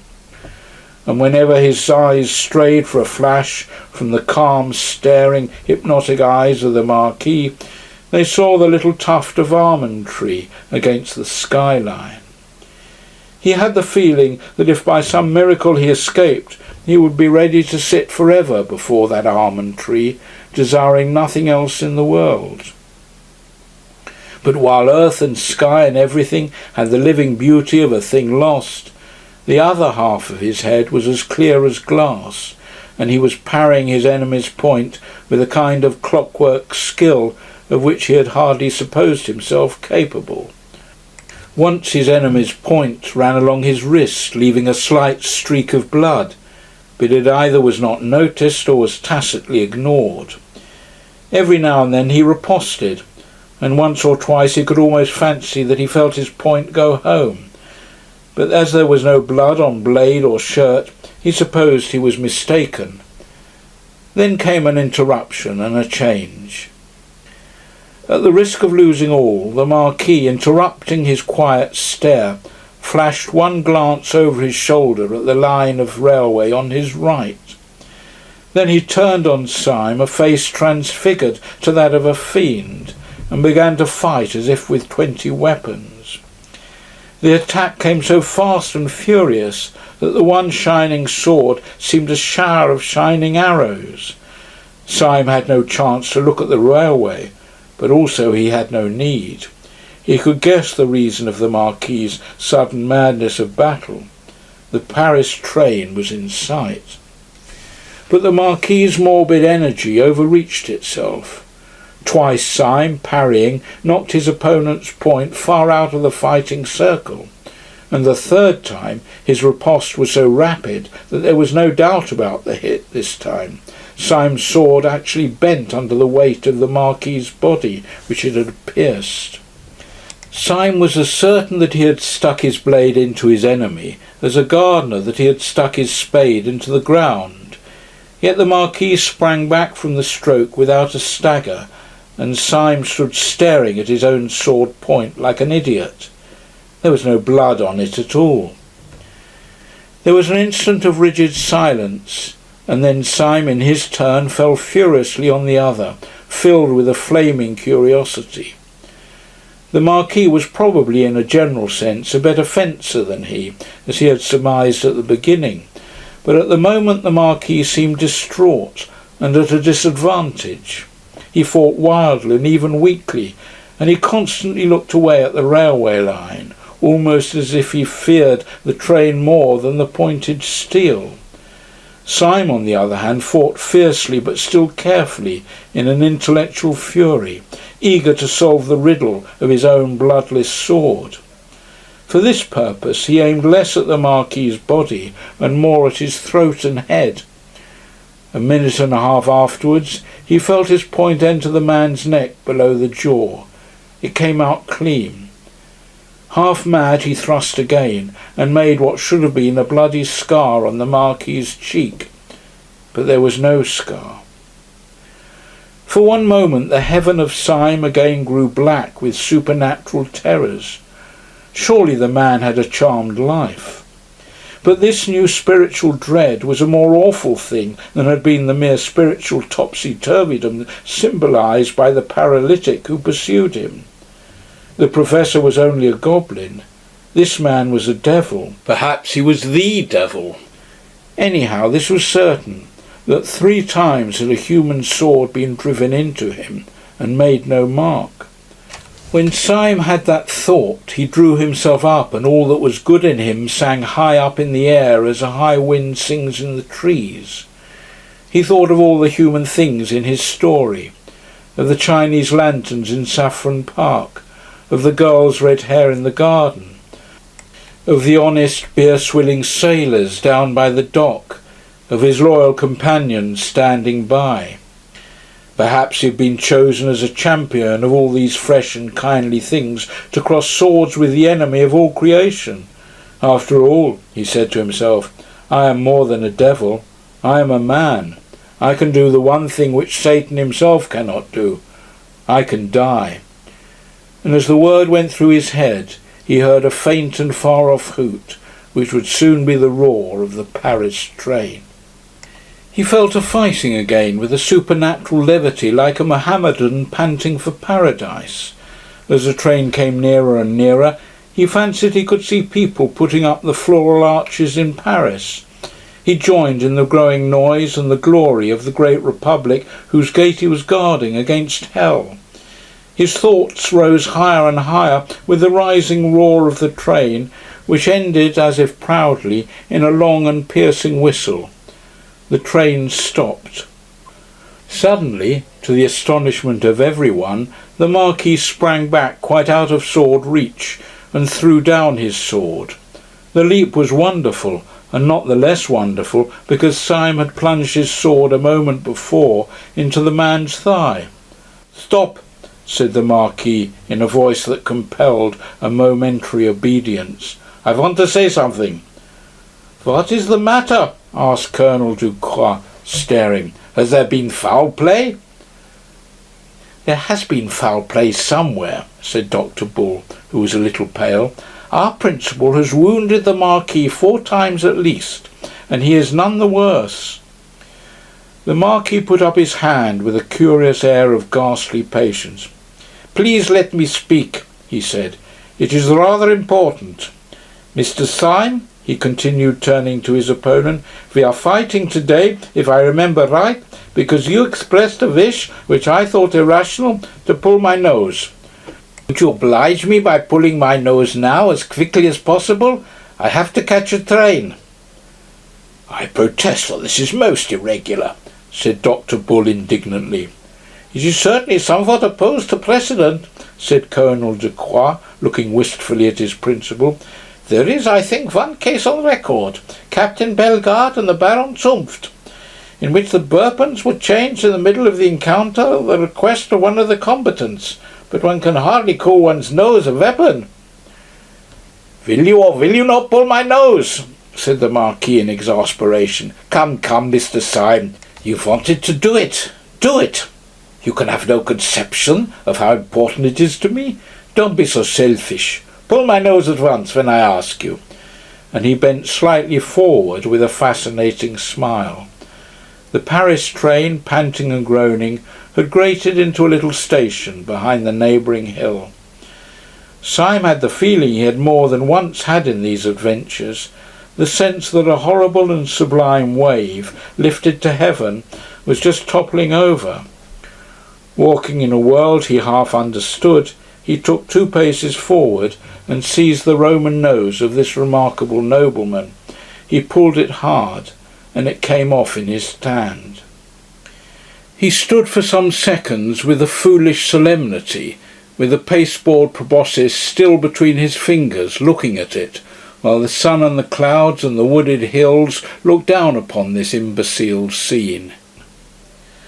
The Marquis broke the silence in a loud and cheerful voice. "If anyone has any use for my left eyebrow," he said, "he can have it. Colonel Ducroix, do accept my left eyebrow. It is the kind of thing that might come in useful any day." And he gravely tore off one of his swarthy Assyrian brows, bringing about half his brown forehead with it, and politely offered it to the Colonel, who stood crimson and speechless with rage. "If I had known," he spluttered, "that I was acting for a poltroon who pats himself to fight." "Oh, I know," said the Marquis, recklessly throwing various parts of himself right and left about the field. "You're making a mistake. But it can't be explained just now. I tell you, the train has come into the station." "Yes," said Dr. Bull fiercely, "and the train shall go out of the station. It shall go out without you. We know well enough for what devil's work." The mysterious Marquis lifted his hands with a desperate gesture. He was a strange scarecrow, standing there in the sun, with half his old face peeled off, and half another face glaring and grinning from underneath. "Will you drive me mad?" he cried. "The train—" "You shall not go by the train," said Syme firmly, and grasped his sword. The wild figure turned towards Syme and seemed to be gathering itself for a sublime effort before speaking. "You great fat blasted blear-eyed blundering thundering brainless god-forsaking dothering damned fool," he said without taking breath. "You great silly pink-faced tow-headed turnip, you—" "You shall not go by this train," repeated Syme. "And why the infernal blazes," roared the other, "should I want to go by the train?" "We know all," said the Professor sternly. "You are going to Paris to throw a bomb." "Going to Jericho to throw a Jabberwock," cried the other, tearing his hair, which came off easily. "Have you all gone softening of the brain that you don't realise what I am? Did you really think I wanted to catch that train? 20 Paris trains might go by for me. Damn Paris trains!" "Then what did you care about?" began the Professor. "What did I care about? I didn't care about catching the train. I cared about whether the train caught me, and now, by God, it has caught me."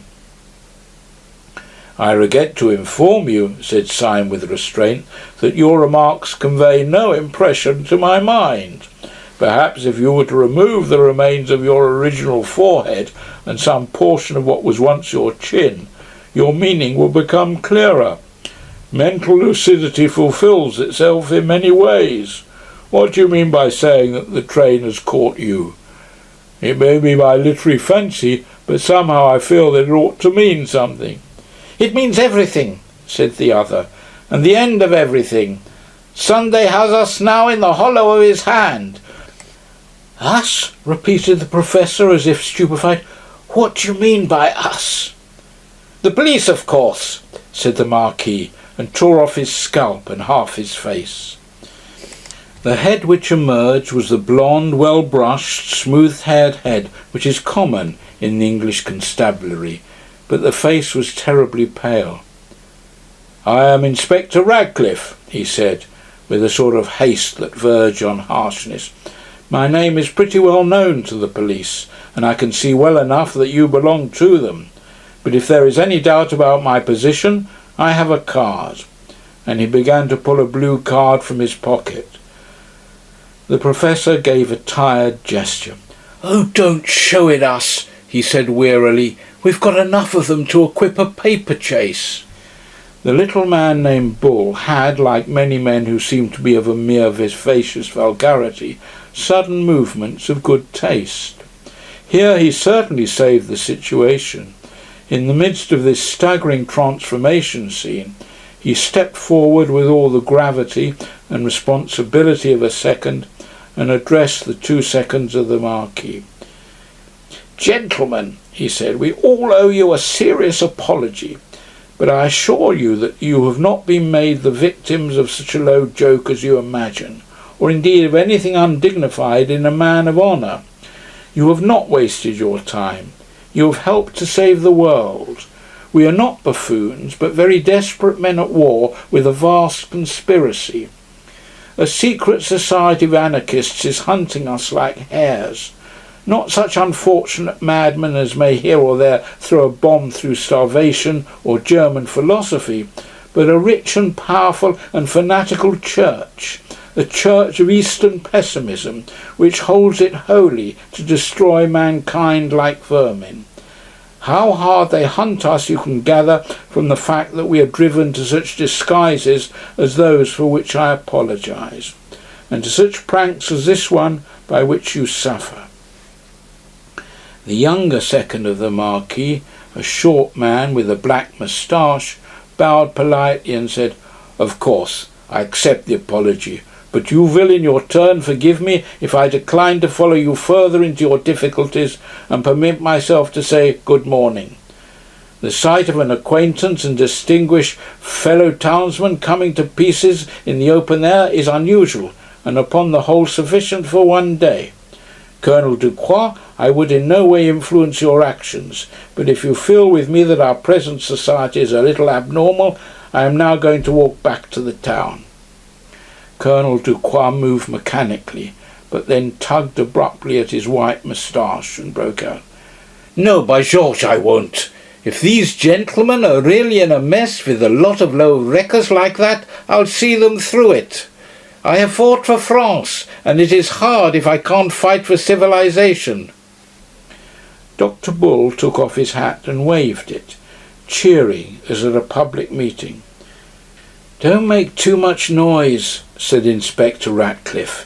"Sunday may hear you." "Sunday?" cried Bull, and dropped his hat. "Yes," retorted Ratcliffe, "he may be with them." "With whom?" asked Syme. "With the people out of that train," said the other.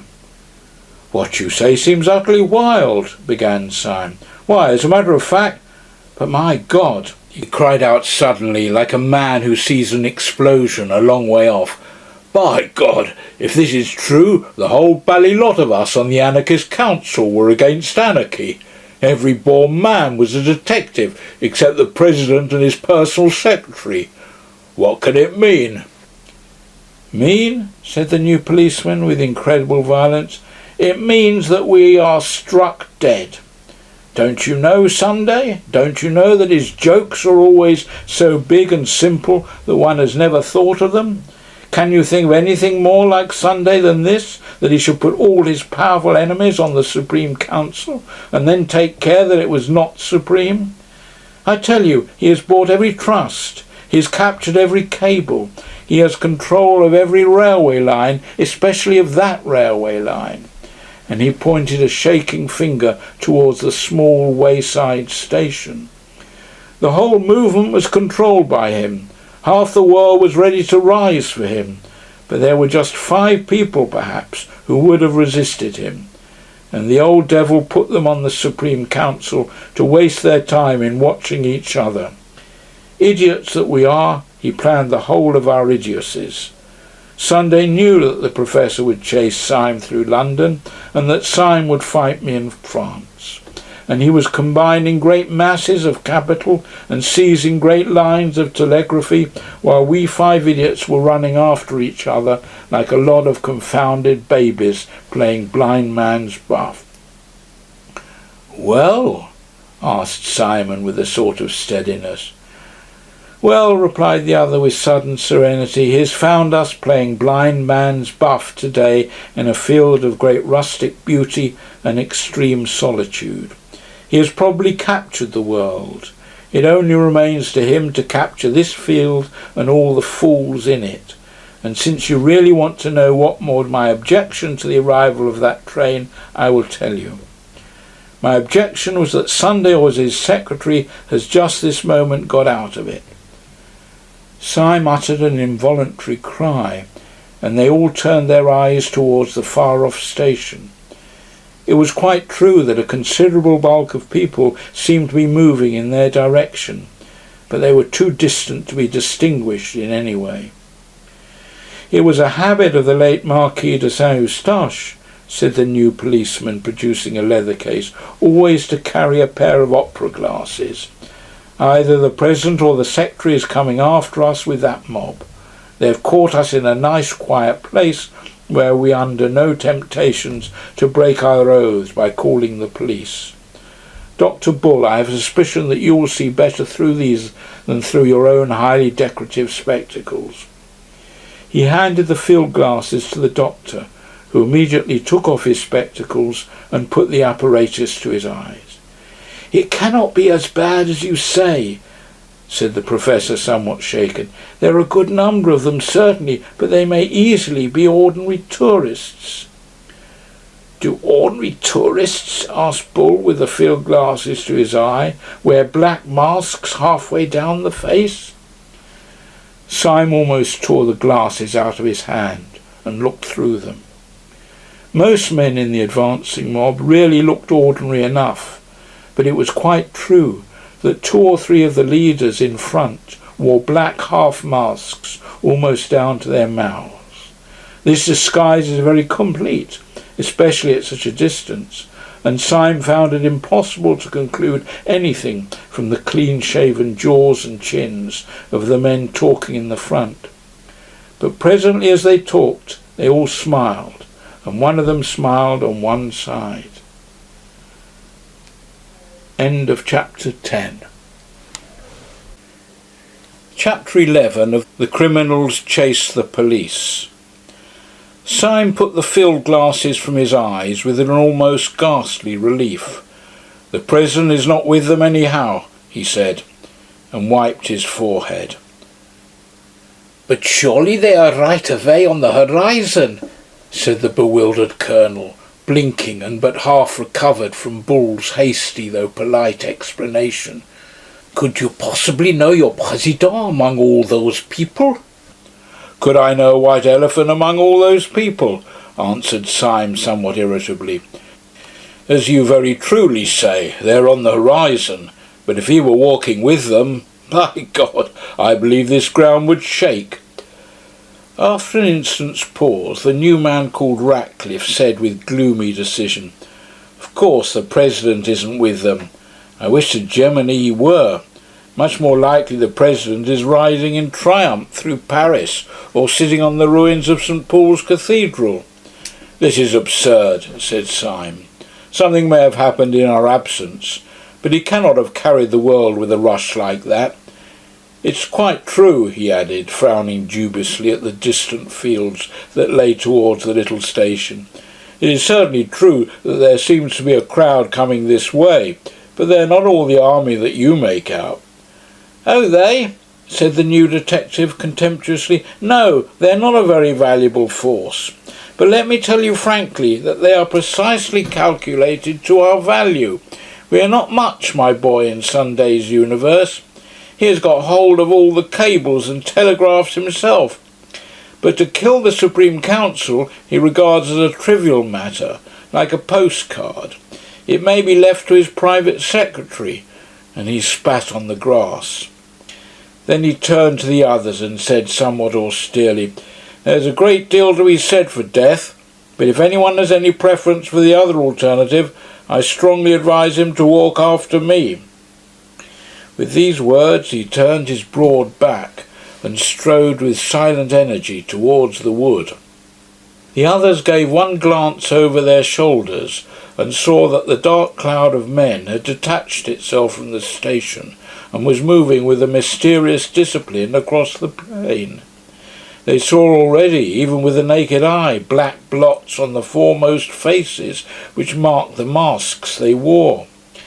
They turned and followed their leader, who had already struck the wood and disappeared among the twinkling trees. The sun on the grass was dry and hot, so in plunging into the wood they had a cool shock of shadow, as of divers who plunge into a dim pool. The inside of the wood was full of shattered sunlight and shaken shadows. They made a sort of shuddering veil, almost recalling the dizziness of a cinematograph. Even the solid figures walking with him, Syme could hardly see for the patterns of sun and shade that danced upon them. Now a man's head was lit as with the light of Rembrandt, leaving all else obliterated. Now again he had strong and staring white hands with the face of a negro. The ex-Marquis had pulled the old straw hat over his eyes, and the black shade of the brim cut his face so squarely in two that it seemed to be wearing one of the black half-masks of their pursuers. The fancy tinted Syme's overwhelming sense of wonder. Was he wearing a mask? Was anyone wearing a mask? Was anyone anything? This wood of witchery, in which men's faces turned black and white by turns, in which their figures first swelled into sunlight and then faded into formless night, this mere chaos of chiaroscuro after the clear daylight outside, seemed to Syme a perfect symbol of the world in which he had been moving for 3 days. This world where men took off their beards and their spectacles and their noses and turned into other people. That tragic self-confidence which he had felt when he believed that the Marquis was a devil had strangely disappeared now that he knew that the Marquis was a friend. He felt almost inclined to ask, after all these bewilderments, what was a friend and what an enemy? Was there anything that was apart from what it seemed? The Marquis had taken off his nose and turned out to be a detective. Might he not just as well take off his head and turn out to be a hobgoblin? Was not everything after all like this bewildering woodland, this dance of dark and light? Everything only a glimpse, the glimpse always unforeseen and always forgotten. For Gabriel Syme had found in the heart of that sun-splashed wood what many modern painters had found there. He had found the thing which the modern people called impressionism, which is another name for that final scepticism which can find no flaw to the universe. As a man in an evil dream strains himself to scream and wake, Syme strove with a sudden effort to fling off this last and worst of his fancies. With 2 impatient strides he overtook the man in the Marquis's straw hat, the man whom he had come to address as Ratcliffe. In a voice exaggeratively loud and cheerful, he broke the bottomless silence and made conversation. "May I ask," he said, "where on earth we are all going to?" So genuine had been the doubts of his soul that he was quite glad to hear his companion speak in an easy human voice. "We must get down through the town of Lancy to the sea," he said. "I think that part of the country is least likely to be with them." "What can you mean by all this?" cried Syme. "They can't be running the real world in that way. Surely not many working men are anarchists, and surely if they were, mere mobs could not beat modern armies and police." "Mere mobs?" repeated his new friend with a snort of scorn. "So you talk about mobs and the working classes as if they were the question. You've got that eternal idiotic idea that if anarchy came it would come from the poor. Why should it? The poor have been rebels, but they have never been anarchists. They have more interest than anyone else in there being some decent government. The poor man really has a stake in the country. The rich man hasn't. He can go away to New Guinea in a yacht. The poor have sometimes objected to being governed badly. The rich have always objected to being governed at all.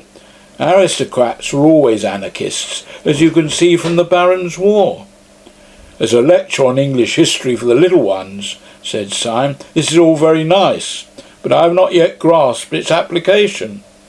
"Its application is," said his informant, "that most of old Sunday's right-hand men are South African and American millionaires. That's why he's got hold of all the communications, and that is why the last 4 champions of the anti-anarchist police force are running through a wood like rabbits." "Millionaires I can understand," said Syme thoughtfully. "They are nearly all mad. But getting hold of a few wicked old gentlemen with hobbies is one thing. Getting hold of great Christian nations is another. I will bet the nose off my face, forgive the illusion, that Sunday would stand perfectly helpless before the task of converting any ordinary healthy person anywhere." "Well," said the other, "it rather depends what sort of person you mean." "Well, for instance," said Syme, "you could never convert that person," and he pointed straight in front of him. They had come to an open space of sunlight, which seemed to express to Syme the final return of his own good sense. And in the middle of this forest clearing was a figure that might well stand for that common sense in an almost awful actuality. Burnt by the sun and stained with perspiration and grave with the bottomless gravity of small necessary toils, a heavy French peasant was cutting wood with a hatchet. His cart stood a few yards off, already half full of timber. And the horse that cropped the grass was, like his master, valorous but not desperate. Like his master, he was even prosperous, but yet was almost sad. The man was a Norman, taller than the average of the French, and very angular, and his swarthy figure stood dark against a square of sunlight, almost like some allegoric figure of labour frescoed on a ground of gold. "Mr. Syme is saying," called out Ratcliffe to the French colonel, "that this man at least will never be an anarchist." "Mr. Syme is right enough there," answered Colonel Ducroix, laughing, "if only for the reason that he has plenty of property to defend. But I forgot that in your country you're not used to peasants being wealthy." "He looks poor," said Dr. Bull doubtfully. "Quite so," said the colonel. "That is why he is rich. "I have an idea," called out Dr. Bull suddenly. "How much would he take to give us a lift in his cart? Those dogs are all on foot, and we could soon leave them behind." "Oh, give him anything," said Syme eagerly. "I have piles of money on me." "That will never do," said the Colonel. "He will never have any respect for you unless you drive a bargain." "Oh, if he haggles," began Bull impatiently. "He haggles because he is a free man," said the other. "You do not understand. He would not see the meaning of generosity. He is not being tipped." And even while they seemed to hear the heavy feet of their strange pursuers behind them, they had to stand and stamp, while the French colonel talked to the French woodcutter with all the leisurely badinage and bickering of market day. At the end of the 4 minutes, however, they saw that the colonel was right, for the woodcutter entered into their plans, not with the vague civilitude of a tout too well paid, but with the seriousness of a solicitor who had been paid the proper fee. He told them that the best thing they could do was to make their way down to the little inn on the hills above Lancy, where the innkeeper, an old soldier who had become devout in his latter years, would be certain to sympathise with them, and even to take risks in their support. The whole company, therefore, piled themselves on top of the stacks of wood, and went rocking in the rude cart down the other and steeper side of the woodland. Heavy and ramshackle as was the vehicle, it was driven quickly enough, and they soon had the exhilarating impression of distancing altogether those, whoever they were, who were hunting them. For after all, the riddle as to where the anarchists had got all these followers was still unsolved. One man's presence had sufficed for them. They had fled at the first sight of the deformed smile of the secretary. Syme every now and then looked back over his shoulder at the army on their track. As the wood grew first thinner and then smaller with distance, he could see the sunlit slopes beyond it and above it, and across these was still moving the square black mob like one monstrous beetle. In the very strong sunlight, and with his own very strong eyes, which were almost telescopic, Syme could see this mass of men quite plainly. He could see them as separate human figures. But he was increasingly surprised by the way in which they moved as one man. They seemed to be dressed in dark clothes and plain hats, like any common crowd out of the streets. But they did not spread and sprawl and trail by various lines to the attack, as would be natural in an ordinary mob.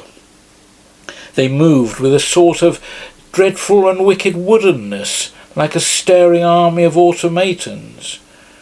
Syme pointed this out to Ratcliffe. "Yes," replied the policeman, "that's discipline. That's Sunday. He is perhaps 500 miles off, but the fear of him is on all of them, like the finger of God. Yes, they're walking regularly, and you bet your boots that they're talking regularly, yes, and thinking regularly. But that one important thing for us is that they are disappearing regularly." Syme nodded. It was true that the black patch of the pursuing men was growing smaller and smaller as the peasant belaboured his horse. The level of the sunlit landscape, though flat as a whole, fell away on the farther side of the wood in billows of heavy slope towards the sea, in a way not unlike the lower slopes of the Sussex Downs. The only difference was that in Sussex the road would have been broken and angular, like a little brook, but here the white French road fell sheer in front of them like a waterfall. Down this direct descent the cart clattered at a considerable angle, and in a few minutes, the road growing yet steeper, they saw below them the little harbour of Lancy and a great blue arc of the sea. The travelling cloud of their enemies had wholly disappeared from the horizon. The horse and cart took a sharp turn round a clump of elms, and the horse's nose nearly struck the face of an old gentleman who was sitting on the benches outside the little café of Le Soleil d'Or. The peasant grunted an apology and got down from his seat. The others also descended one by one and spoke to the old gentleman with fragmentary phrases of courtesy, for it was quite evident from his expansive manner that he was the owner of the little tavern. He was a white-haired, apple-faced old boy with sleepy eyes and a grey moustache, stout, sedentary, and very innocent, of a type that may often be found in France, but is still commoner in Catholic Germany. Everything about him, his pipe, his pot of beer, his flowers and his beehive, suggested an ancestral peace. Only when his visitors looked up as they entered the inn parlour, they saw the sword upon the wall. The colonel, who greeted the innkeeper as an old friend, passed rapidly into the inn parlour and sat down, ordering some ritual refreshment. The military decision of his action interested Syme, who sat next to him, and he took the opportunity, when the old innkeeper had gone out, of satisfying his curiosity. "May I ask you, Colonel," he said in a low voice, "why we have come here?" Colonel Ducroix smiled behind his bristly white moustache. "For 2 reasons, sir," he said, "and I will give first, not the most important, but the most utilitarian. We came here because this is the only place within 20 miles in which we can get horses." "Horses?" repeated Syme, looking up quickly. "Yes," replied the other. "If you people are ready to distance your enemies, it is horses or nothing for you. Unless, of course, you have bicycles and motor cars in your pocket." "And where do you advise us to make for?" asked Syme doubtfully. "Beyond question," replied the colonel. "You had better make all haste to the police station beyond the town. My friend, whom I seconded under somewhat deceptive circumstances, seems to me to exaggerate very much the possibility of a general rising. But even he would hardly maintain, I suppose, that you were not safe with the gendarme." Syme nodded gravely. Then he said abruptly, "And your other reason for coming here?" "My other reason for coming here," said Ducroix soberly, "is that it is just as well to see a good man or two when one is possibly near to death." Syme looked up at the wall and saw a crudely painted and pathetic religious picture. Then he said, "You're right," and then almost immediately afterwards, "Has anyone seen about the horses?" "Yes," answered Ducroix. "You've made quite certain that I gave orders the moment I came in. Those enemies of yours gave no impression of hurry, but they were really moving wonderfully fast, like a well-trained army. I had no idea that the anarchists had so much discipline. You have not a moment to waste." Almost as he spoke, the old innkeeper with the blue eyes and white hair came ambling into the room and announced that 6 horses were saddled outside. By Ducroix's advice, the 5 others equipped themselves with some portable form of food and wine, and keeping their duelling swords as the only weapons available, they clattered away down the steep white road. The 2 servants who had carried the Marquis's luggage, when he was a Marquis, were left behind to drink at the café by common consent, and not at all against their own inclination. By this time the afternoon sun was slanting westward, and by its rays Syme could see the sturdy figure of the old innkeeper growing smaller and smaller, but still standing and looking after them quite silently, the sunshine in his silver hair. Syme had a fixed superstitious fancy, left in his mind by the chance phrase of the colonel, that this was indeed perhaps the last honest stranger whom he should ever see upon the earth. He was still looking at this dwindling figure, which stood as a mere grey blot, touched with a white flame against the great green wall of the steep down behind him. And as he stared over the top of the down behind the innkeeper, there appeared an army of black-clad and marching men. They seemed to hang above the good man and his house like a black cloud of locusts. The horses had been saddled none too soon. End of chapter 11. Chapter 12. The Earth in Anarchy. Urging the horses to a gallop, without respect to the rather rugged descent of the road, the horsemen soon regained their advantage over the men on the march, and at last the bulk of the first buildings of Lancy cut off the sight of their pursuers. Nevertheless, the ride had been a long one, and by the time they reached the real town, the west was warming with the colour and quality of sunset. The Colonel suggested that before making finally for the police station, they should make the effort, in passing, to attach to themselves one more individual who might be useful. 4 out of the 5 rich men in this town, he said, are common swindlers. I suppose the proportion is pretty equal all over the world. The 5th is a friend of mine and a very fine fellow, and what is even more important from our point of view, he owns a motor car. I'm afraid, said the Professor in his mirthful way, looking back along the white road on which the black crawling patch might appear at any moment, I am afraid we have hardly time for afternoon calls. Dr. Renard's house is only 3 minutes off, said the Colonel. Our danger, said Dr. Bull, is not 2 minutes off. Yes, said Syme, if we ride on fast we must leave them behind, for they are on foot. He has a motor car, said the Colonel. But we may not get it, said Bull. Yes, he is quite on your side, but he might be out. Hold your tongue, said Syme suddenly. What is that noise? For a second they all sat as still as equestrian statues, and for a second, for 2 or 3 or 4 seconds, heaven and earth seemed equally still. Then all their ears, in an agony of attention, heard along the road that indescribable thrill and throb that means only one thing: horses. The Colonel's face had an instantaneous change, as if lightning had struck it, and yet left it scatheless. They have done us, he said, with brief military irony. Prepare to receive cavalry.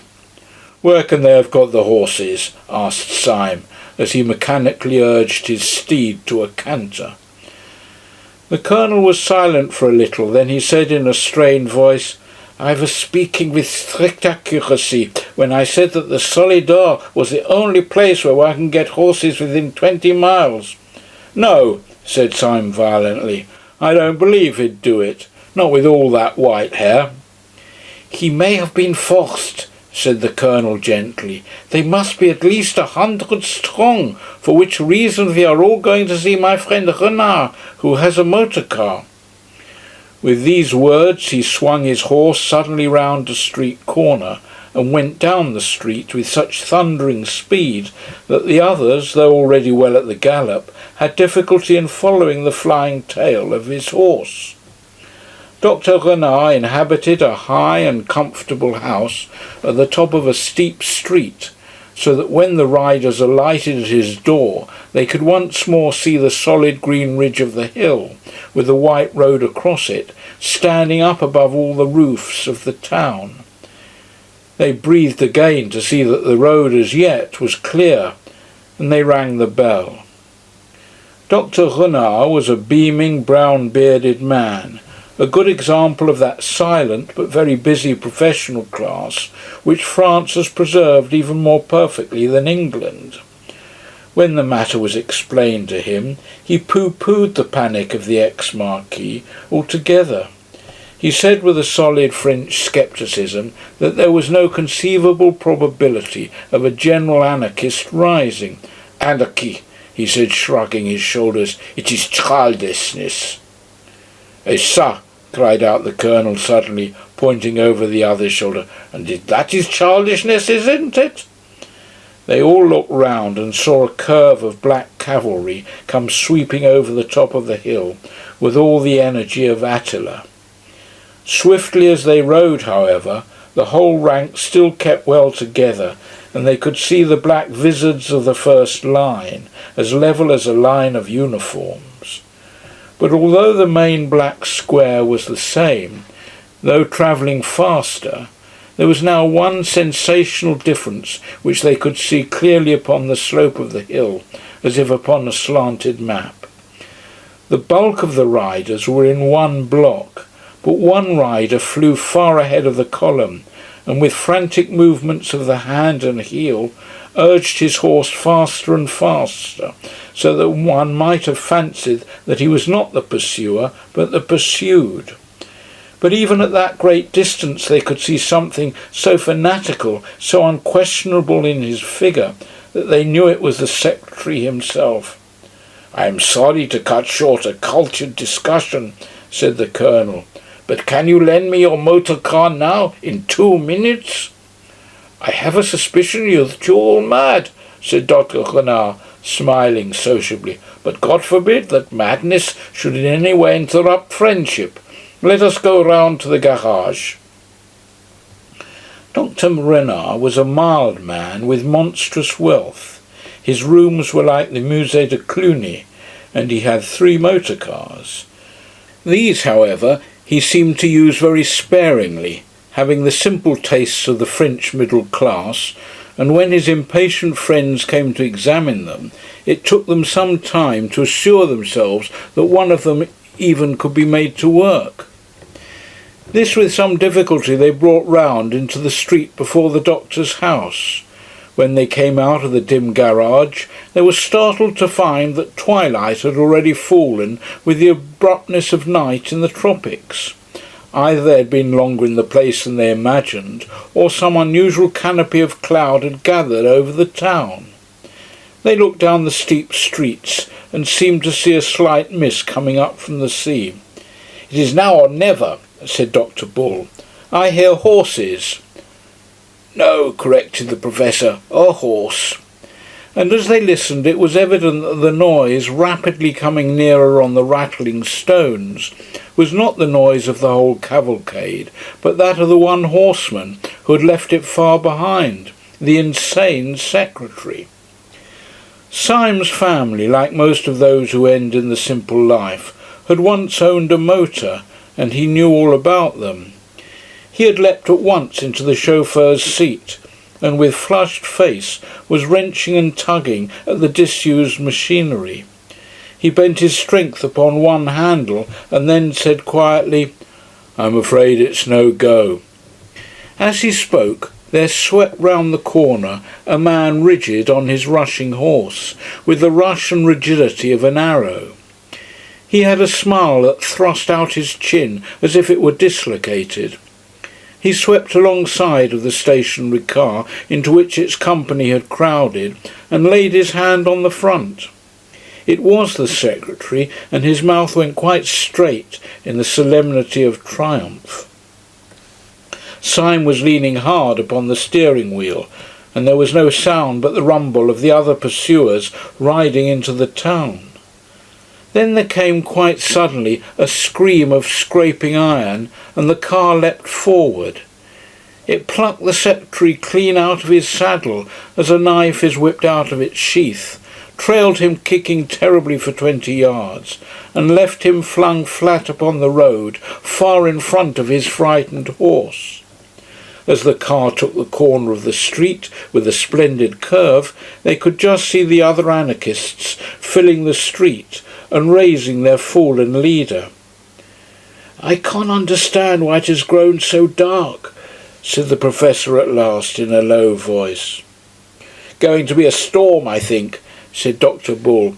"I say, it's a pity we haven't got a light on this car, if only to see by." "We have," said the Colonel, and from the floor of the car he fished up a heavy, old-fashioned carved iron lantern with a light inside it. It was obviously an antique, and it would seem as if its original use had been in some way semi-religious, for there was a rude moulding of a cross upon one of its sides. "Where on earth did you get that?" asked the Professor. "I got it where I got the car," answered the Colonel, chuckling, "from my best friend. While a friend here was fighting with the steering wheel, I ran up the front steps of the house and spoke to Renard, who was standing in his own porch, you'll remember. 'I suppose,' I said, 'there's no time to get a lamp?' He looked up, blinking amiably at the beautiful arched ceiling of his own front hall. From this was suspended by chains of exquisite ironwork this lantern, one of the 100 treasures of his treasure house. By sheer force he tore the lamp out of his own ceiling, shattering the painted panels and bringing down 2 blue vases with his violence. Then he handed the iron lantern, and I put it in the car, Was I not right when I said that Dr. Renaud was worth knowing? You were, said Syme seriously, and hung the heavy lantern over the front. There was a certain allegory of their whole position in the contrast between the modern automobile and its strange ecclesiastical lamp. Hitherto they had passed through the quietest part of the town, meeting at most one or two pedestrians who could give them no hint of the peace or the hostility of the place. Now, however, the windows in the houses began one by one to be lit up, giving a greater sense of habitation and humanity. Dr. Bull turned to the new detective who had led their flight and permitted himself one of his natural and friendly smiles. "These lights make one feel more cheerful." Inspector Ratcliffe drew his brows together. "There's only one set of lights that make me more cheerful," he said, "and they're those lights at the police station, which I can see beyond the town. Please God we may be there in 10 minutes. Then all Bull's boiling good sense and optimism broke suddenly out of him. "Oh, this is all raving nonsense," he cried. "If you really think that ordinary people in ordinary houses are anarchists, you must be madder than an anarchist yourself. If we turned and fought these fellows, the whole town would fight for us." "No," said the other, with an immovable simplicity, "the whole town would fight for them. We shall see." While they were speaking, the Professor had leant forward with sudden excitement. "What is that noise?" he said. "Oh, the horses behind us, I suppose," said the Colonel. "I thought we had got clear of them." "The horses behind us? No," said the Professor. "It is not horses, and it is not behind us." Almost as he spoke, across the end of the street before them, two shining and rattling shapes shot past. They were gone almost in a flash, but everyone could see that they were motor cars, and the Professor stood up with a pale face and swore that they were the other two motor cars from Dr. Renard's garage. "I tell you they were his," he repeated with wild eyes, "and they were full of men in masks." "Absurd," said the Colonel angrily. "Dr. Renard would never give them his cars." "He may have been forced," said Ratcliffe quietly. "The whole town is on their side." "You still believe that?" asked the Colonel incredulously. "You will all believe it soon," said the other with a hopeless calm. There was a puzzled pause for some little time, and then the Colonel began again abruptly. "No, I can't believe it. The thing is nonsense. The plain people of a peaceable French town—" He was cut short by a bang and a blaze of light, which seemed close to his eyes. As the car sped on, it left a floating patch of white smoke behind it, and Syme had heard a shot shriek past his ear. "My God," said the Colonel, "someone has shot at us." "It need not interrupt conversation," said the gloomy Ratcliffe. "Pray resume your remarks, Colonel. You were talking, I think, about the plain people of a peaceable French town." The staring Colonel was long past minding satire. He rolled his eyes all round the street. "It is extraordinary," he said, "most extraordinary." "A fastidious person," said Syme, "might even call it unpleasant. However, I suppose those lights out in the field beyond this street are the gendarmerie. We shall soon get there." "No," said Inspector Ratcliffe, "we shall never get there." He had been standing up and looking keenly ahead of him. Now he sat down and smoothed his sleek hair with a weary gesture. "What do you mean?" asked Bull sharply. "I mean that we shall never get there," said the pessimist placidly. "They have 2 rows of armed men across the road already. I can see them from here. The town is in arms, as I said it was. I can only wallow in the exquisite comfort of my own exactitude." And Ratcliffe sat down comfortably in the car and lit a cigarette. But the others rose excitedly and stared down the road. Syme had slowed down the car as their plans became doubtful, and he brought it finally to a standstill just at the corner of a side street that ran down very steeply to the sea. The town was mostly in shadow, but the sun had not sunk. Wherever its level light could break through, it painted everything a burning gold. Up this side street, the last sunset light shone as sharp and narrow as the shaft of artificial light at the theatre. It struck the car of the 5 friends and lit it like a burning chariot. But the rest of the street, especially the 2 ends of it, was in the deepest twilight, and for some seconds they could see nothing. Then Syme, whose eyes were the keenest, broke into a little bitter whistle and said, "It is quite true. There is a crowd or an army of some such thing across the end of that street." "Well, if there is," said Bull impatiently, "it must be something else, a sham fight, or the mayor's birthday or something. I cannot and will not believe that plain jolly people in a place like this walk about with dynamite in their pockets. Get on a bit, Syme, and let us look at them." The car crawled about 100 yards farther, and then they were all startled by Dr. Bull breaking into a high crow of laughter. "Why, you silly mugs," he cried, "what did I tell you? That crowd's as law-abiding as a cow, and if it weren't, it's on our side." "How do you know?" asked the professor, staring. "You blind bat," cried Bull, "don't you see who is leading them?" They peered again, and then the colonel, with a catch in his voice, cried up, "Why, it's Renard!" There was indeed a rank of dim figures running across the road, and they could not be clearly seen. But far enough in front to catch the accident of the evening light was stalking up and down the unmistakable Dr. Renard in a white hat, stroking his long brown beard and holding a revolver in his left hand. "What a fool I've been!" exclaimed the colonel. "Of course, the dear old boy has turned out to help us." Dr. Bull was bubbling over with laughter, swinging the sword in his hand as carelessly as a cane.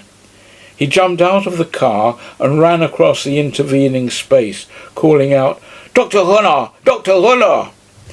An instant after, Syme thought his own eyes had gone mad in his head, for the philanthropic Dr. Renard had deliberately raised his revolver and fired twice at Bull, so that the shots rang down the road. Almost at the same second as a puff of white cloud went up from this atrocious explosion, a long puff of white cloud went up also from the cigarette of the cynical Ratcliffe. Like all the rest, he turned a little pale, but he smiled. Dr. Bull, at whom the bullets had been fired, just missing his scalp, stood quite still in the middle of the road without a sign of fear, and then turned very slowly and crawled back to the car and climbed in with 2 holes through his hat. "Well," said the cigarette smoker slowly, "what do you think now?" "I think," said Dr. Bull with precision, "that I am lying in bed at number 217 Peabody Buildings, and that I shall soon wake up with a jump. Or if that's not it, I think that I am sitting in a small cushioned cell in Hanwell, and that the doctor can't make much of my case. But if you want to know what I don't think, I'll tell you. I don't think what you think. I don't think, and I never shall think, that the mass of ordinary men are a pack of dirty modern thinkers. No, sir, I'm a Democrat, and I still don't believe that Sunday could convert one average navvy or counter-jumper. No, I may be mad, but humanity isn't." Syme turned his bright blue eyes on Bull with an earnestness which he did not commonly make clear. "You're a very fine fellow," he said. "You can believe in a sanity which is not merely your sanity. And you're right enough about humanity, about peasants and people like that jolly old innkeeper. But you're not right about Renard. I suspected him from the first. He's rationalistic, and what's worse, is rich. When duty and religion are really destroyed, it will be by the rich." "They are really destroyed now," said the man with a cigarette, and rose with his hands in his pockets. "The devils are coming on." The men in the motor car looked anxiously in the direction of his dreamy gaze, and they saw that the whole regiment at the end of the road was advancing upon them, Dr. Renard marching furiously in front, his beard flying in the breeze. The colonel sprang out of the car with an intolerant exclamation. "Gentlemen," he cried, "the thing is incredible. It must be a practical joke. If you knew Renard as I do, it's like calling Queen Victoria a dynamiter. If you had got the man's character into your head—" "Dr. Bull," said Syme sardonically, "has at least got it into his hat." "I tell you it can't be," cried the colonel, stamping. "Renard shall explain it. He shall explain it to me." And he strode forward. "Don't be in such a hurry," drawled the smoker. "He will very soon explain it to all of us." But the impatient colonel was already out of earshot, advancing towards the advancing enemy. The excited Dr. Renard lifted his pistol again, but perceiving his opponent, hesitated, and the colonel came face to face with him with frantic gestures of remonstrance. "It is no good," said Syme. "He will never get anything out of that old heathen.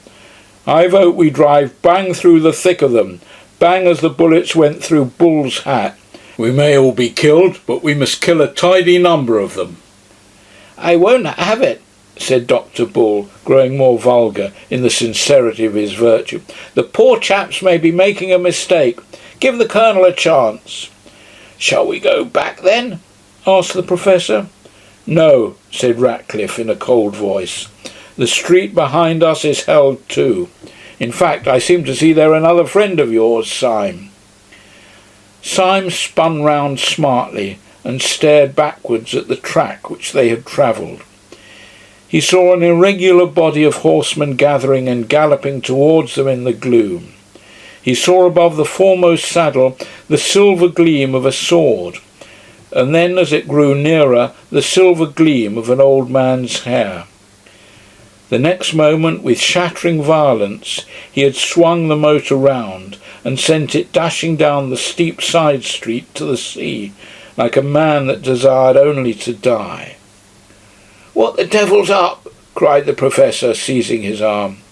"The morning star has fallen," said Syme. His own car went down the darkness like a falling star. The others did not understand his words, but when they looked back at the street above, they saw the hostile cavalry coming round the corner and down the slopes after them. And foremost of all rode the good innkeeper, flushed with the fiery innocence of the evening light. "The world is insane," said the professor, and buried his face in his hands. "No," said Dr. Bull, in adamantine humility, "it is I." "What are we going to do?" asked the professor. "At this moment," said Syme with a scientific detachment, "I think we're going to smash into a lamp-post." The next instant the automobile had come with a catastrophic jar against an iron object. The instant after that, 4 men had crawled out from under a chaos of metal, and a tall lean lamp-post that had stood up straight on the edge of the Marine Parade stood out, bent and twisted, like the branch of a broken tree. "Well, we smashed something," said the professor with a faint smile. "That's some comfort." "You're becoming an anarchist," said Syme, dusting his clothes with his instinct of daintiness. "Everyone is," said Ratcliffe. As they spoke, the white-haired horseman and his followers came thundering from above, and almost at the same moment a dark string of men ran shouting along the seafront. Syme snatched a sword and took it in his teeth. He stuck 2 others under his armpits, took a 4th in his left hand and the lantern in his right, and leapt off the high parade onto the beach below. The others leapt after him, with a common acceptance of such decisive action, leaving the debris and the gathering mob above them. "We have one more chance," said Syme, taking the steel out of his mouth. "Whatever all this pandemonium means, I suppose the police station will help us. We can't get there, for they hold the way, but there's a pier or breakwater runs out into the sea just here, which we could defend longer than anything else, like Horatius and his bridge. We must defend it till the gendarmerie turn out. Keep after me." They followed him as he went crunching down the beach, and in a second or two their boots broke not on the sea gravel, but on broad flat stones. They marched down a long low jetty running out in one arm into the dim boiling sea, and when they came to the end of it they felt that they had come to the end of their story. They turned and faced the town. That town was transfigured with uproar. All along the high parade from which they had just ascended was a dark and roaring stream of humanity, with tossing arms and fiery faces groping and glaring towards them. The long dark line was dotted with torches and lanterns, but even where no flame lit up a furious face, they could see in the farthest figure, in the most shadowy gesture, an organised hate. It was clear that they were the accursed of all men, and they knew not why. 2 or 3 men, looking little and black like monkeys, leapt over the edge as they had done, and dropped onto the beach. These came ploughing down the deep sand, shouting horribly, and strove to wade into the sea at random. The example was followed, and the whole black mass of men began to run and drip over the edge like black treacle. Foremost among the men on the beach, Syme saw the peasant who had driven their cart. He splashed into the surf on a huge cart horse and shook his axe at them. "The peasant!" cried Syme. "They have not risen since the Middle Ages." "Even if the police do come now," said the professor mournfully, "they can do nothing with this mob." "Nonsense," said Bull desperately. "There must be some people left in the town who are human." "No," said the hopeless inspector. "The human being will soon be extinct. We are the last of mankind." "It may be," said the professor absently. Then he added in his dreamy voice, "What is all that at the end of the Dunciad? Nor public flame, nor private dares to shine, nor human light is left, nor glimpse divine. Lo, thy dread empire chaos is restored. Light dies before thine uncreating word. Thy hand, great Anarch, lets the curtain fall, and universal darkness buries all." "Stop!" cried Bull suddenly. "The gendarmes are out." The low lights of the police station were indeed blotted and broken with hurrying figures, and they heard through the darkness the clash and jingle of a disciplined cavalry. "They are charging the mob!" cried Bull, in ecstasy or alarm.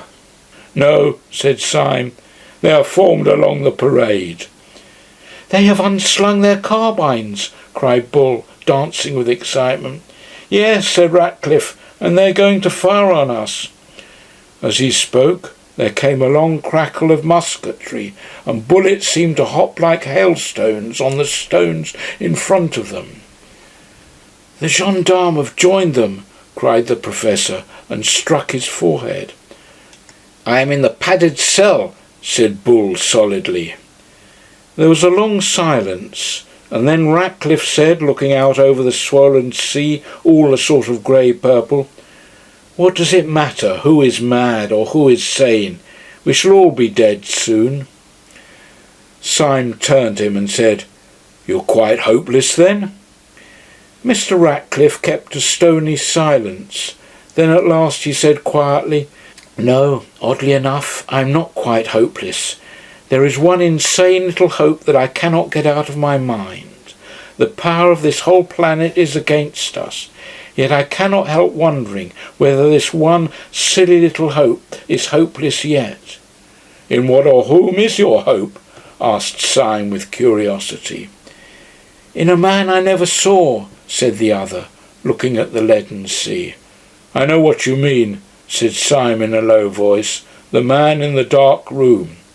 But Sunday must have killed him by now. Perhaps, said the other steadily, but if so, he was the only man whom Sunday found it hard to kill. I heard what you said, said the Professor with his back turned. I also am holding hard on to the thing I never saw.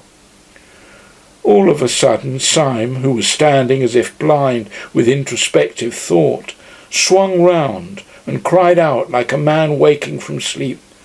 Where is the Colonel? I thought he was with us. The Colonel, yes, cried Bull. Where on earth is the Colonel? He went to speak to Renard, said the Professor. We cannot leave him among all those beasts, cried Syme. Let us die like gentlemen, if... Do not pity the Colonel, said Ratcliffe with a pale sneer. He is extremely comfortable. He is... No, no, no, cried Syme in a kind of frenzy. Not the Colonel too. I will never believe it. Will you believe your eyes? Asked the other, and pointed to the beach.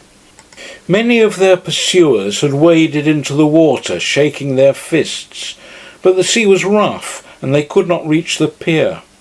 2 or 3 figures, however, stood on the beginning of the stone footway and seemed to be cautiously advancing down it. The glare of a chance lantern lit up the faces of the 2 foremost. One face wore a black half-mask, and under it the mouth was twisting about in such a madness of nerves that the black tuft of beard wriggled round and round like a restless living thing. The other was the red face and white moustache of Colonel Ducroix. They were in earnest consultation. Yes, he is gone too, said the Professor, and sat down on a stone. Everything's gone. I'm gone. I can't trust my own bodily machinery. I feel as if my own hand might fly up and strike me. When my hand flies up, said Syme, it will strike somebody else. And he strode along the pier towards the Colonel, the sword in one hand and the lantern in the other. As if to destroy the last hope or doubt, the Colonel, who saw him coming, pointed his revolver at him and fired. The shot missed Syme, but struck his sword, breaking it short at the hilt. Syme rushed on and swung the iron lantern above his head. Judas before Herod, he said, and struck the Colonel down upon the stones.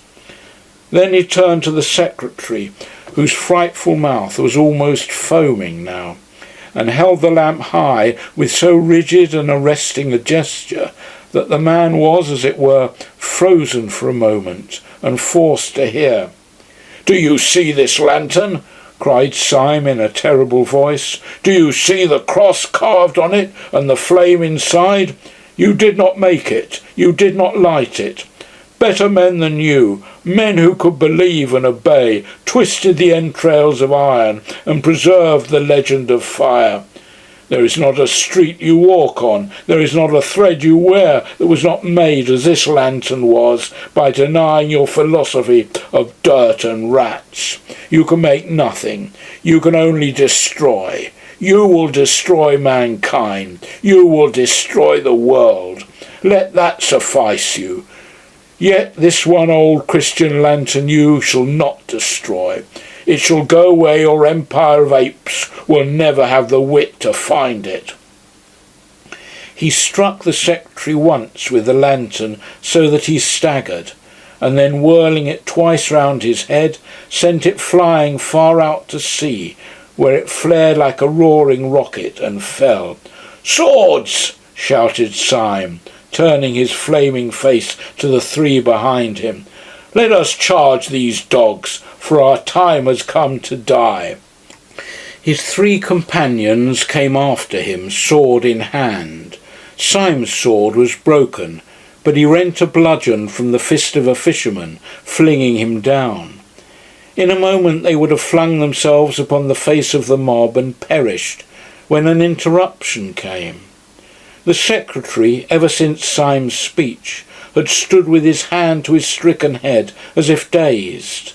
Now he suddenly pulled off his black mask. The pale face thus peeled in the lamplight revealed not so much rage as astonishment. He put up his hand with an anxious authority. "There is some mistake," he said. "Mr. Syme, I hardly think you understand your position. I arrest you in the name of the law." "Of the law?" said Syme, and dropped his stick.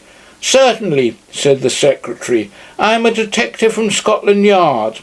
And he took a small blue card from his pocket. "And what do you suppose we are?" asked the professor, and threw up his arms. "You," said the secretary stiffly, "are, as I know for a fact, members of the Supreme Anarchist Council. Disguised as one of you, Dr. Bull tossed his sword into the sea. "There never was any Supreme Anarchist Council," he said. "We were all a lot of silly policemen looking at each other. And all these nice people who have been peppering us with shot thought we were the dynamiters. I knew I couldn't be wrong about the mob," he said, beaming over the enormous multitude which stretched away to the distance on both sides. "Vulgar people are never mad. I'm vulgar myself, and I know. I am now going on shore to stand a drink to everybody here." End of chapter 12. Chapter 13. The Pursuit of the President. Next morning 5 bewildered but hilarious people took the boat for Dover. The poor old colonel might have had some cause to complain, having been first forced to fight for 2 factions that didn't exist, and then knocked down with an iron lantern.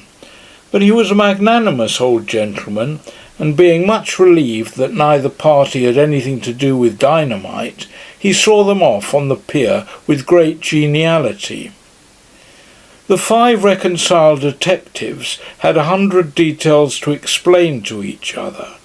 The secretary had to tell Syme how they had come to wear masks originally in order to approach the supposed enemy as fellow conspirators.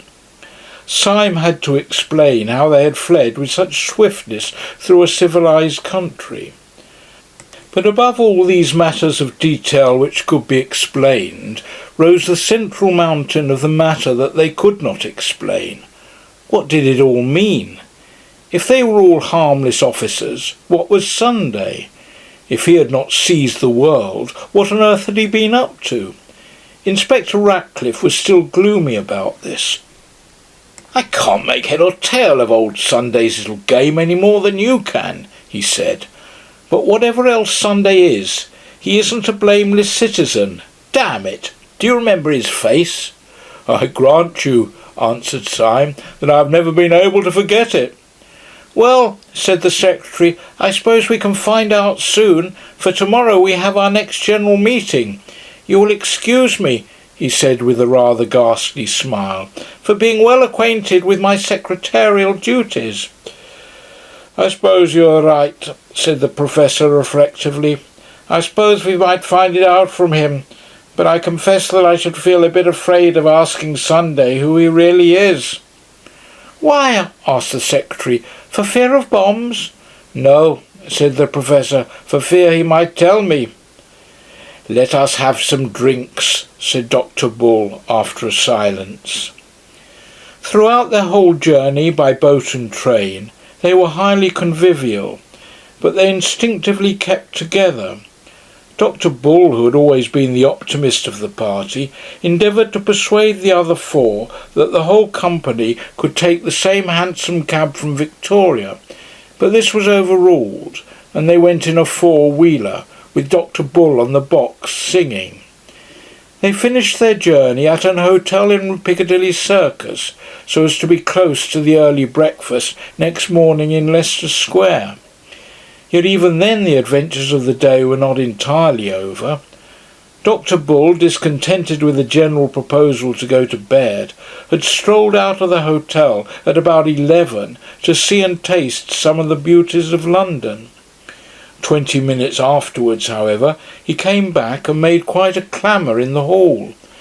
Syme, who tried at first to soothe him, was forced at last to listen to his communication with quite new attention. "I tell you I've seen him," said Dr. Bull, with thick emphasis. "Whom?" asked Syme quickly. "Not the President?" "Not so bad as that," said Dr. Bull with unnecessary laughter. "Not so bad as that. I've got him here." "Got whom here?" asked Syme impatiently. "Hairy man," said the other lucidly. "Man that used to be hairy man, Gogol. Here he is." And he pulled forward by a reluctant elbow the identical young man who 5 days before had marched out of the council with thin red hair and a pale face, the first of all the sham anarchists who had been exposed. "Why do you worry with me?" he cried. "You've expelled me as a spy." "We are all spies," whispered Syme. "We're all spies," shouted Dr. Bull. "Come and have a drink."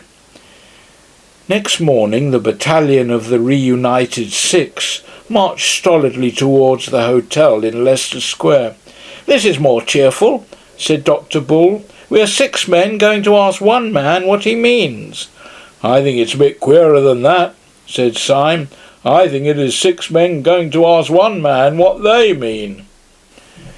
They turned in silence into the square, and though the hotel was in the opposite corner, they saw at once the little balcony and a figure that looked too big for it.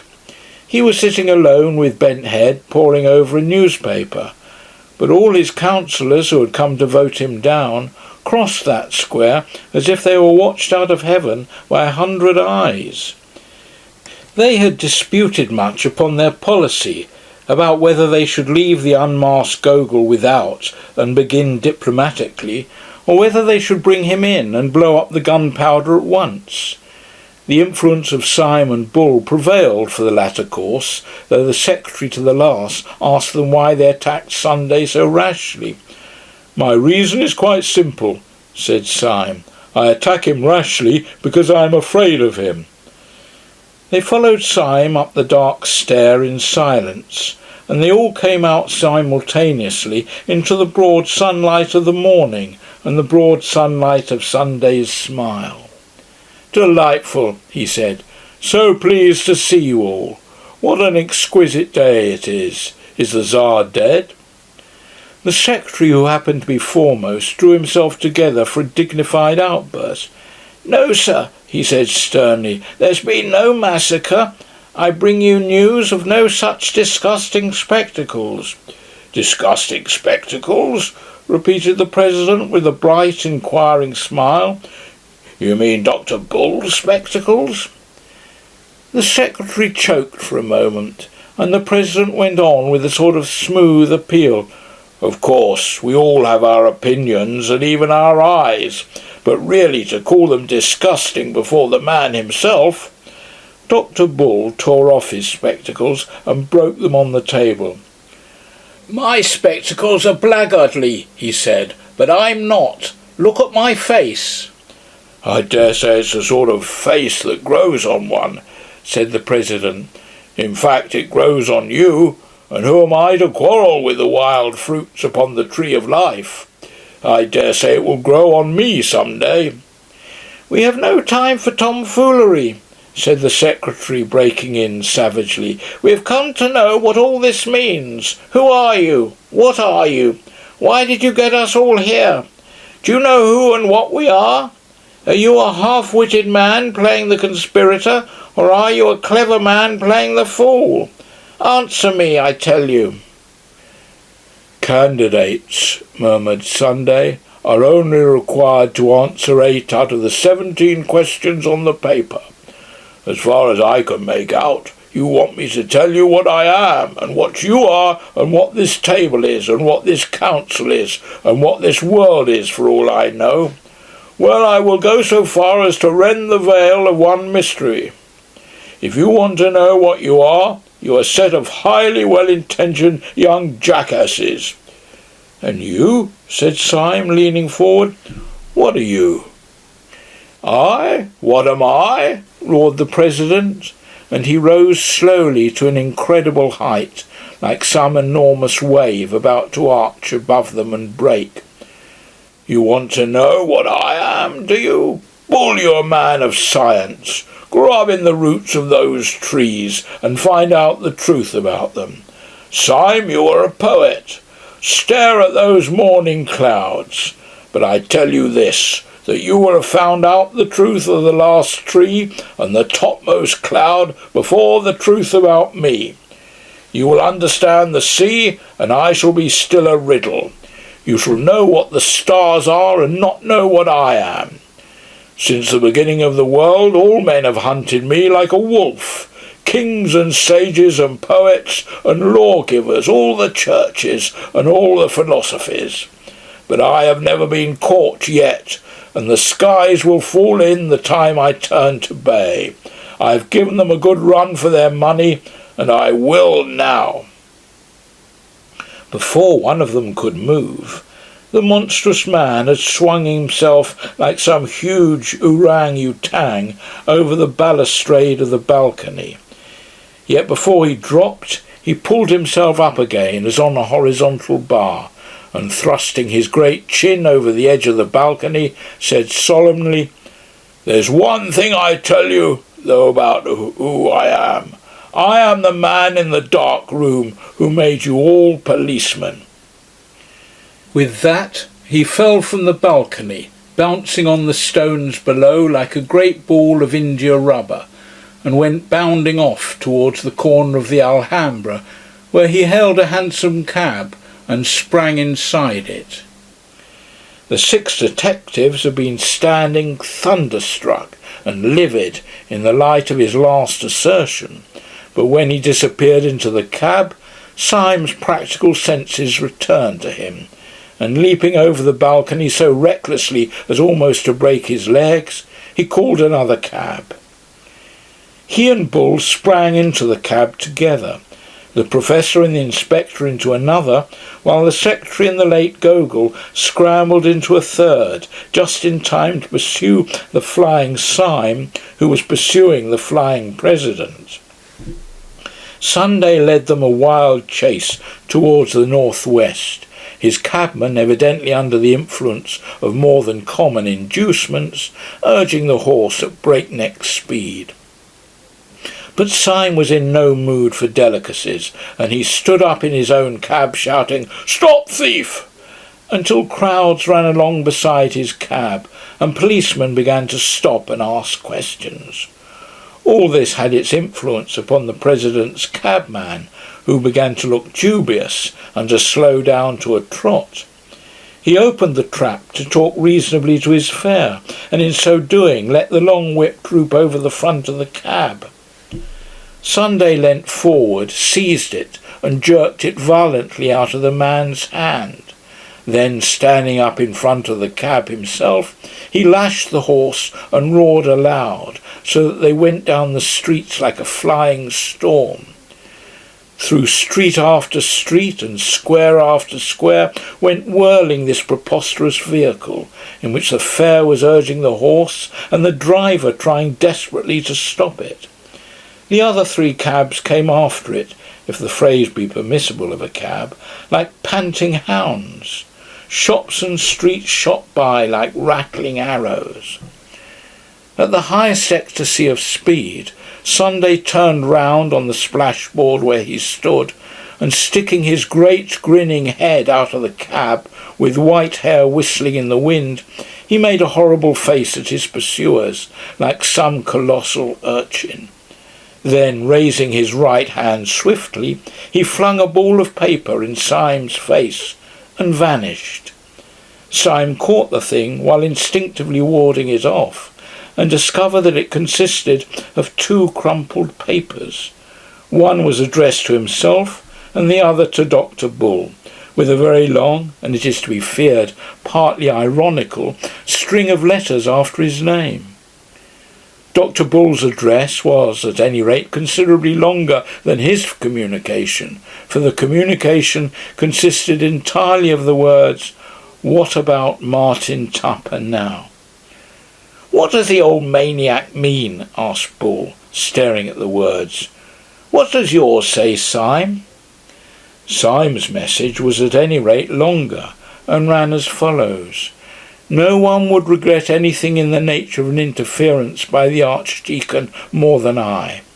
I trust it will not come to that, but for the last time wear your galoshes. The thing is too bad, especially after what Uncle said. The President's cabman seemed to be regaining some control over his horse, and the pursuers gained a little as they swept round into the Edgware Road.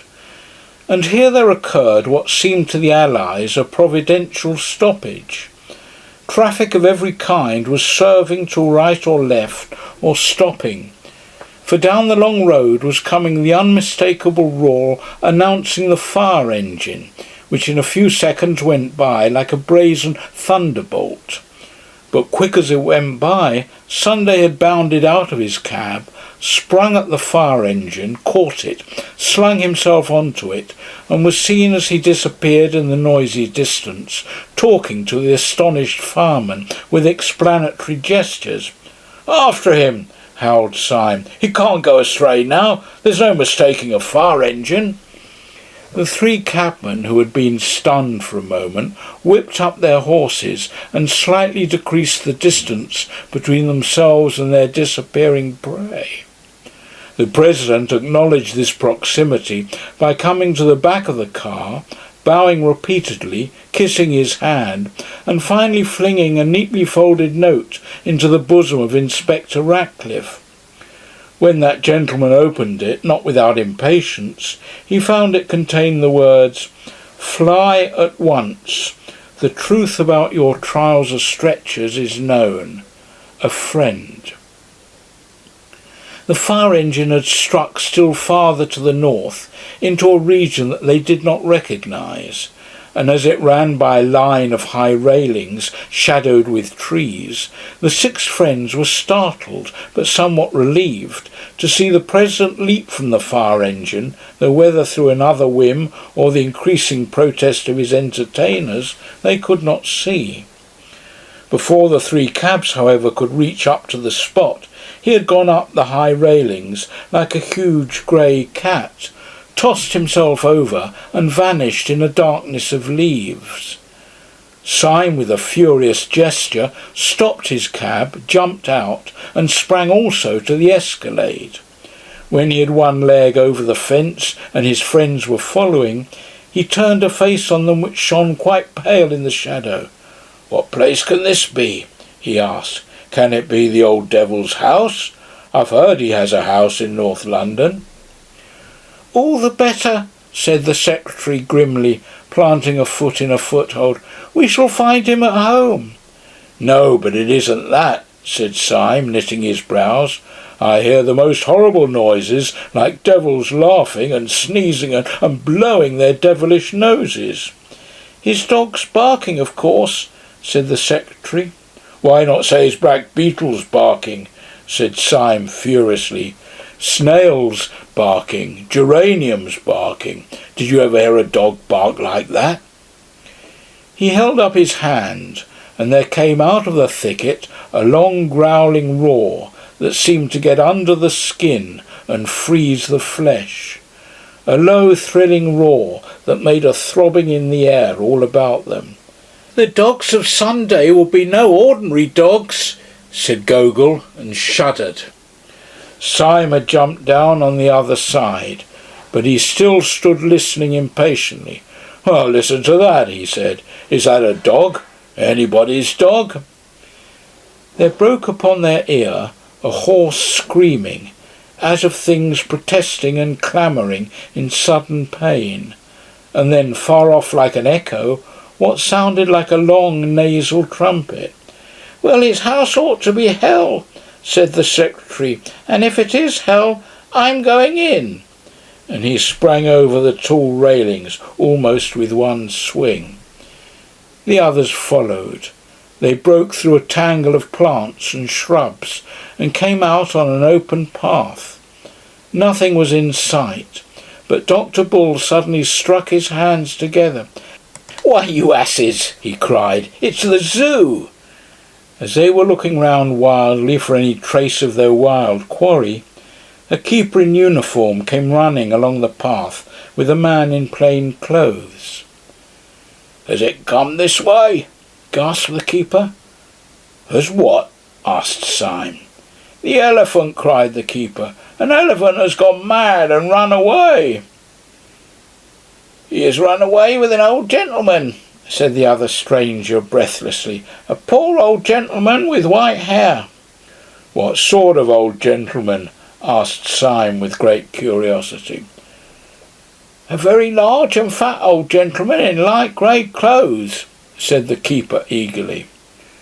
"Well," said Syme, "if he's that particular kind of old gentleman, if you're quite sure that he's a large and fat old gentleman in grey clothes, you may take my word for it that the elephant has not run away with him. He has run away with the elephant. The elephant is not made by God that could run away with him if he did not consent to the elopement. And by thunder, there he is." There was no doubt about it this time. Clean across the space of grass, about 200 yards away, with a crowd screaming and scampering vainly at his heels, went a huge grey elephant at an awful stride, with his trunk thrown out as rigid as a ship's bowsprit, and trumpeting like the trumpet of doom. On the back of the bellowing and plunging animal sat President Sunday, with all the placidity of a sultan, but goading the animal to a furious speed with some sharp object in his hand. "Stop him!" screamed the populace. "He'll be out of the gate." "Stop a sandslide," said the keeper. "He is out of the gate." And even as he spoke, a final crash and roar of terror announced that the great grey elephant had broken out of the gates of the Zoological Gardens and was careering down Albany Street like a new and swift sort of omnibus. "Great Lord!" cried Bull. "I never knew an elephant could go so fast. Well, it must be hansom cabs again if we're to keep him in sight." As they raced along to the gate out of which the elephant had vanished, Syme felt a glaring panorama of the strange animals in the cages which they passed. Afterwards he thought it queer that he should have seen them so clearly. He remembered especially seeing pelicans with their preposterous pendant throats. He wondered why the pelican was the symbol of charity, except it was that it wanted a good deal of charity to admire a pelican. He remembered a hornbill, which was simply a huge yellow beak with a small bird tied on behind it. The whole gave him a sensation, the vividness of which he could not explain, that nature was always making quite mysterious jokes. Sunday had told them that they would understand him when they had understood the stars. He wondered whether even the archangels understood the hornbill. The 6 unhappy detectives flung themselves into cabs and followed the elephant, sharing the terror which he spread through the long stretch of the streets. This time Sunday did not turn round, but offered them the solid stretch of his unconscious back, which maddened them, if possible, more than his previous mockeries. Just before they came to Baker Street, however, he was seen to throw something far up into the air, as a boy does a ball, meaning to catch it again. But at their rate of racing, it fell far behind, just by the cab containing Gogol. And in faint hope of a clue, or for some impulse unexplainable, he stopped his cab so as to pick it up. It was addressed to himself and was quite a bulky parcel. On examination, however, its bulk was found to consist of 33 pieces of paper of no value, wrapped one round the other. When the last covering was torn away, it reduced itself to a small slip of paper on which was written, "The word, I fancy, should be pink." The man once known as Gogol said nothing, but the movements of his hands and feet were like those of a man urging a horse to renewed efforts. Through street after street, through district after district, went the prodigy of the flying elephant, calling crowds to every window and driving the traffic left and right. And still through all this insane publicity, the 3 cabs toiled after it, until they came to be regarded as part of a procession, and perhaps the advertisement of a circus. They went at such a rate that distances were shortened beyond belief, and Syme saw the Albert Hall in Kensington when he thought that he was still in Paddington. The animal's pace was even more fast and free through the empty aristocratic streets of South Kensington, and he finally headed towards that part of the skyline where the enormous wheel of Earl's Court stood up in the sky. The wheel grew larger and larger till it filled heaven like the wheel of stars. The beast outstripped the cabs. They lost him round several corners, and when they came to one of the gates of the Earl's Court exhibition, they found themselves finally blocked. In front of them was an enormous crowd. In the midst of it was an enormous elephant, heaving and shuddering as such shapeless creatures do. But the President had disappeared. "Where has he gone to?" asked Syme, slipping to the ground. "Gentlemen rushed into the exhibition, sir," said an official in a dazed manner. Then he added in an injured voice, "Funny gentleman, sir, asked me to hold his horse and gave me this." He held out with distaste a piece of folded paper addressed to the Secretary of the Central Anarchist Council. The Secretary, raging, rent it open and found written inside it, "When the herring runs a mile, let the Secretary smile. When the herring tries to fly, let the Secretary die." Rustic proverb. "Why, the eternal crikey," began the Secretary, "did you let the man in? Do people commonly come to your exhibition riding on mad elephants? Do—" "Look," shouted Syme suddenly. "Look over there." "Look at what?" asked the Secretary savagely. "Look at the captive balloon," said Syme, and pointed in a frenzy. "Why the blazes should I look at a captive balloon?" demanded the Secretary. "What is there queer about a captive balloon?" "Nothing," said Syme, "except that it isn't captive." They all turned their eyes to where the balloon swung and swelled above the exhibition on a string, like a child's balloon. A second afterwards, the string came in two, just under the car, and the balloon, broken loose, floated away with the freedom of a soap bubble. "10,000 devils!" shrieked the Secretary. "It's got into it!" And he shook his fists at the sky. The balloon, borne by some chance wind, came right above them, and they could see the great white head of the President peering over the side and looking benevolently down on them. "God bless my soul," said the Professor, with the elderly manner that he could never disconnect from his bleached beard and parchment face. "God bless my soul. I seem to fancy that something fell on the top of my hat."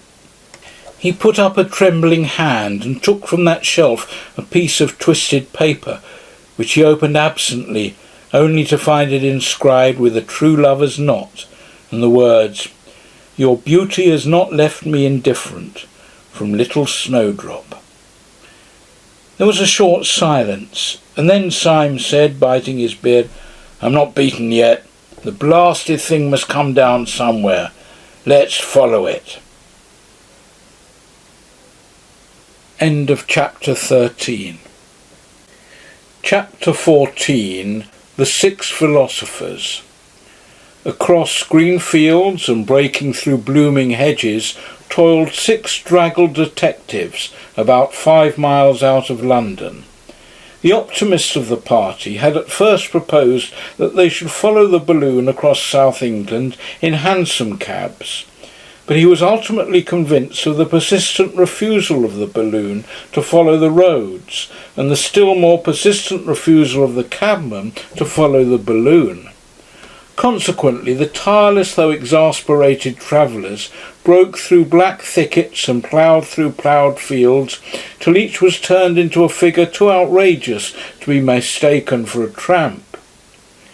Those green hills of Surrey saw the final collapse and tragedy of the admirable light grey suit in which Syme had set out from Saffron Park.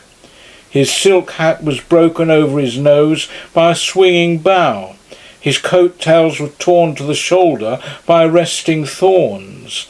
The clay of England was splashed up to his collar, but he still carried his yellow beard forward with a silent and furious determination, and his eyes were still fixed on that floating ball of gas, which in the full flush of sunset seemed coloured like a sunset cloud. "After all," he said, "it is very beautiful."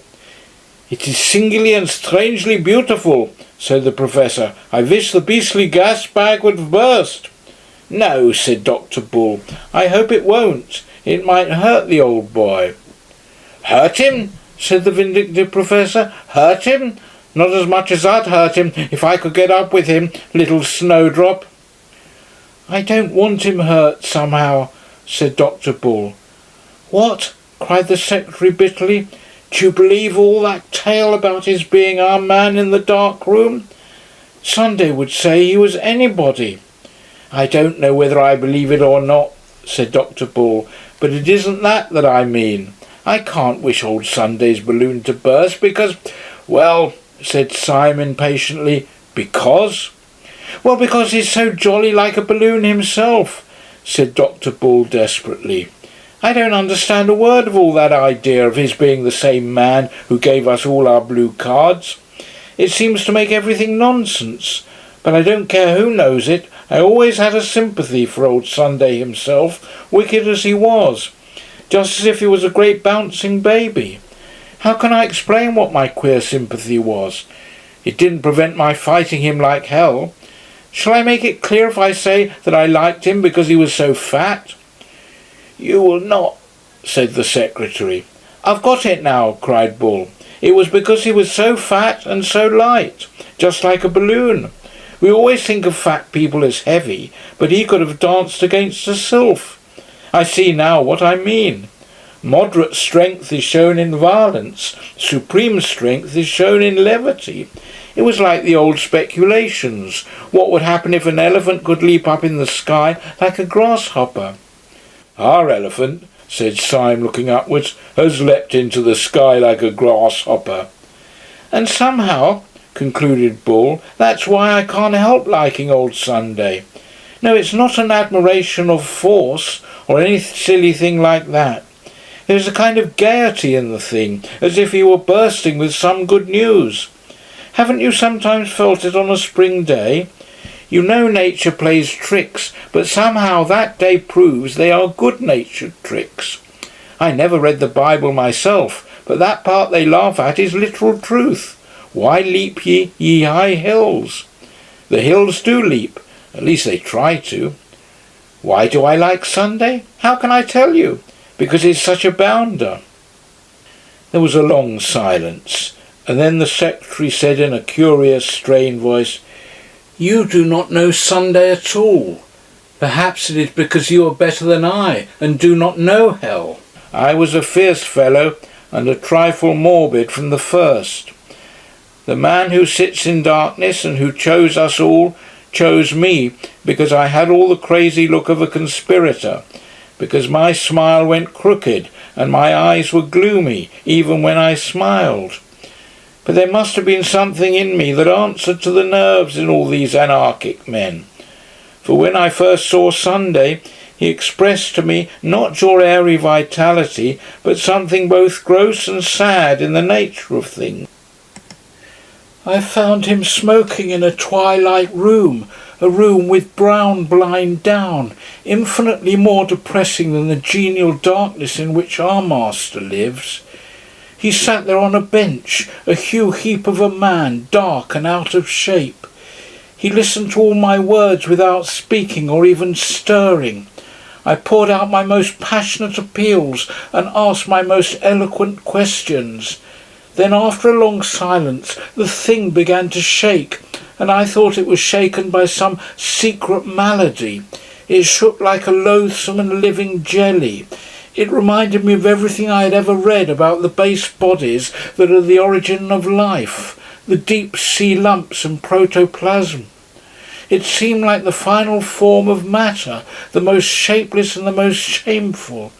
I could only tell myself from its shudderings that it was something at least, that such a monster could be miserable.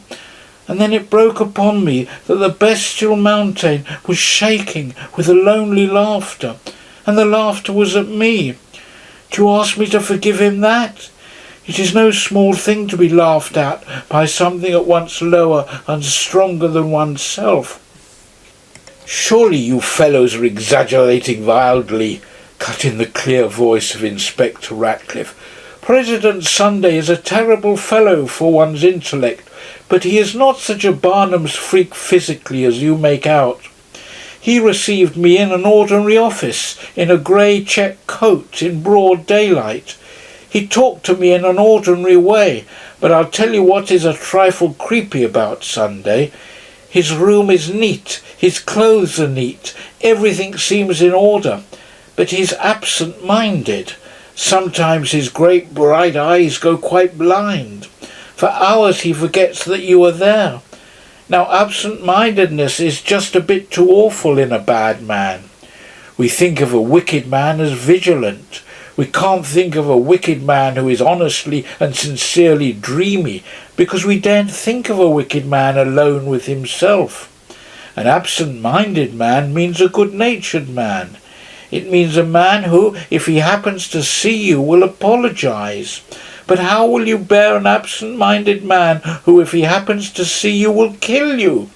That is what tries the nerves, abstraction combined with cruelty. Men have felt it sometimes when they went through wild forests and felt that the animals there were at once innocent and pitiless. They might ignore or slay. How would you like to pass 10 mortal hours in a parlour with an absent-minded tiger? "And what do you think of Sunday, Gogol?" asked Syme. "I don't think of Sunday on principle," said Gogol simply, "any more than I stare at the sun at noonday." "Well, that's a point of view," said Syme thoughtfully. "What do you say, Professor?" The Professor was walking with bent head and trailing stick, and he did not answer at all. "Wake up, Professor," said Syme genially. "Tell us what you think of Sunday." The Professor spoke at last, very slowly. "I think something," he said, "that I cannot say clearly. Or rather, I think something that I cannot even think clearly. But it is something like this. My early life, as you know, was a bit too large and loose.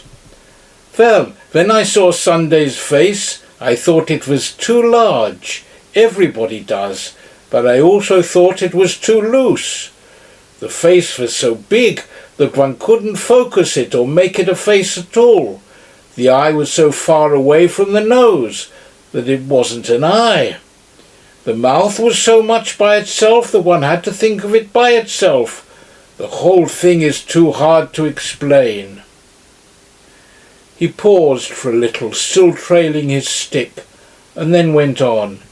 "But put it this way, walking up a road at night, I have seen a lamp and a lighted window and a cloud make together a most complete and unmistakable face. If anyone in heaven has that face, I shall know him again. Yet when I walked a little farther, I found that there was no face, that the window was 10 yards away, the lamp 100 yards, the cloud beyond the world. Well, Sunday's face escaped me. It ran away to right and left, as such chance pictures run away. And so his face has made me somehow doubt whether there are any faces. I don't know whether your face, Bull, is a face or a combination in perspective. Perhaps one black disk of your beastly glasses is quite close and another 50 miles away. Oh, the doubts of a materialist are not worth a dump. Sunday has taught me the last and the worst doubts, the doubts of a spiritualist. I am a Buddhist, I suppose, and Buddhism is not a creed, it is a doubt. My poor dear Bull, I do not believe that you really have a face. I have not faith enough to believe in matter. Syme's eyes were still fixed upon the errant orb, which, reddened in the evening light, looked like some rosier and more innocent world. "Have you noticed an odd thing," he said, "about all your descriptions? Each man of you finds Sunday quite different, yet each man of you can only find one thing to compare him to, the universe itself. Bull finds him like the earth in spring, Gogol like the sun at noonday. The secretary is reminded of the shapeless protoplasm, and the inspector of the carelessness of virgin forests. The professor says he is like a changing landscape.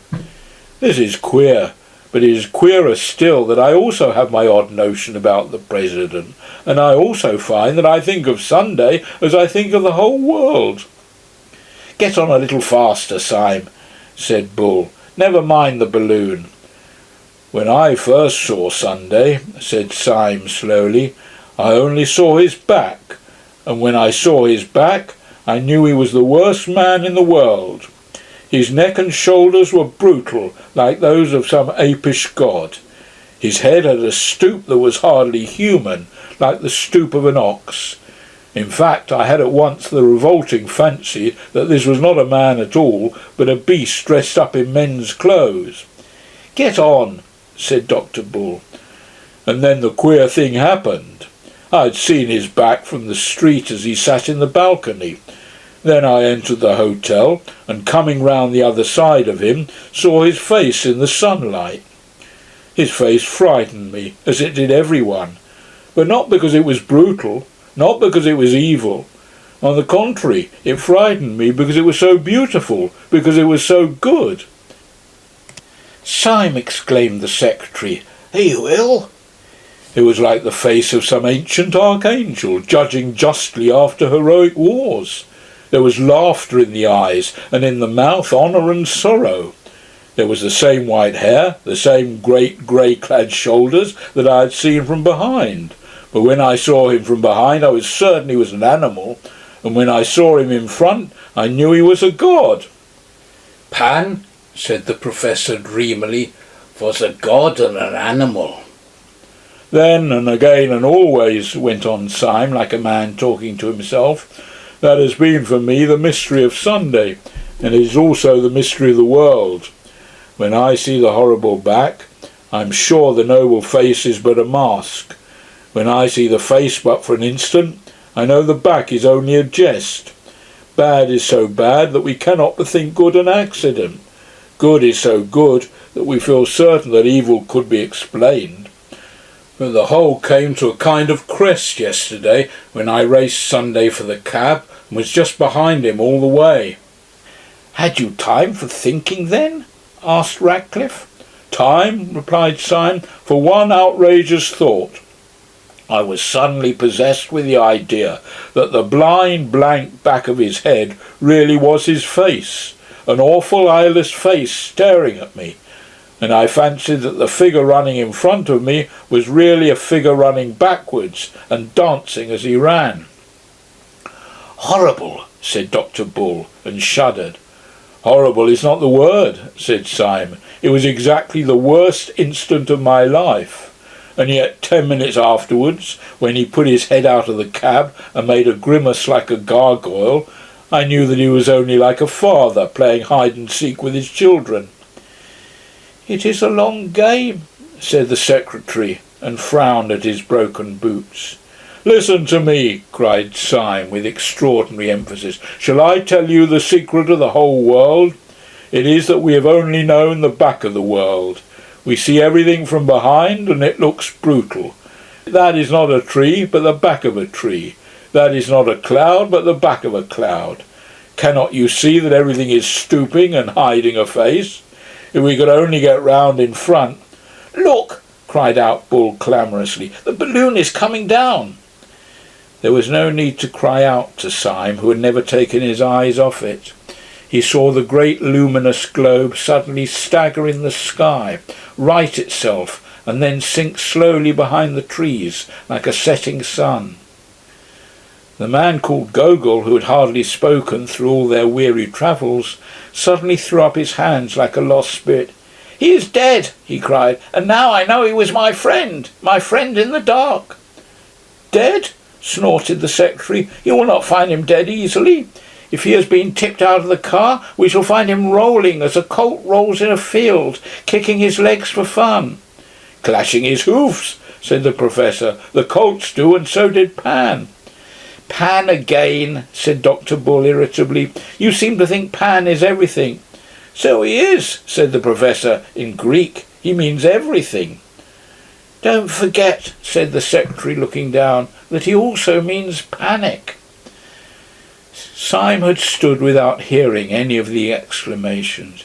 "It fell over there," he said shortly. "Let us follow it." Then he added with an indescribable gesture, "Oh, if he has cheated us all by getting killed, he would be like one of his larks." He strode off towards the distant trees with a new energy, his rags and ribbons fluttering in the wind. The others followed him in a more footsore and dubious manner, and almost at the same moment all 6 men realised that they were not alone in the little field. Across the square of turf a tall man was advancing towards them, leaning on a strange long staff like a sceptre. He was clad in a fine but old-fashioned suit with knee breeches.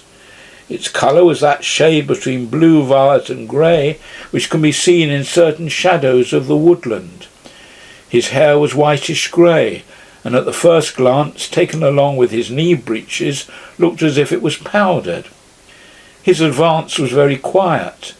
But for the silver frost upon his head, he might have been one to the shadows of the wood. "Gentlemen," he said, "my master has a carriage waiting for you in the road just by." "Who is your master?" asked Syme, standing quite still. "I was told you knew his name," said the man respectfully. There was a silence, and then the secretary said, "Where is this carriage?" "It has been waiting only a few moments," said the stranger. "My master has only just come home." Syme looked left and right upon the patch of green field in which he found himself. The hedges were ordinary hedges, the trees seemed ordinary trees, yet he felt like a man entrapped in fairyland. He looked the mysterious ambassador up and down, but he could discover nothing except that the man's coat was the exact colour of the purple shadows, and that the man's face was the exact colour of the red and brown and golden sky. "Show us the place," Syme said briefly, and without a word the man in the violet coat turned his back and walked towards a gap in the hedge, which let in suddenly the light of a white road. As the 6 wanderers broke out upon this thoroughfare, they saw the white road blocked by what looked like a long row of carriages, such a row of carriages as might close the approach to some house in Park Lane.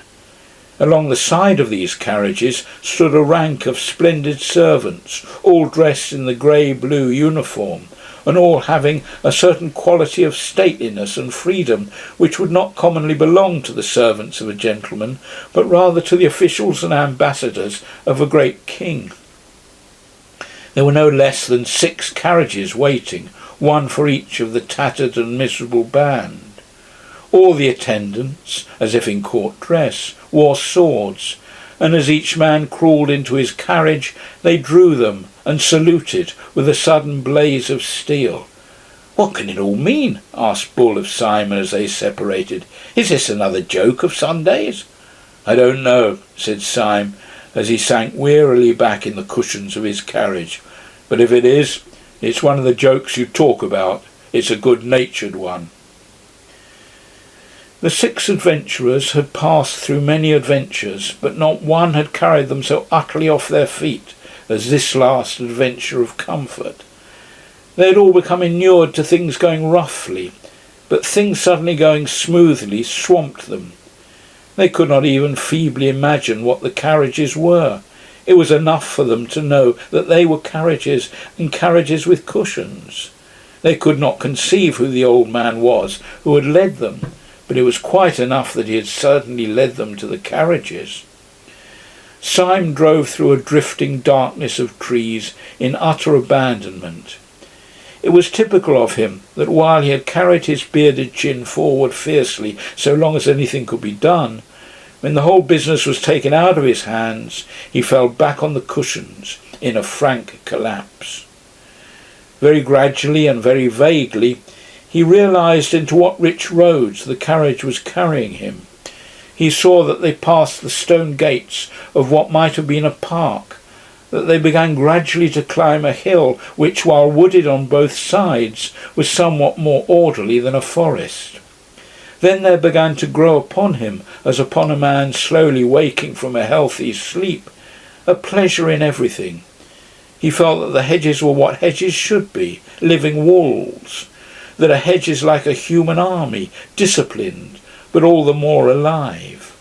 He saw high elms behind the hedges, and vaguely thought how happy boys would be climbing there. Then his carriage took a turn off the path, and he saw suddenly and quietly, like a long low sunset cloud, a long low house, mellow in the mild light of sunset.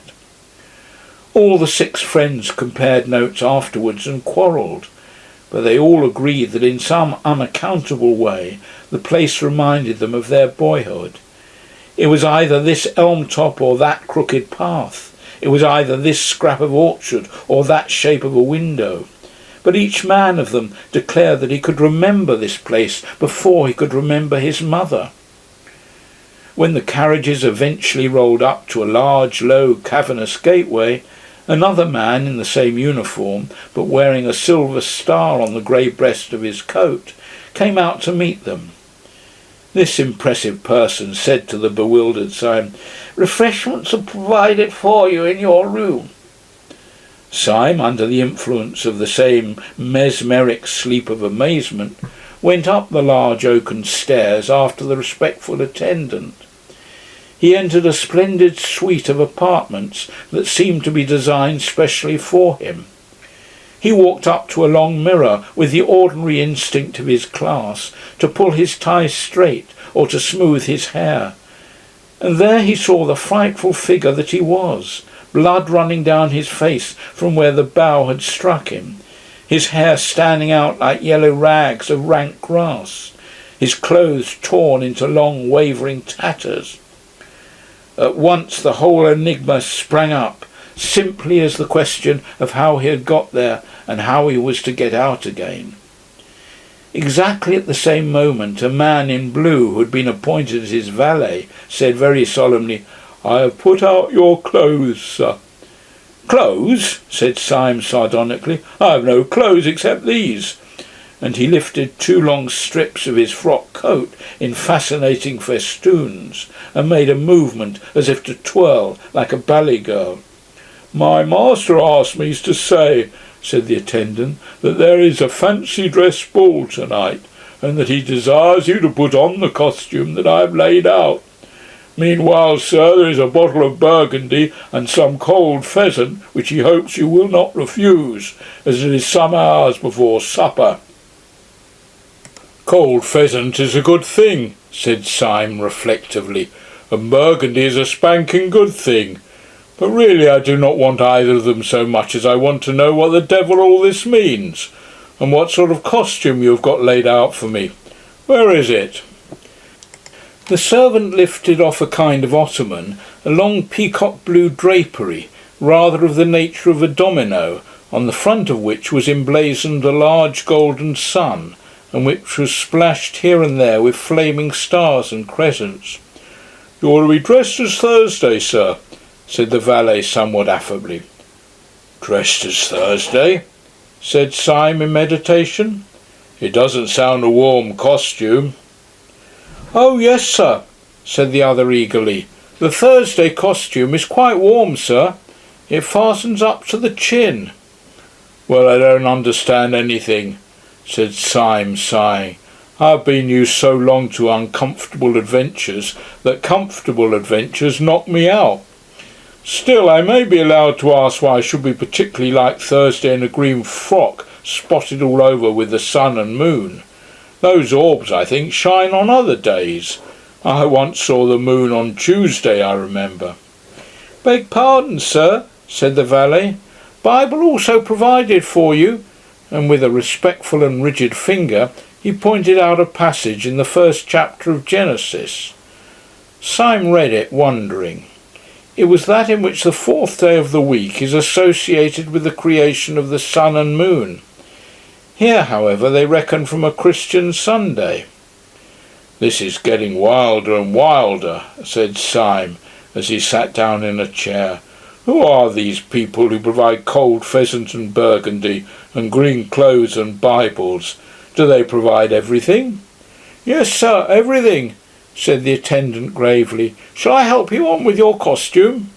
Oh, hitch the bally thing on, said Syme impatiently. But though he affected to despise the mummery, he felt a curious freedom and naturalness in his movements as the blue and gold garment fell about him, and when he found that he had to wear a sword, it stirred a boyish dream. As he passed out of the room, he flung the folds across his shoulder with a gesture. His sword stood out at an angle, and he had all the swagger of a troubadour. For these disguises did not disguise, but reveal. End of chapter 14. Chapter 15. The Accuser. As Syme strode along the corridor, he saw the secretary standing at the top of a great flight of stairs. The man had never looked so noble. He was draped in a long robe of starless black, down the centre of which fell a band or broad stripe of pure white, like a single shaft of light. The whole looked like some very severe ecclesiastical vestment. There was no need for Syme to search his memory or the Bible in order to remember that the first day of creation marked the mere creation of light out of darkness. The vestment itself would alone have suggested the symbol, and Syme felt also how perfectly this pattern of pure white and black expressed the soul of the pale and austere secretary, with his inhuman veracity and his cold frenzy, which made him so easily make war on the anarchists, and yet so easily pass for one of them. Syme was scarcely surprised to notice that amid all the ease and hospitality of their new surroundings, this man's eyes were still stern. No smell of ale or orchards could make the secretary cease to ask a reasonable question. If Syme had been able to see himself, he would have realised that he too seemed to be for the first time himself, and no one else. For if the secretary stood for that philosopher who loves the original and formless light, Syme was a type of the poet who seeks always to make the light in special shapes, to split it up into sun and star. The philosopher may sometimes love the infinite, the poet always loves the finite. For him the great moment is not the creation of light, but the creation of the sun and moon. As they descended the broad stairs together, they overtook Ratcliffe, who was clad in spring green like a huntsman, and the pattern upon whose garment was a green tangle of trees. For he stood for that third day on which the earth and green things were made, and his square, sensible face, with its not unfriendly cynicism, seemed appropriate enough to it. They were led out of another broad and low gateway into a very large old English garden, full of torches and bonfires, by the broken light of which a vast carnival of people were dancing in motley dress. Syme seemed to see every shape in nature imitated in some crazy costume. There was a man dressed as a windmill with enormous sails, a man dressed as an elephant, a man dressed as a balloon. The two last together seemed to keep the thread of their farcical adventures. Syme even saw, with a queer thrill, one dancer dressed like an enormous hornbill, with a beak twice as big as himself, the queer bird which had fixed itself on his fancy like a living question while he was rushing down the long road at the Zoological Gardens. There were 1,000 other such objects, however. There was a dancing lamp-post, a dancing apple tree, a dancing ship. One would have thought that the untamable tune of some mad musician had set all the common objects of field and street dancing an eternal jig. And long afterwards, when Syme was middle-aged and at rest, he could never see one of those particular objects, a lamp-post or an apple tree or a windmill, without thinking that it was a strayed reveller from that revel of masquerade. On one side of this lawn, alive with dancers, was a sort of green bank like the terrace in such old-fashioned gardens. Along this, in a kind of crescent, stood 7 great chairs, the thrones of the 7 days. Gogol and Dr. Bull were already in their seats. The professor was just mounting to his. Gogol or Tuesday had his simplicity well symbolised by a dress designed upon the division of the waters, a dress that separated upon his forehead and fell to his feet, grey and silver, like a sheet of rain. The professor, whose day was that on which the birds and fishes, the ruder forms of life, were created, had a dress of dim purple, over which sprawled goggle-eyed fishes and outrageous tropical birds, the union in him of unfathomable fancy and of doubt.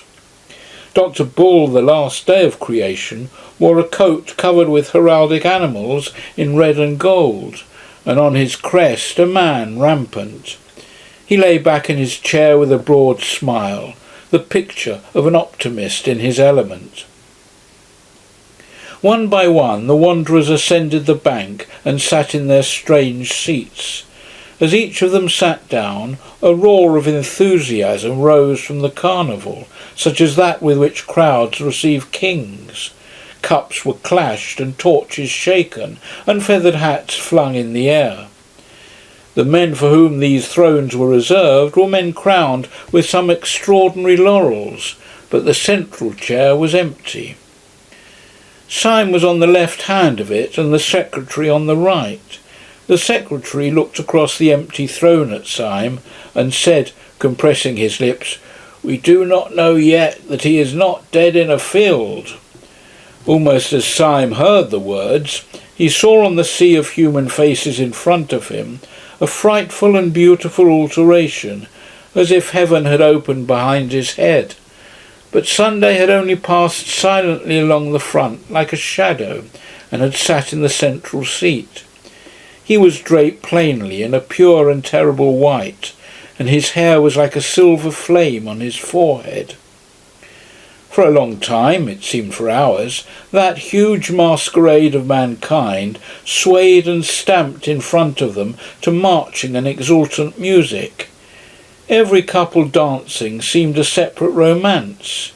It might be a fairy dancing with a pillar box, or a peasant girl dancing with the moon. But in each case it was, somehow, as absurd as Alice in Wonderland, yet as grave and kind as a love story. At last, however, the thick crowd began to thin itself.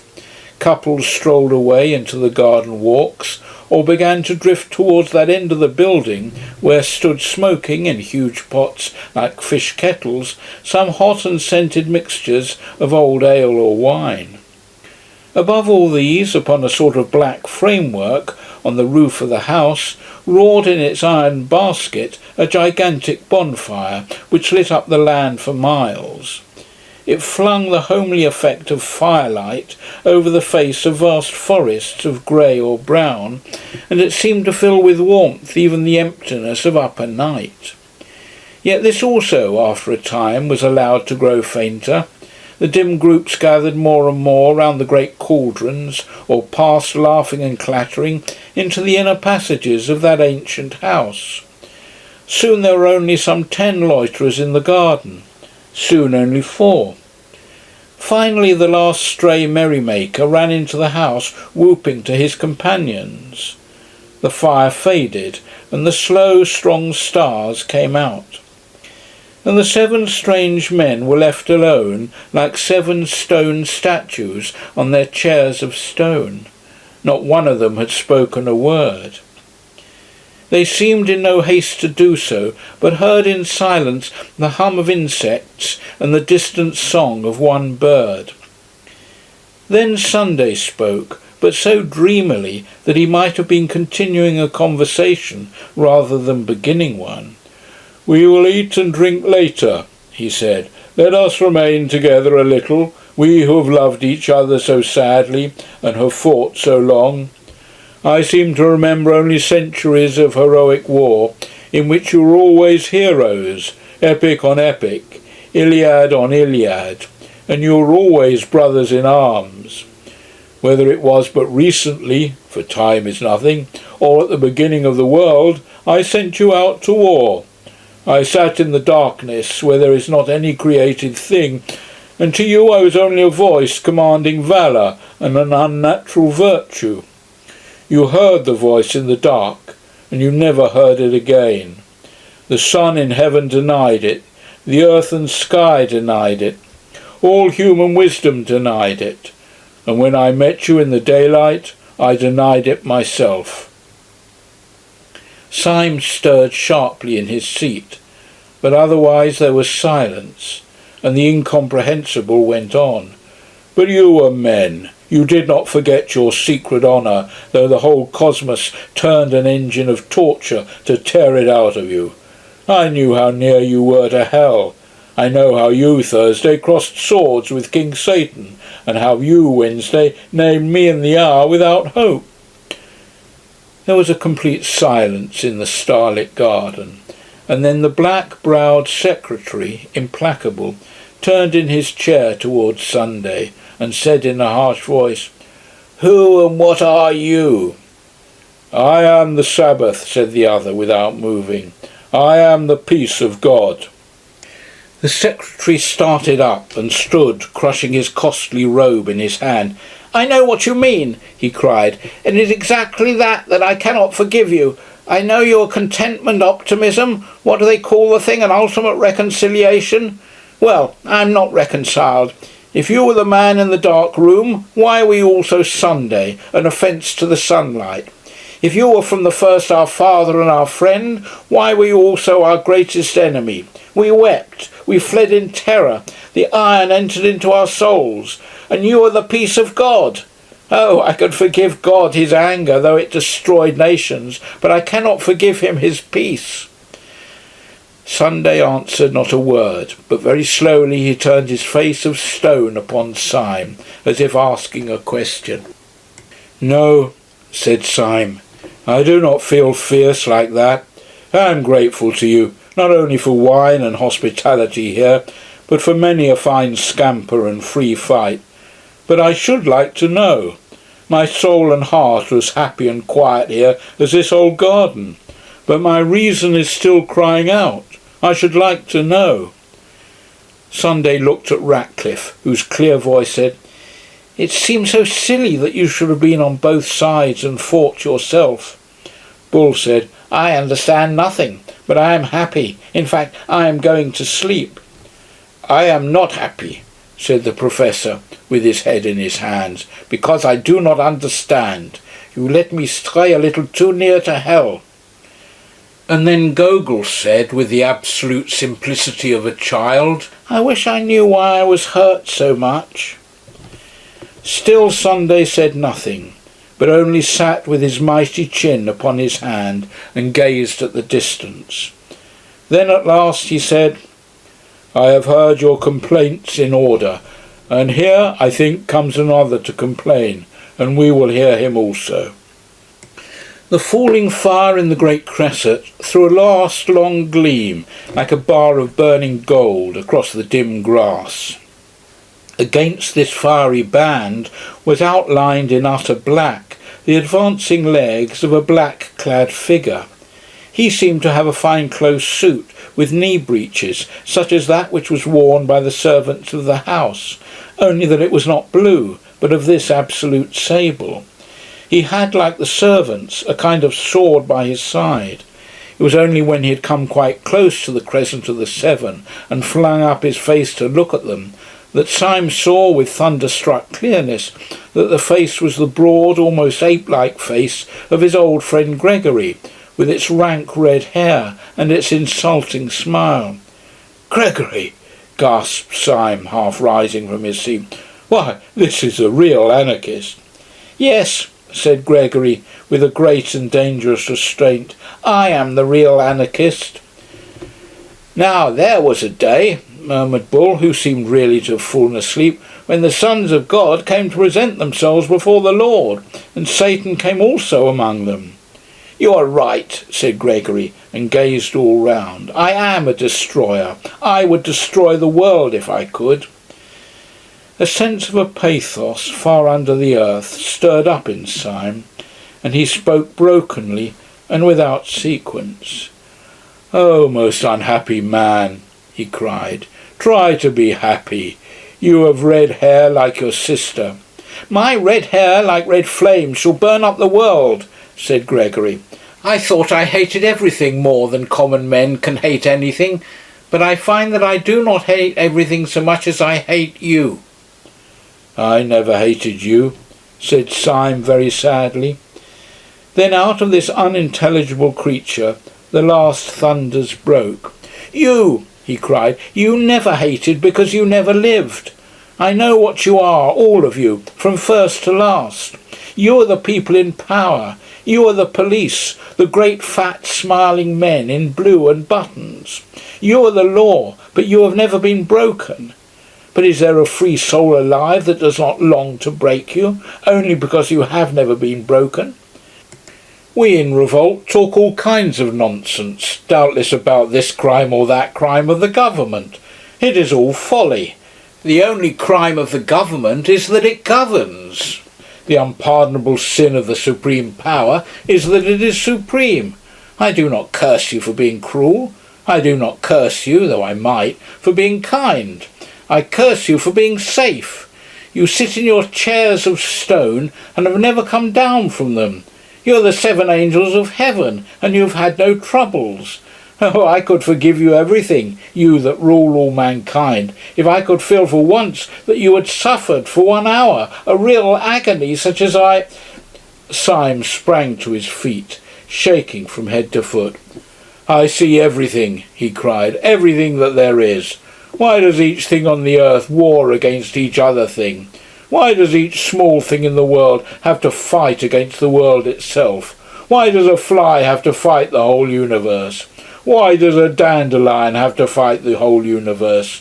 For the same reason that I had to be alone in the dreadful councils of the days, so that each thing that obeys law may have the glory and isolation of the anarchist, so that each man fighting for order may be as brave and good a man as the dynamiter, so that the real lie of Satan may be flung back in the face of the blasphemer, so that by tears and torture we may earn the right to say to this man, 'You lie.'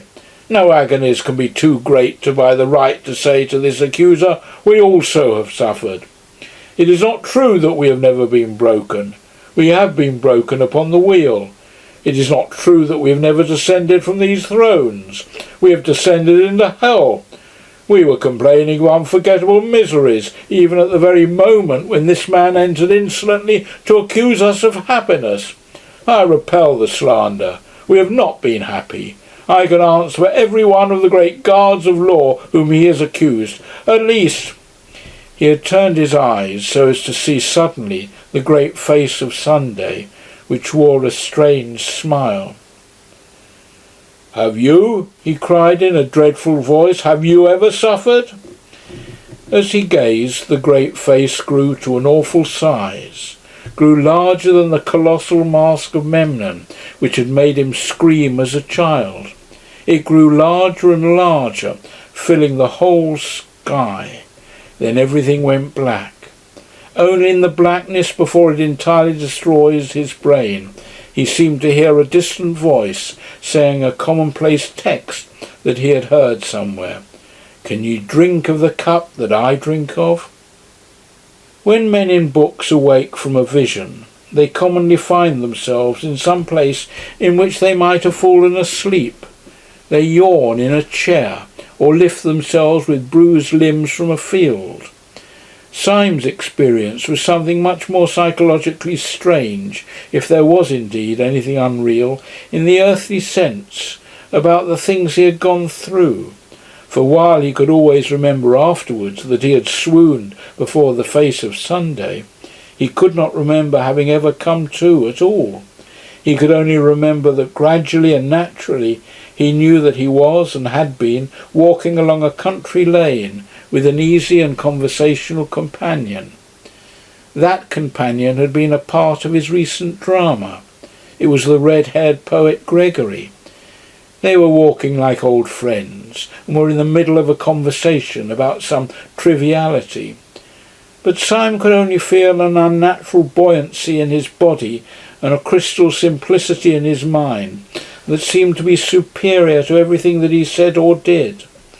He felt he was in possession of some impossible good news, which made every other thing a triviality, but an adorable triviality.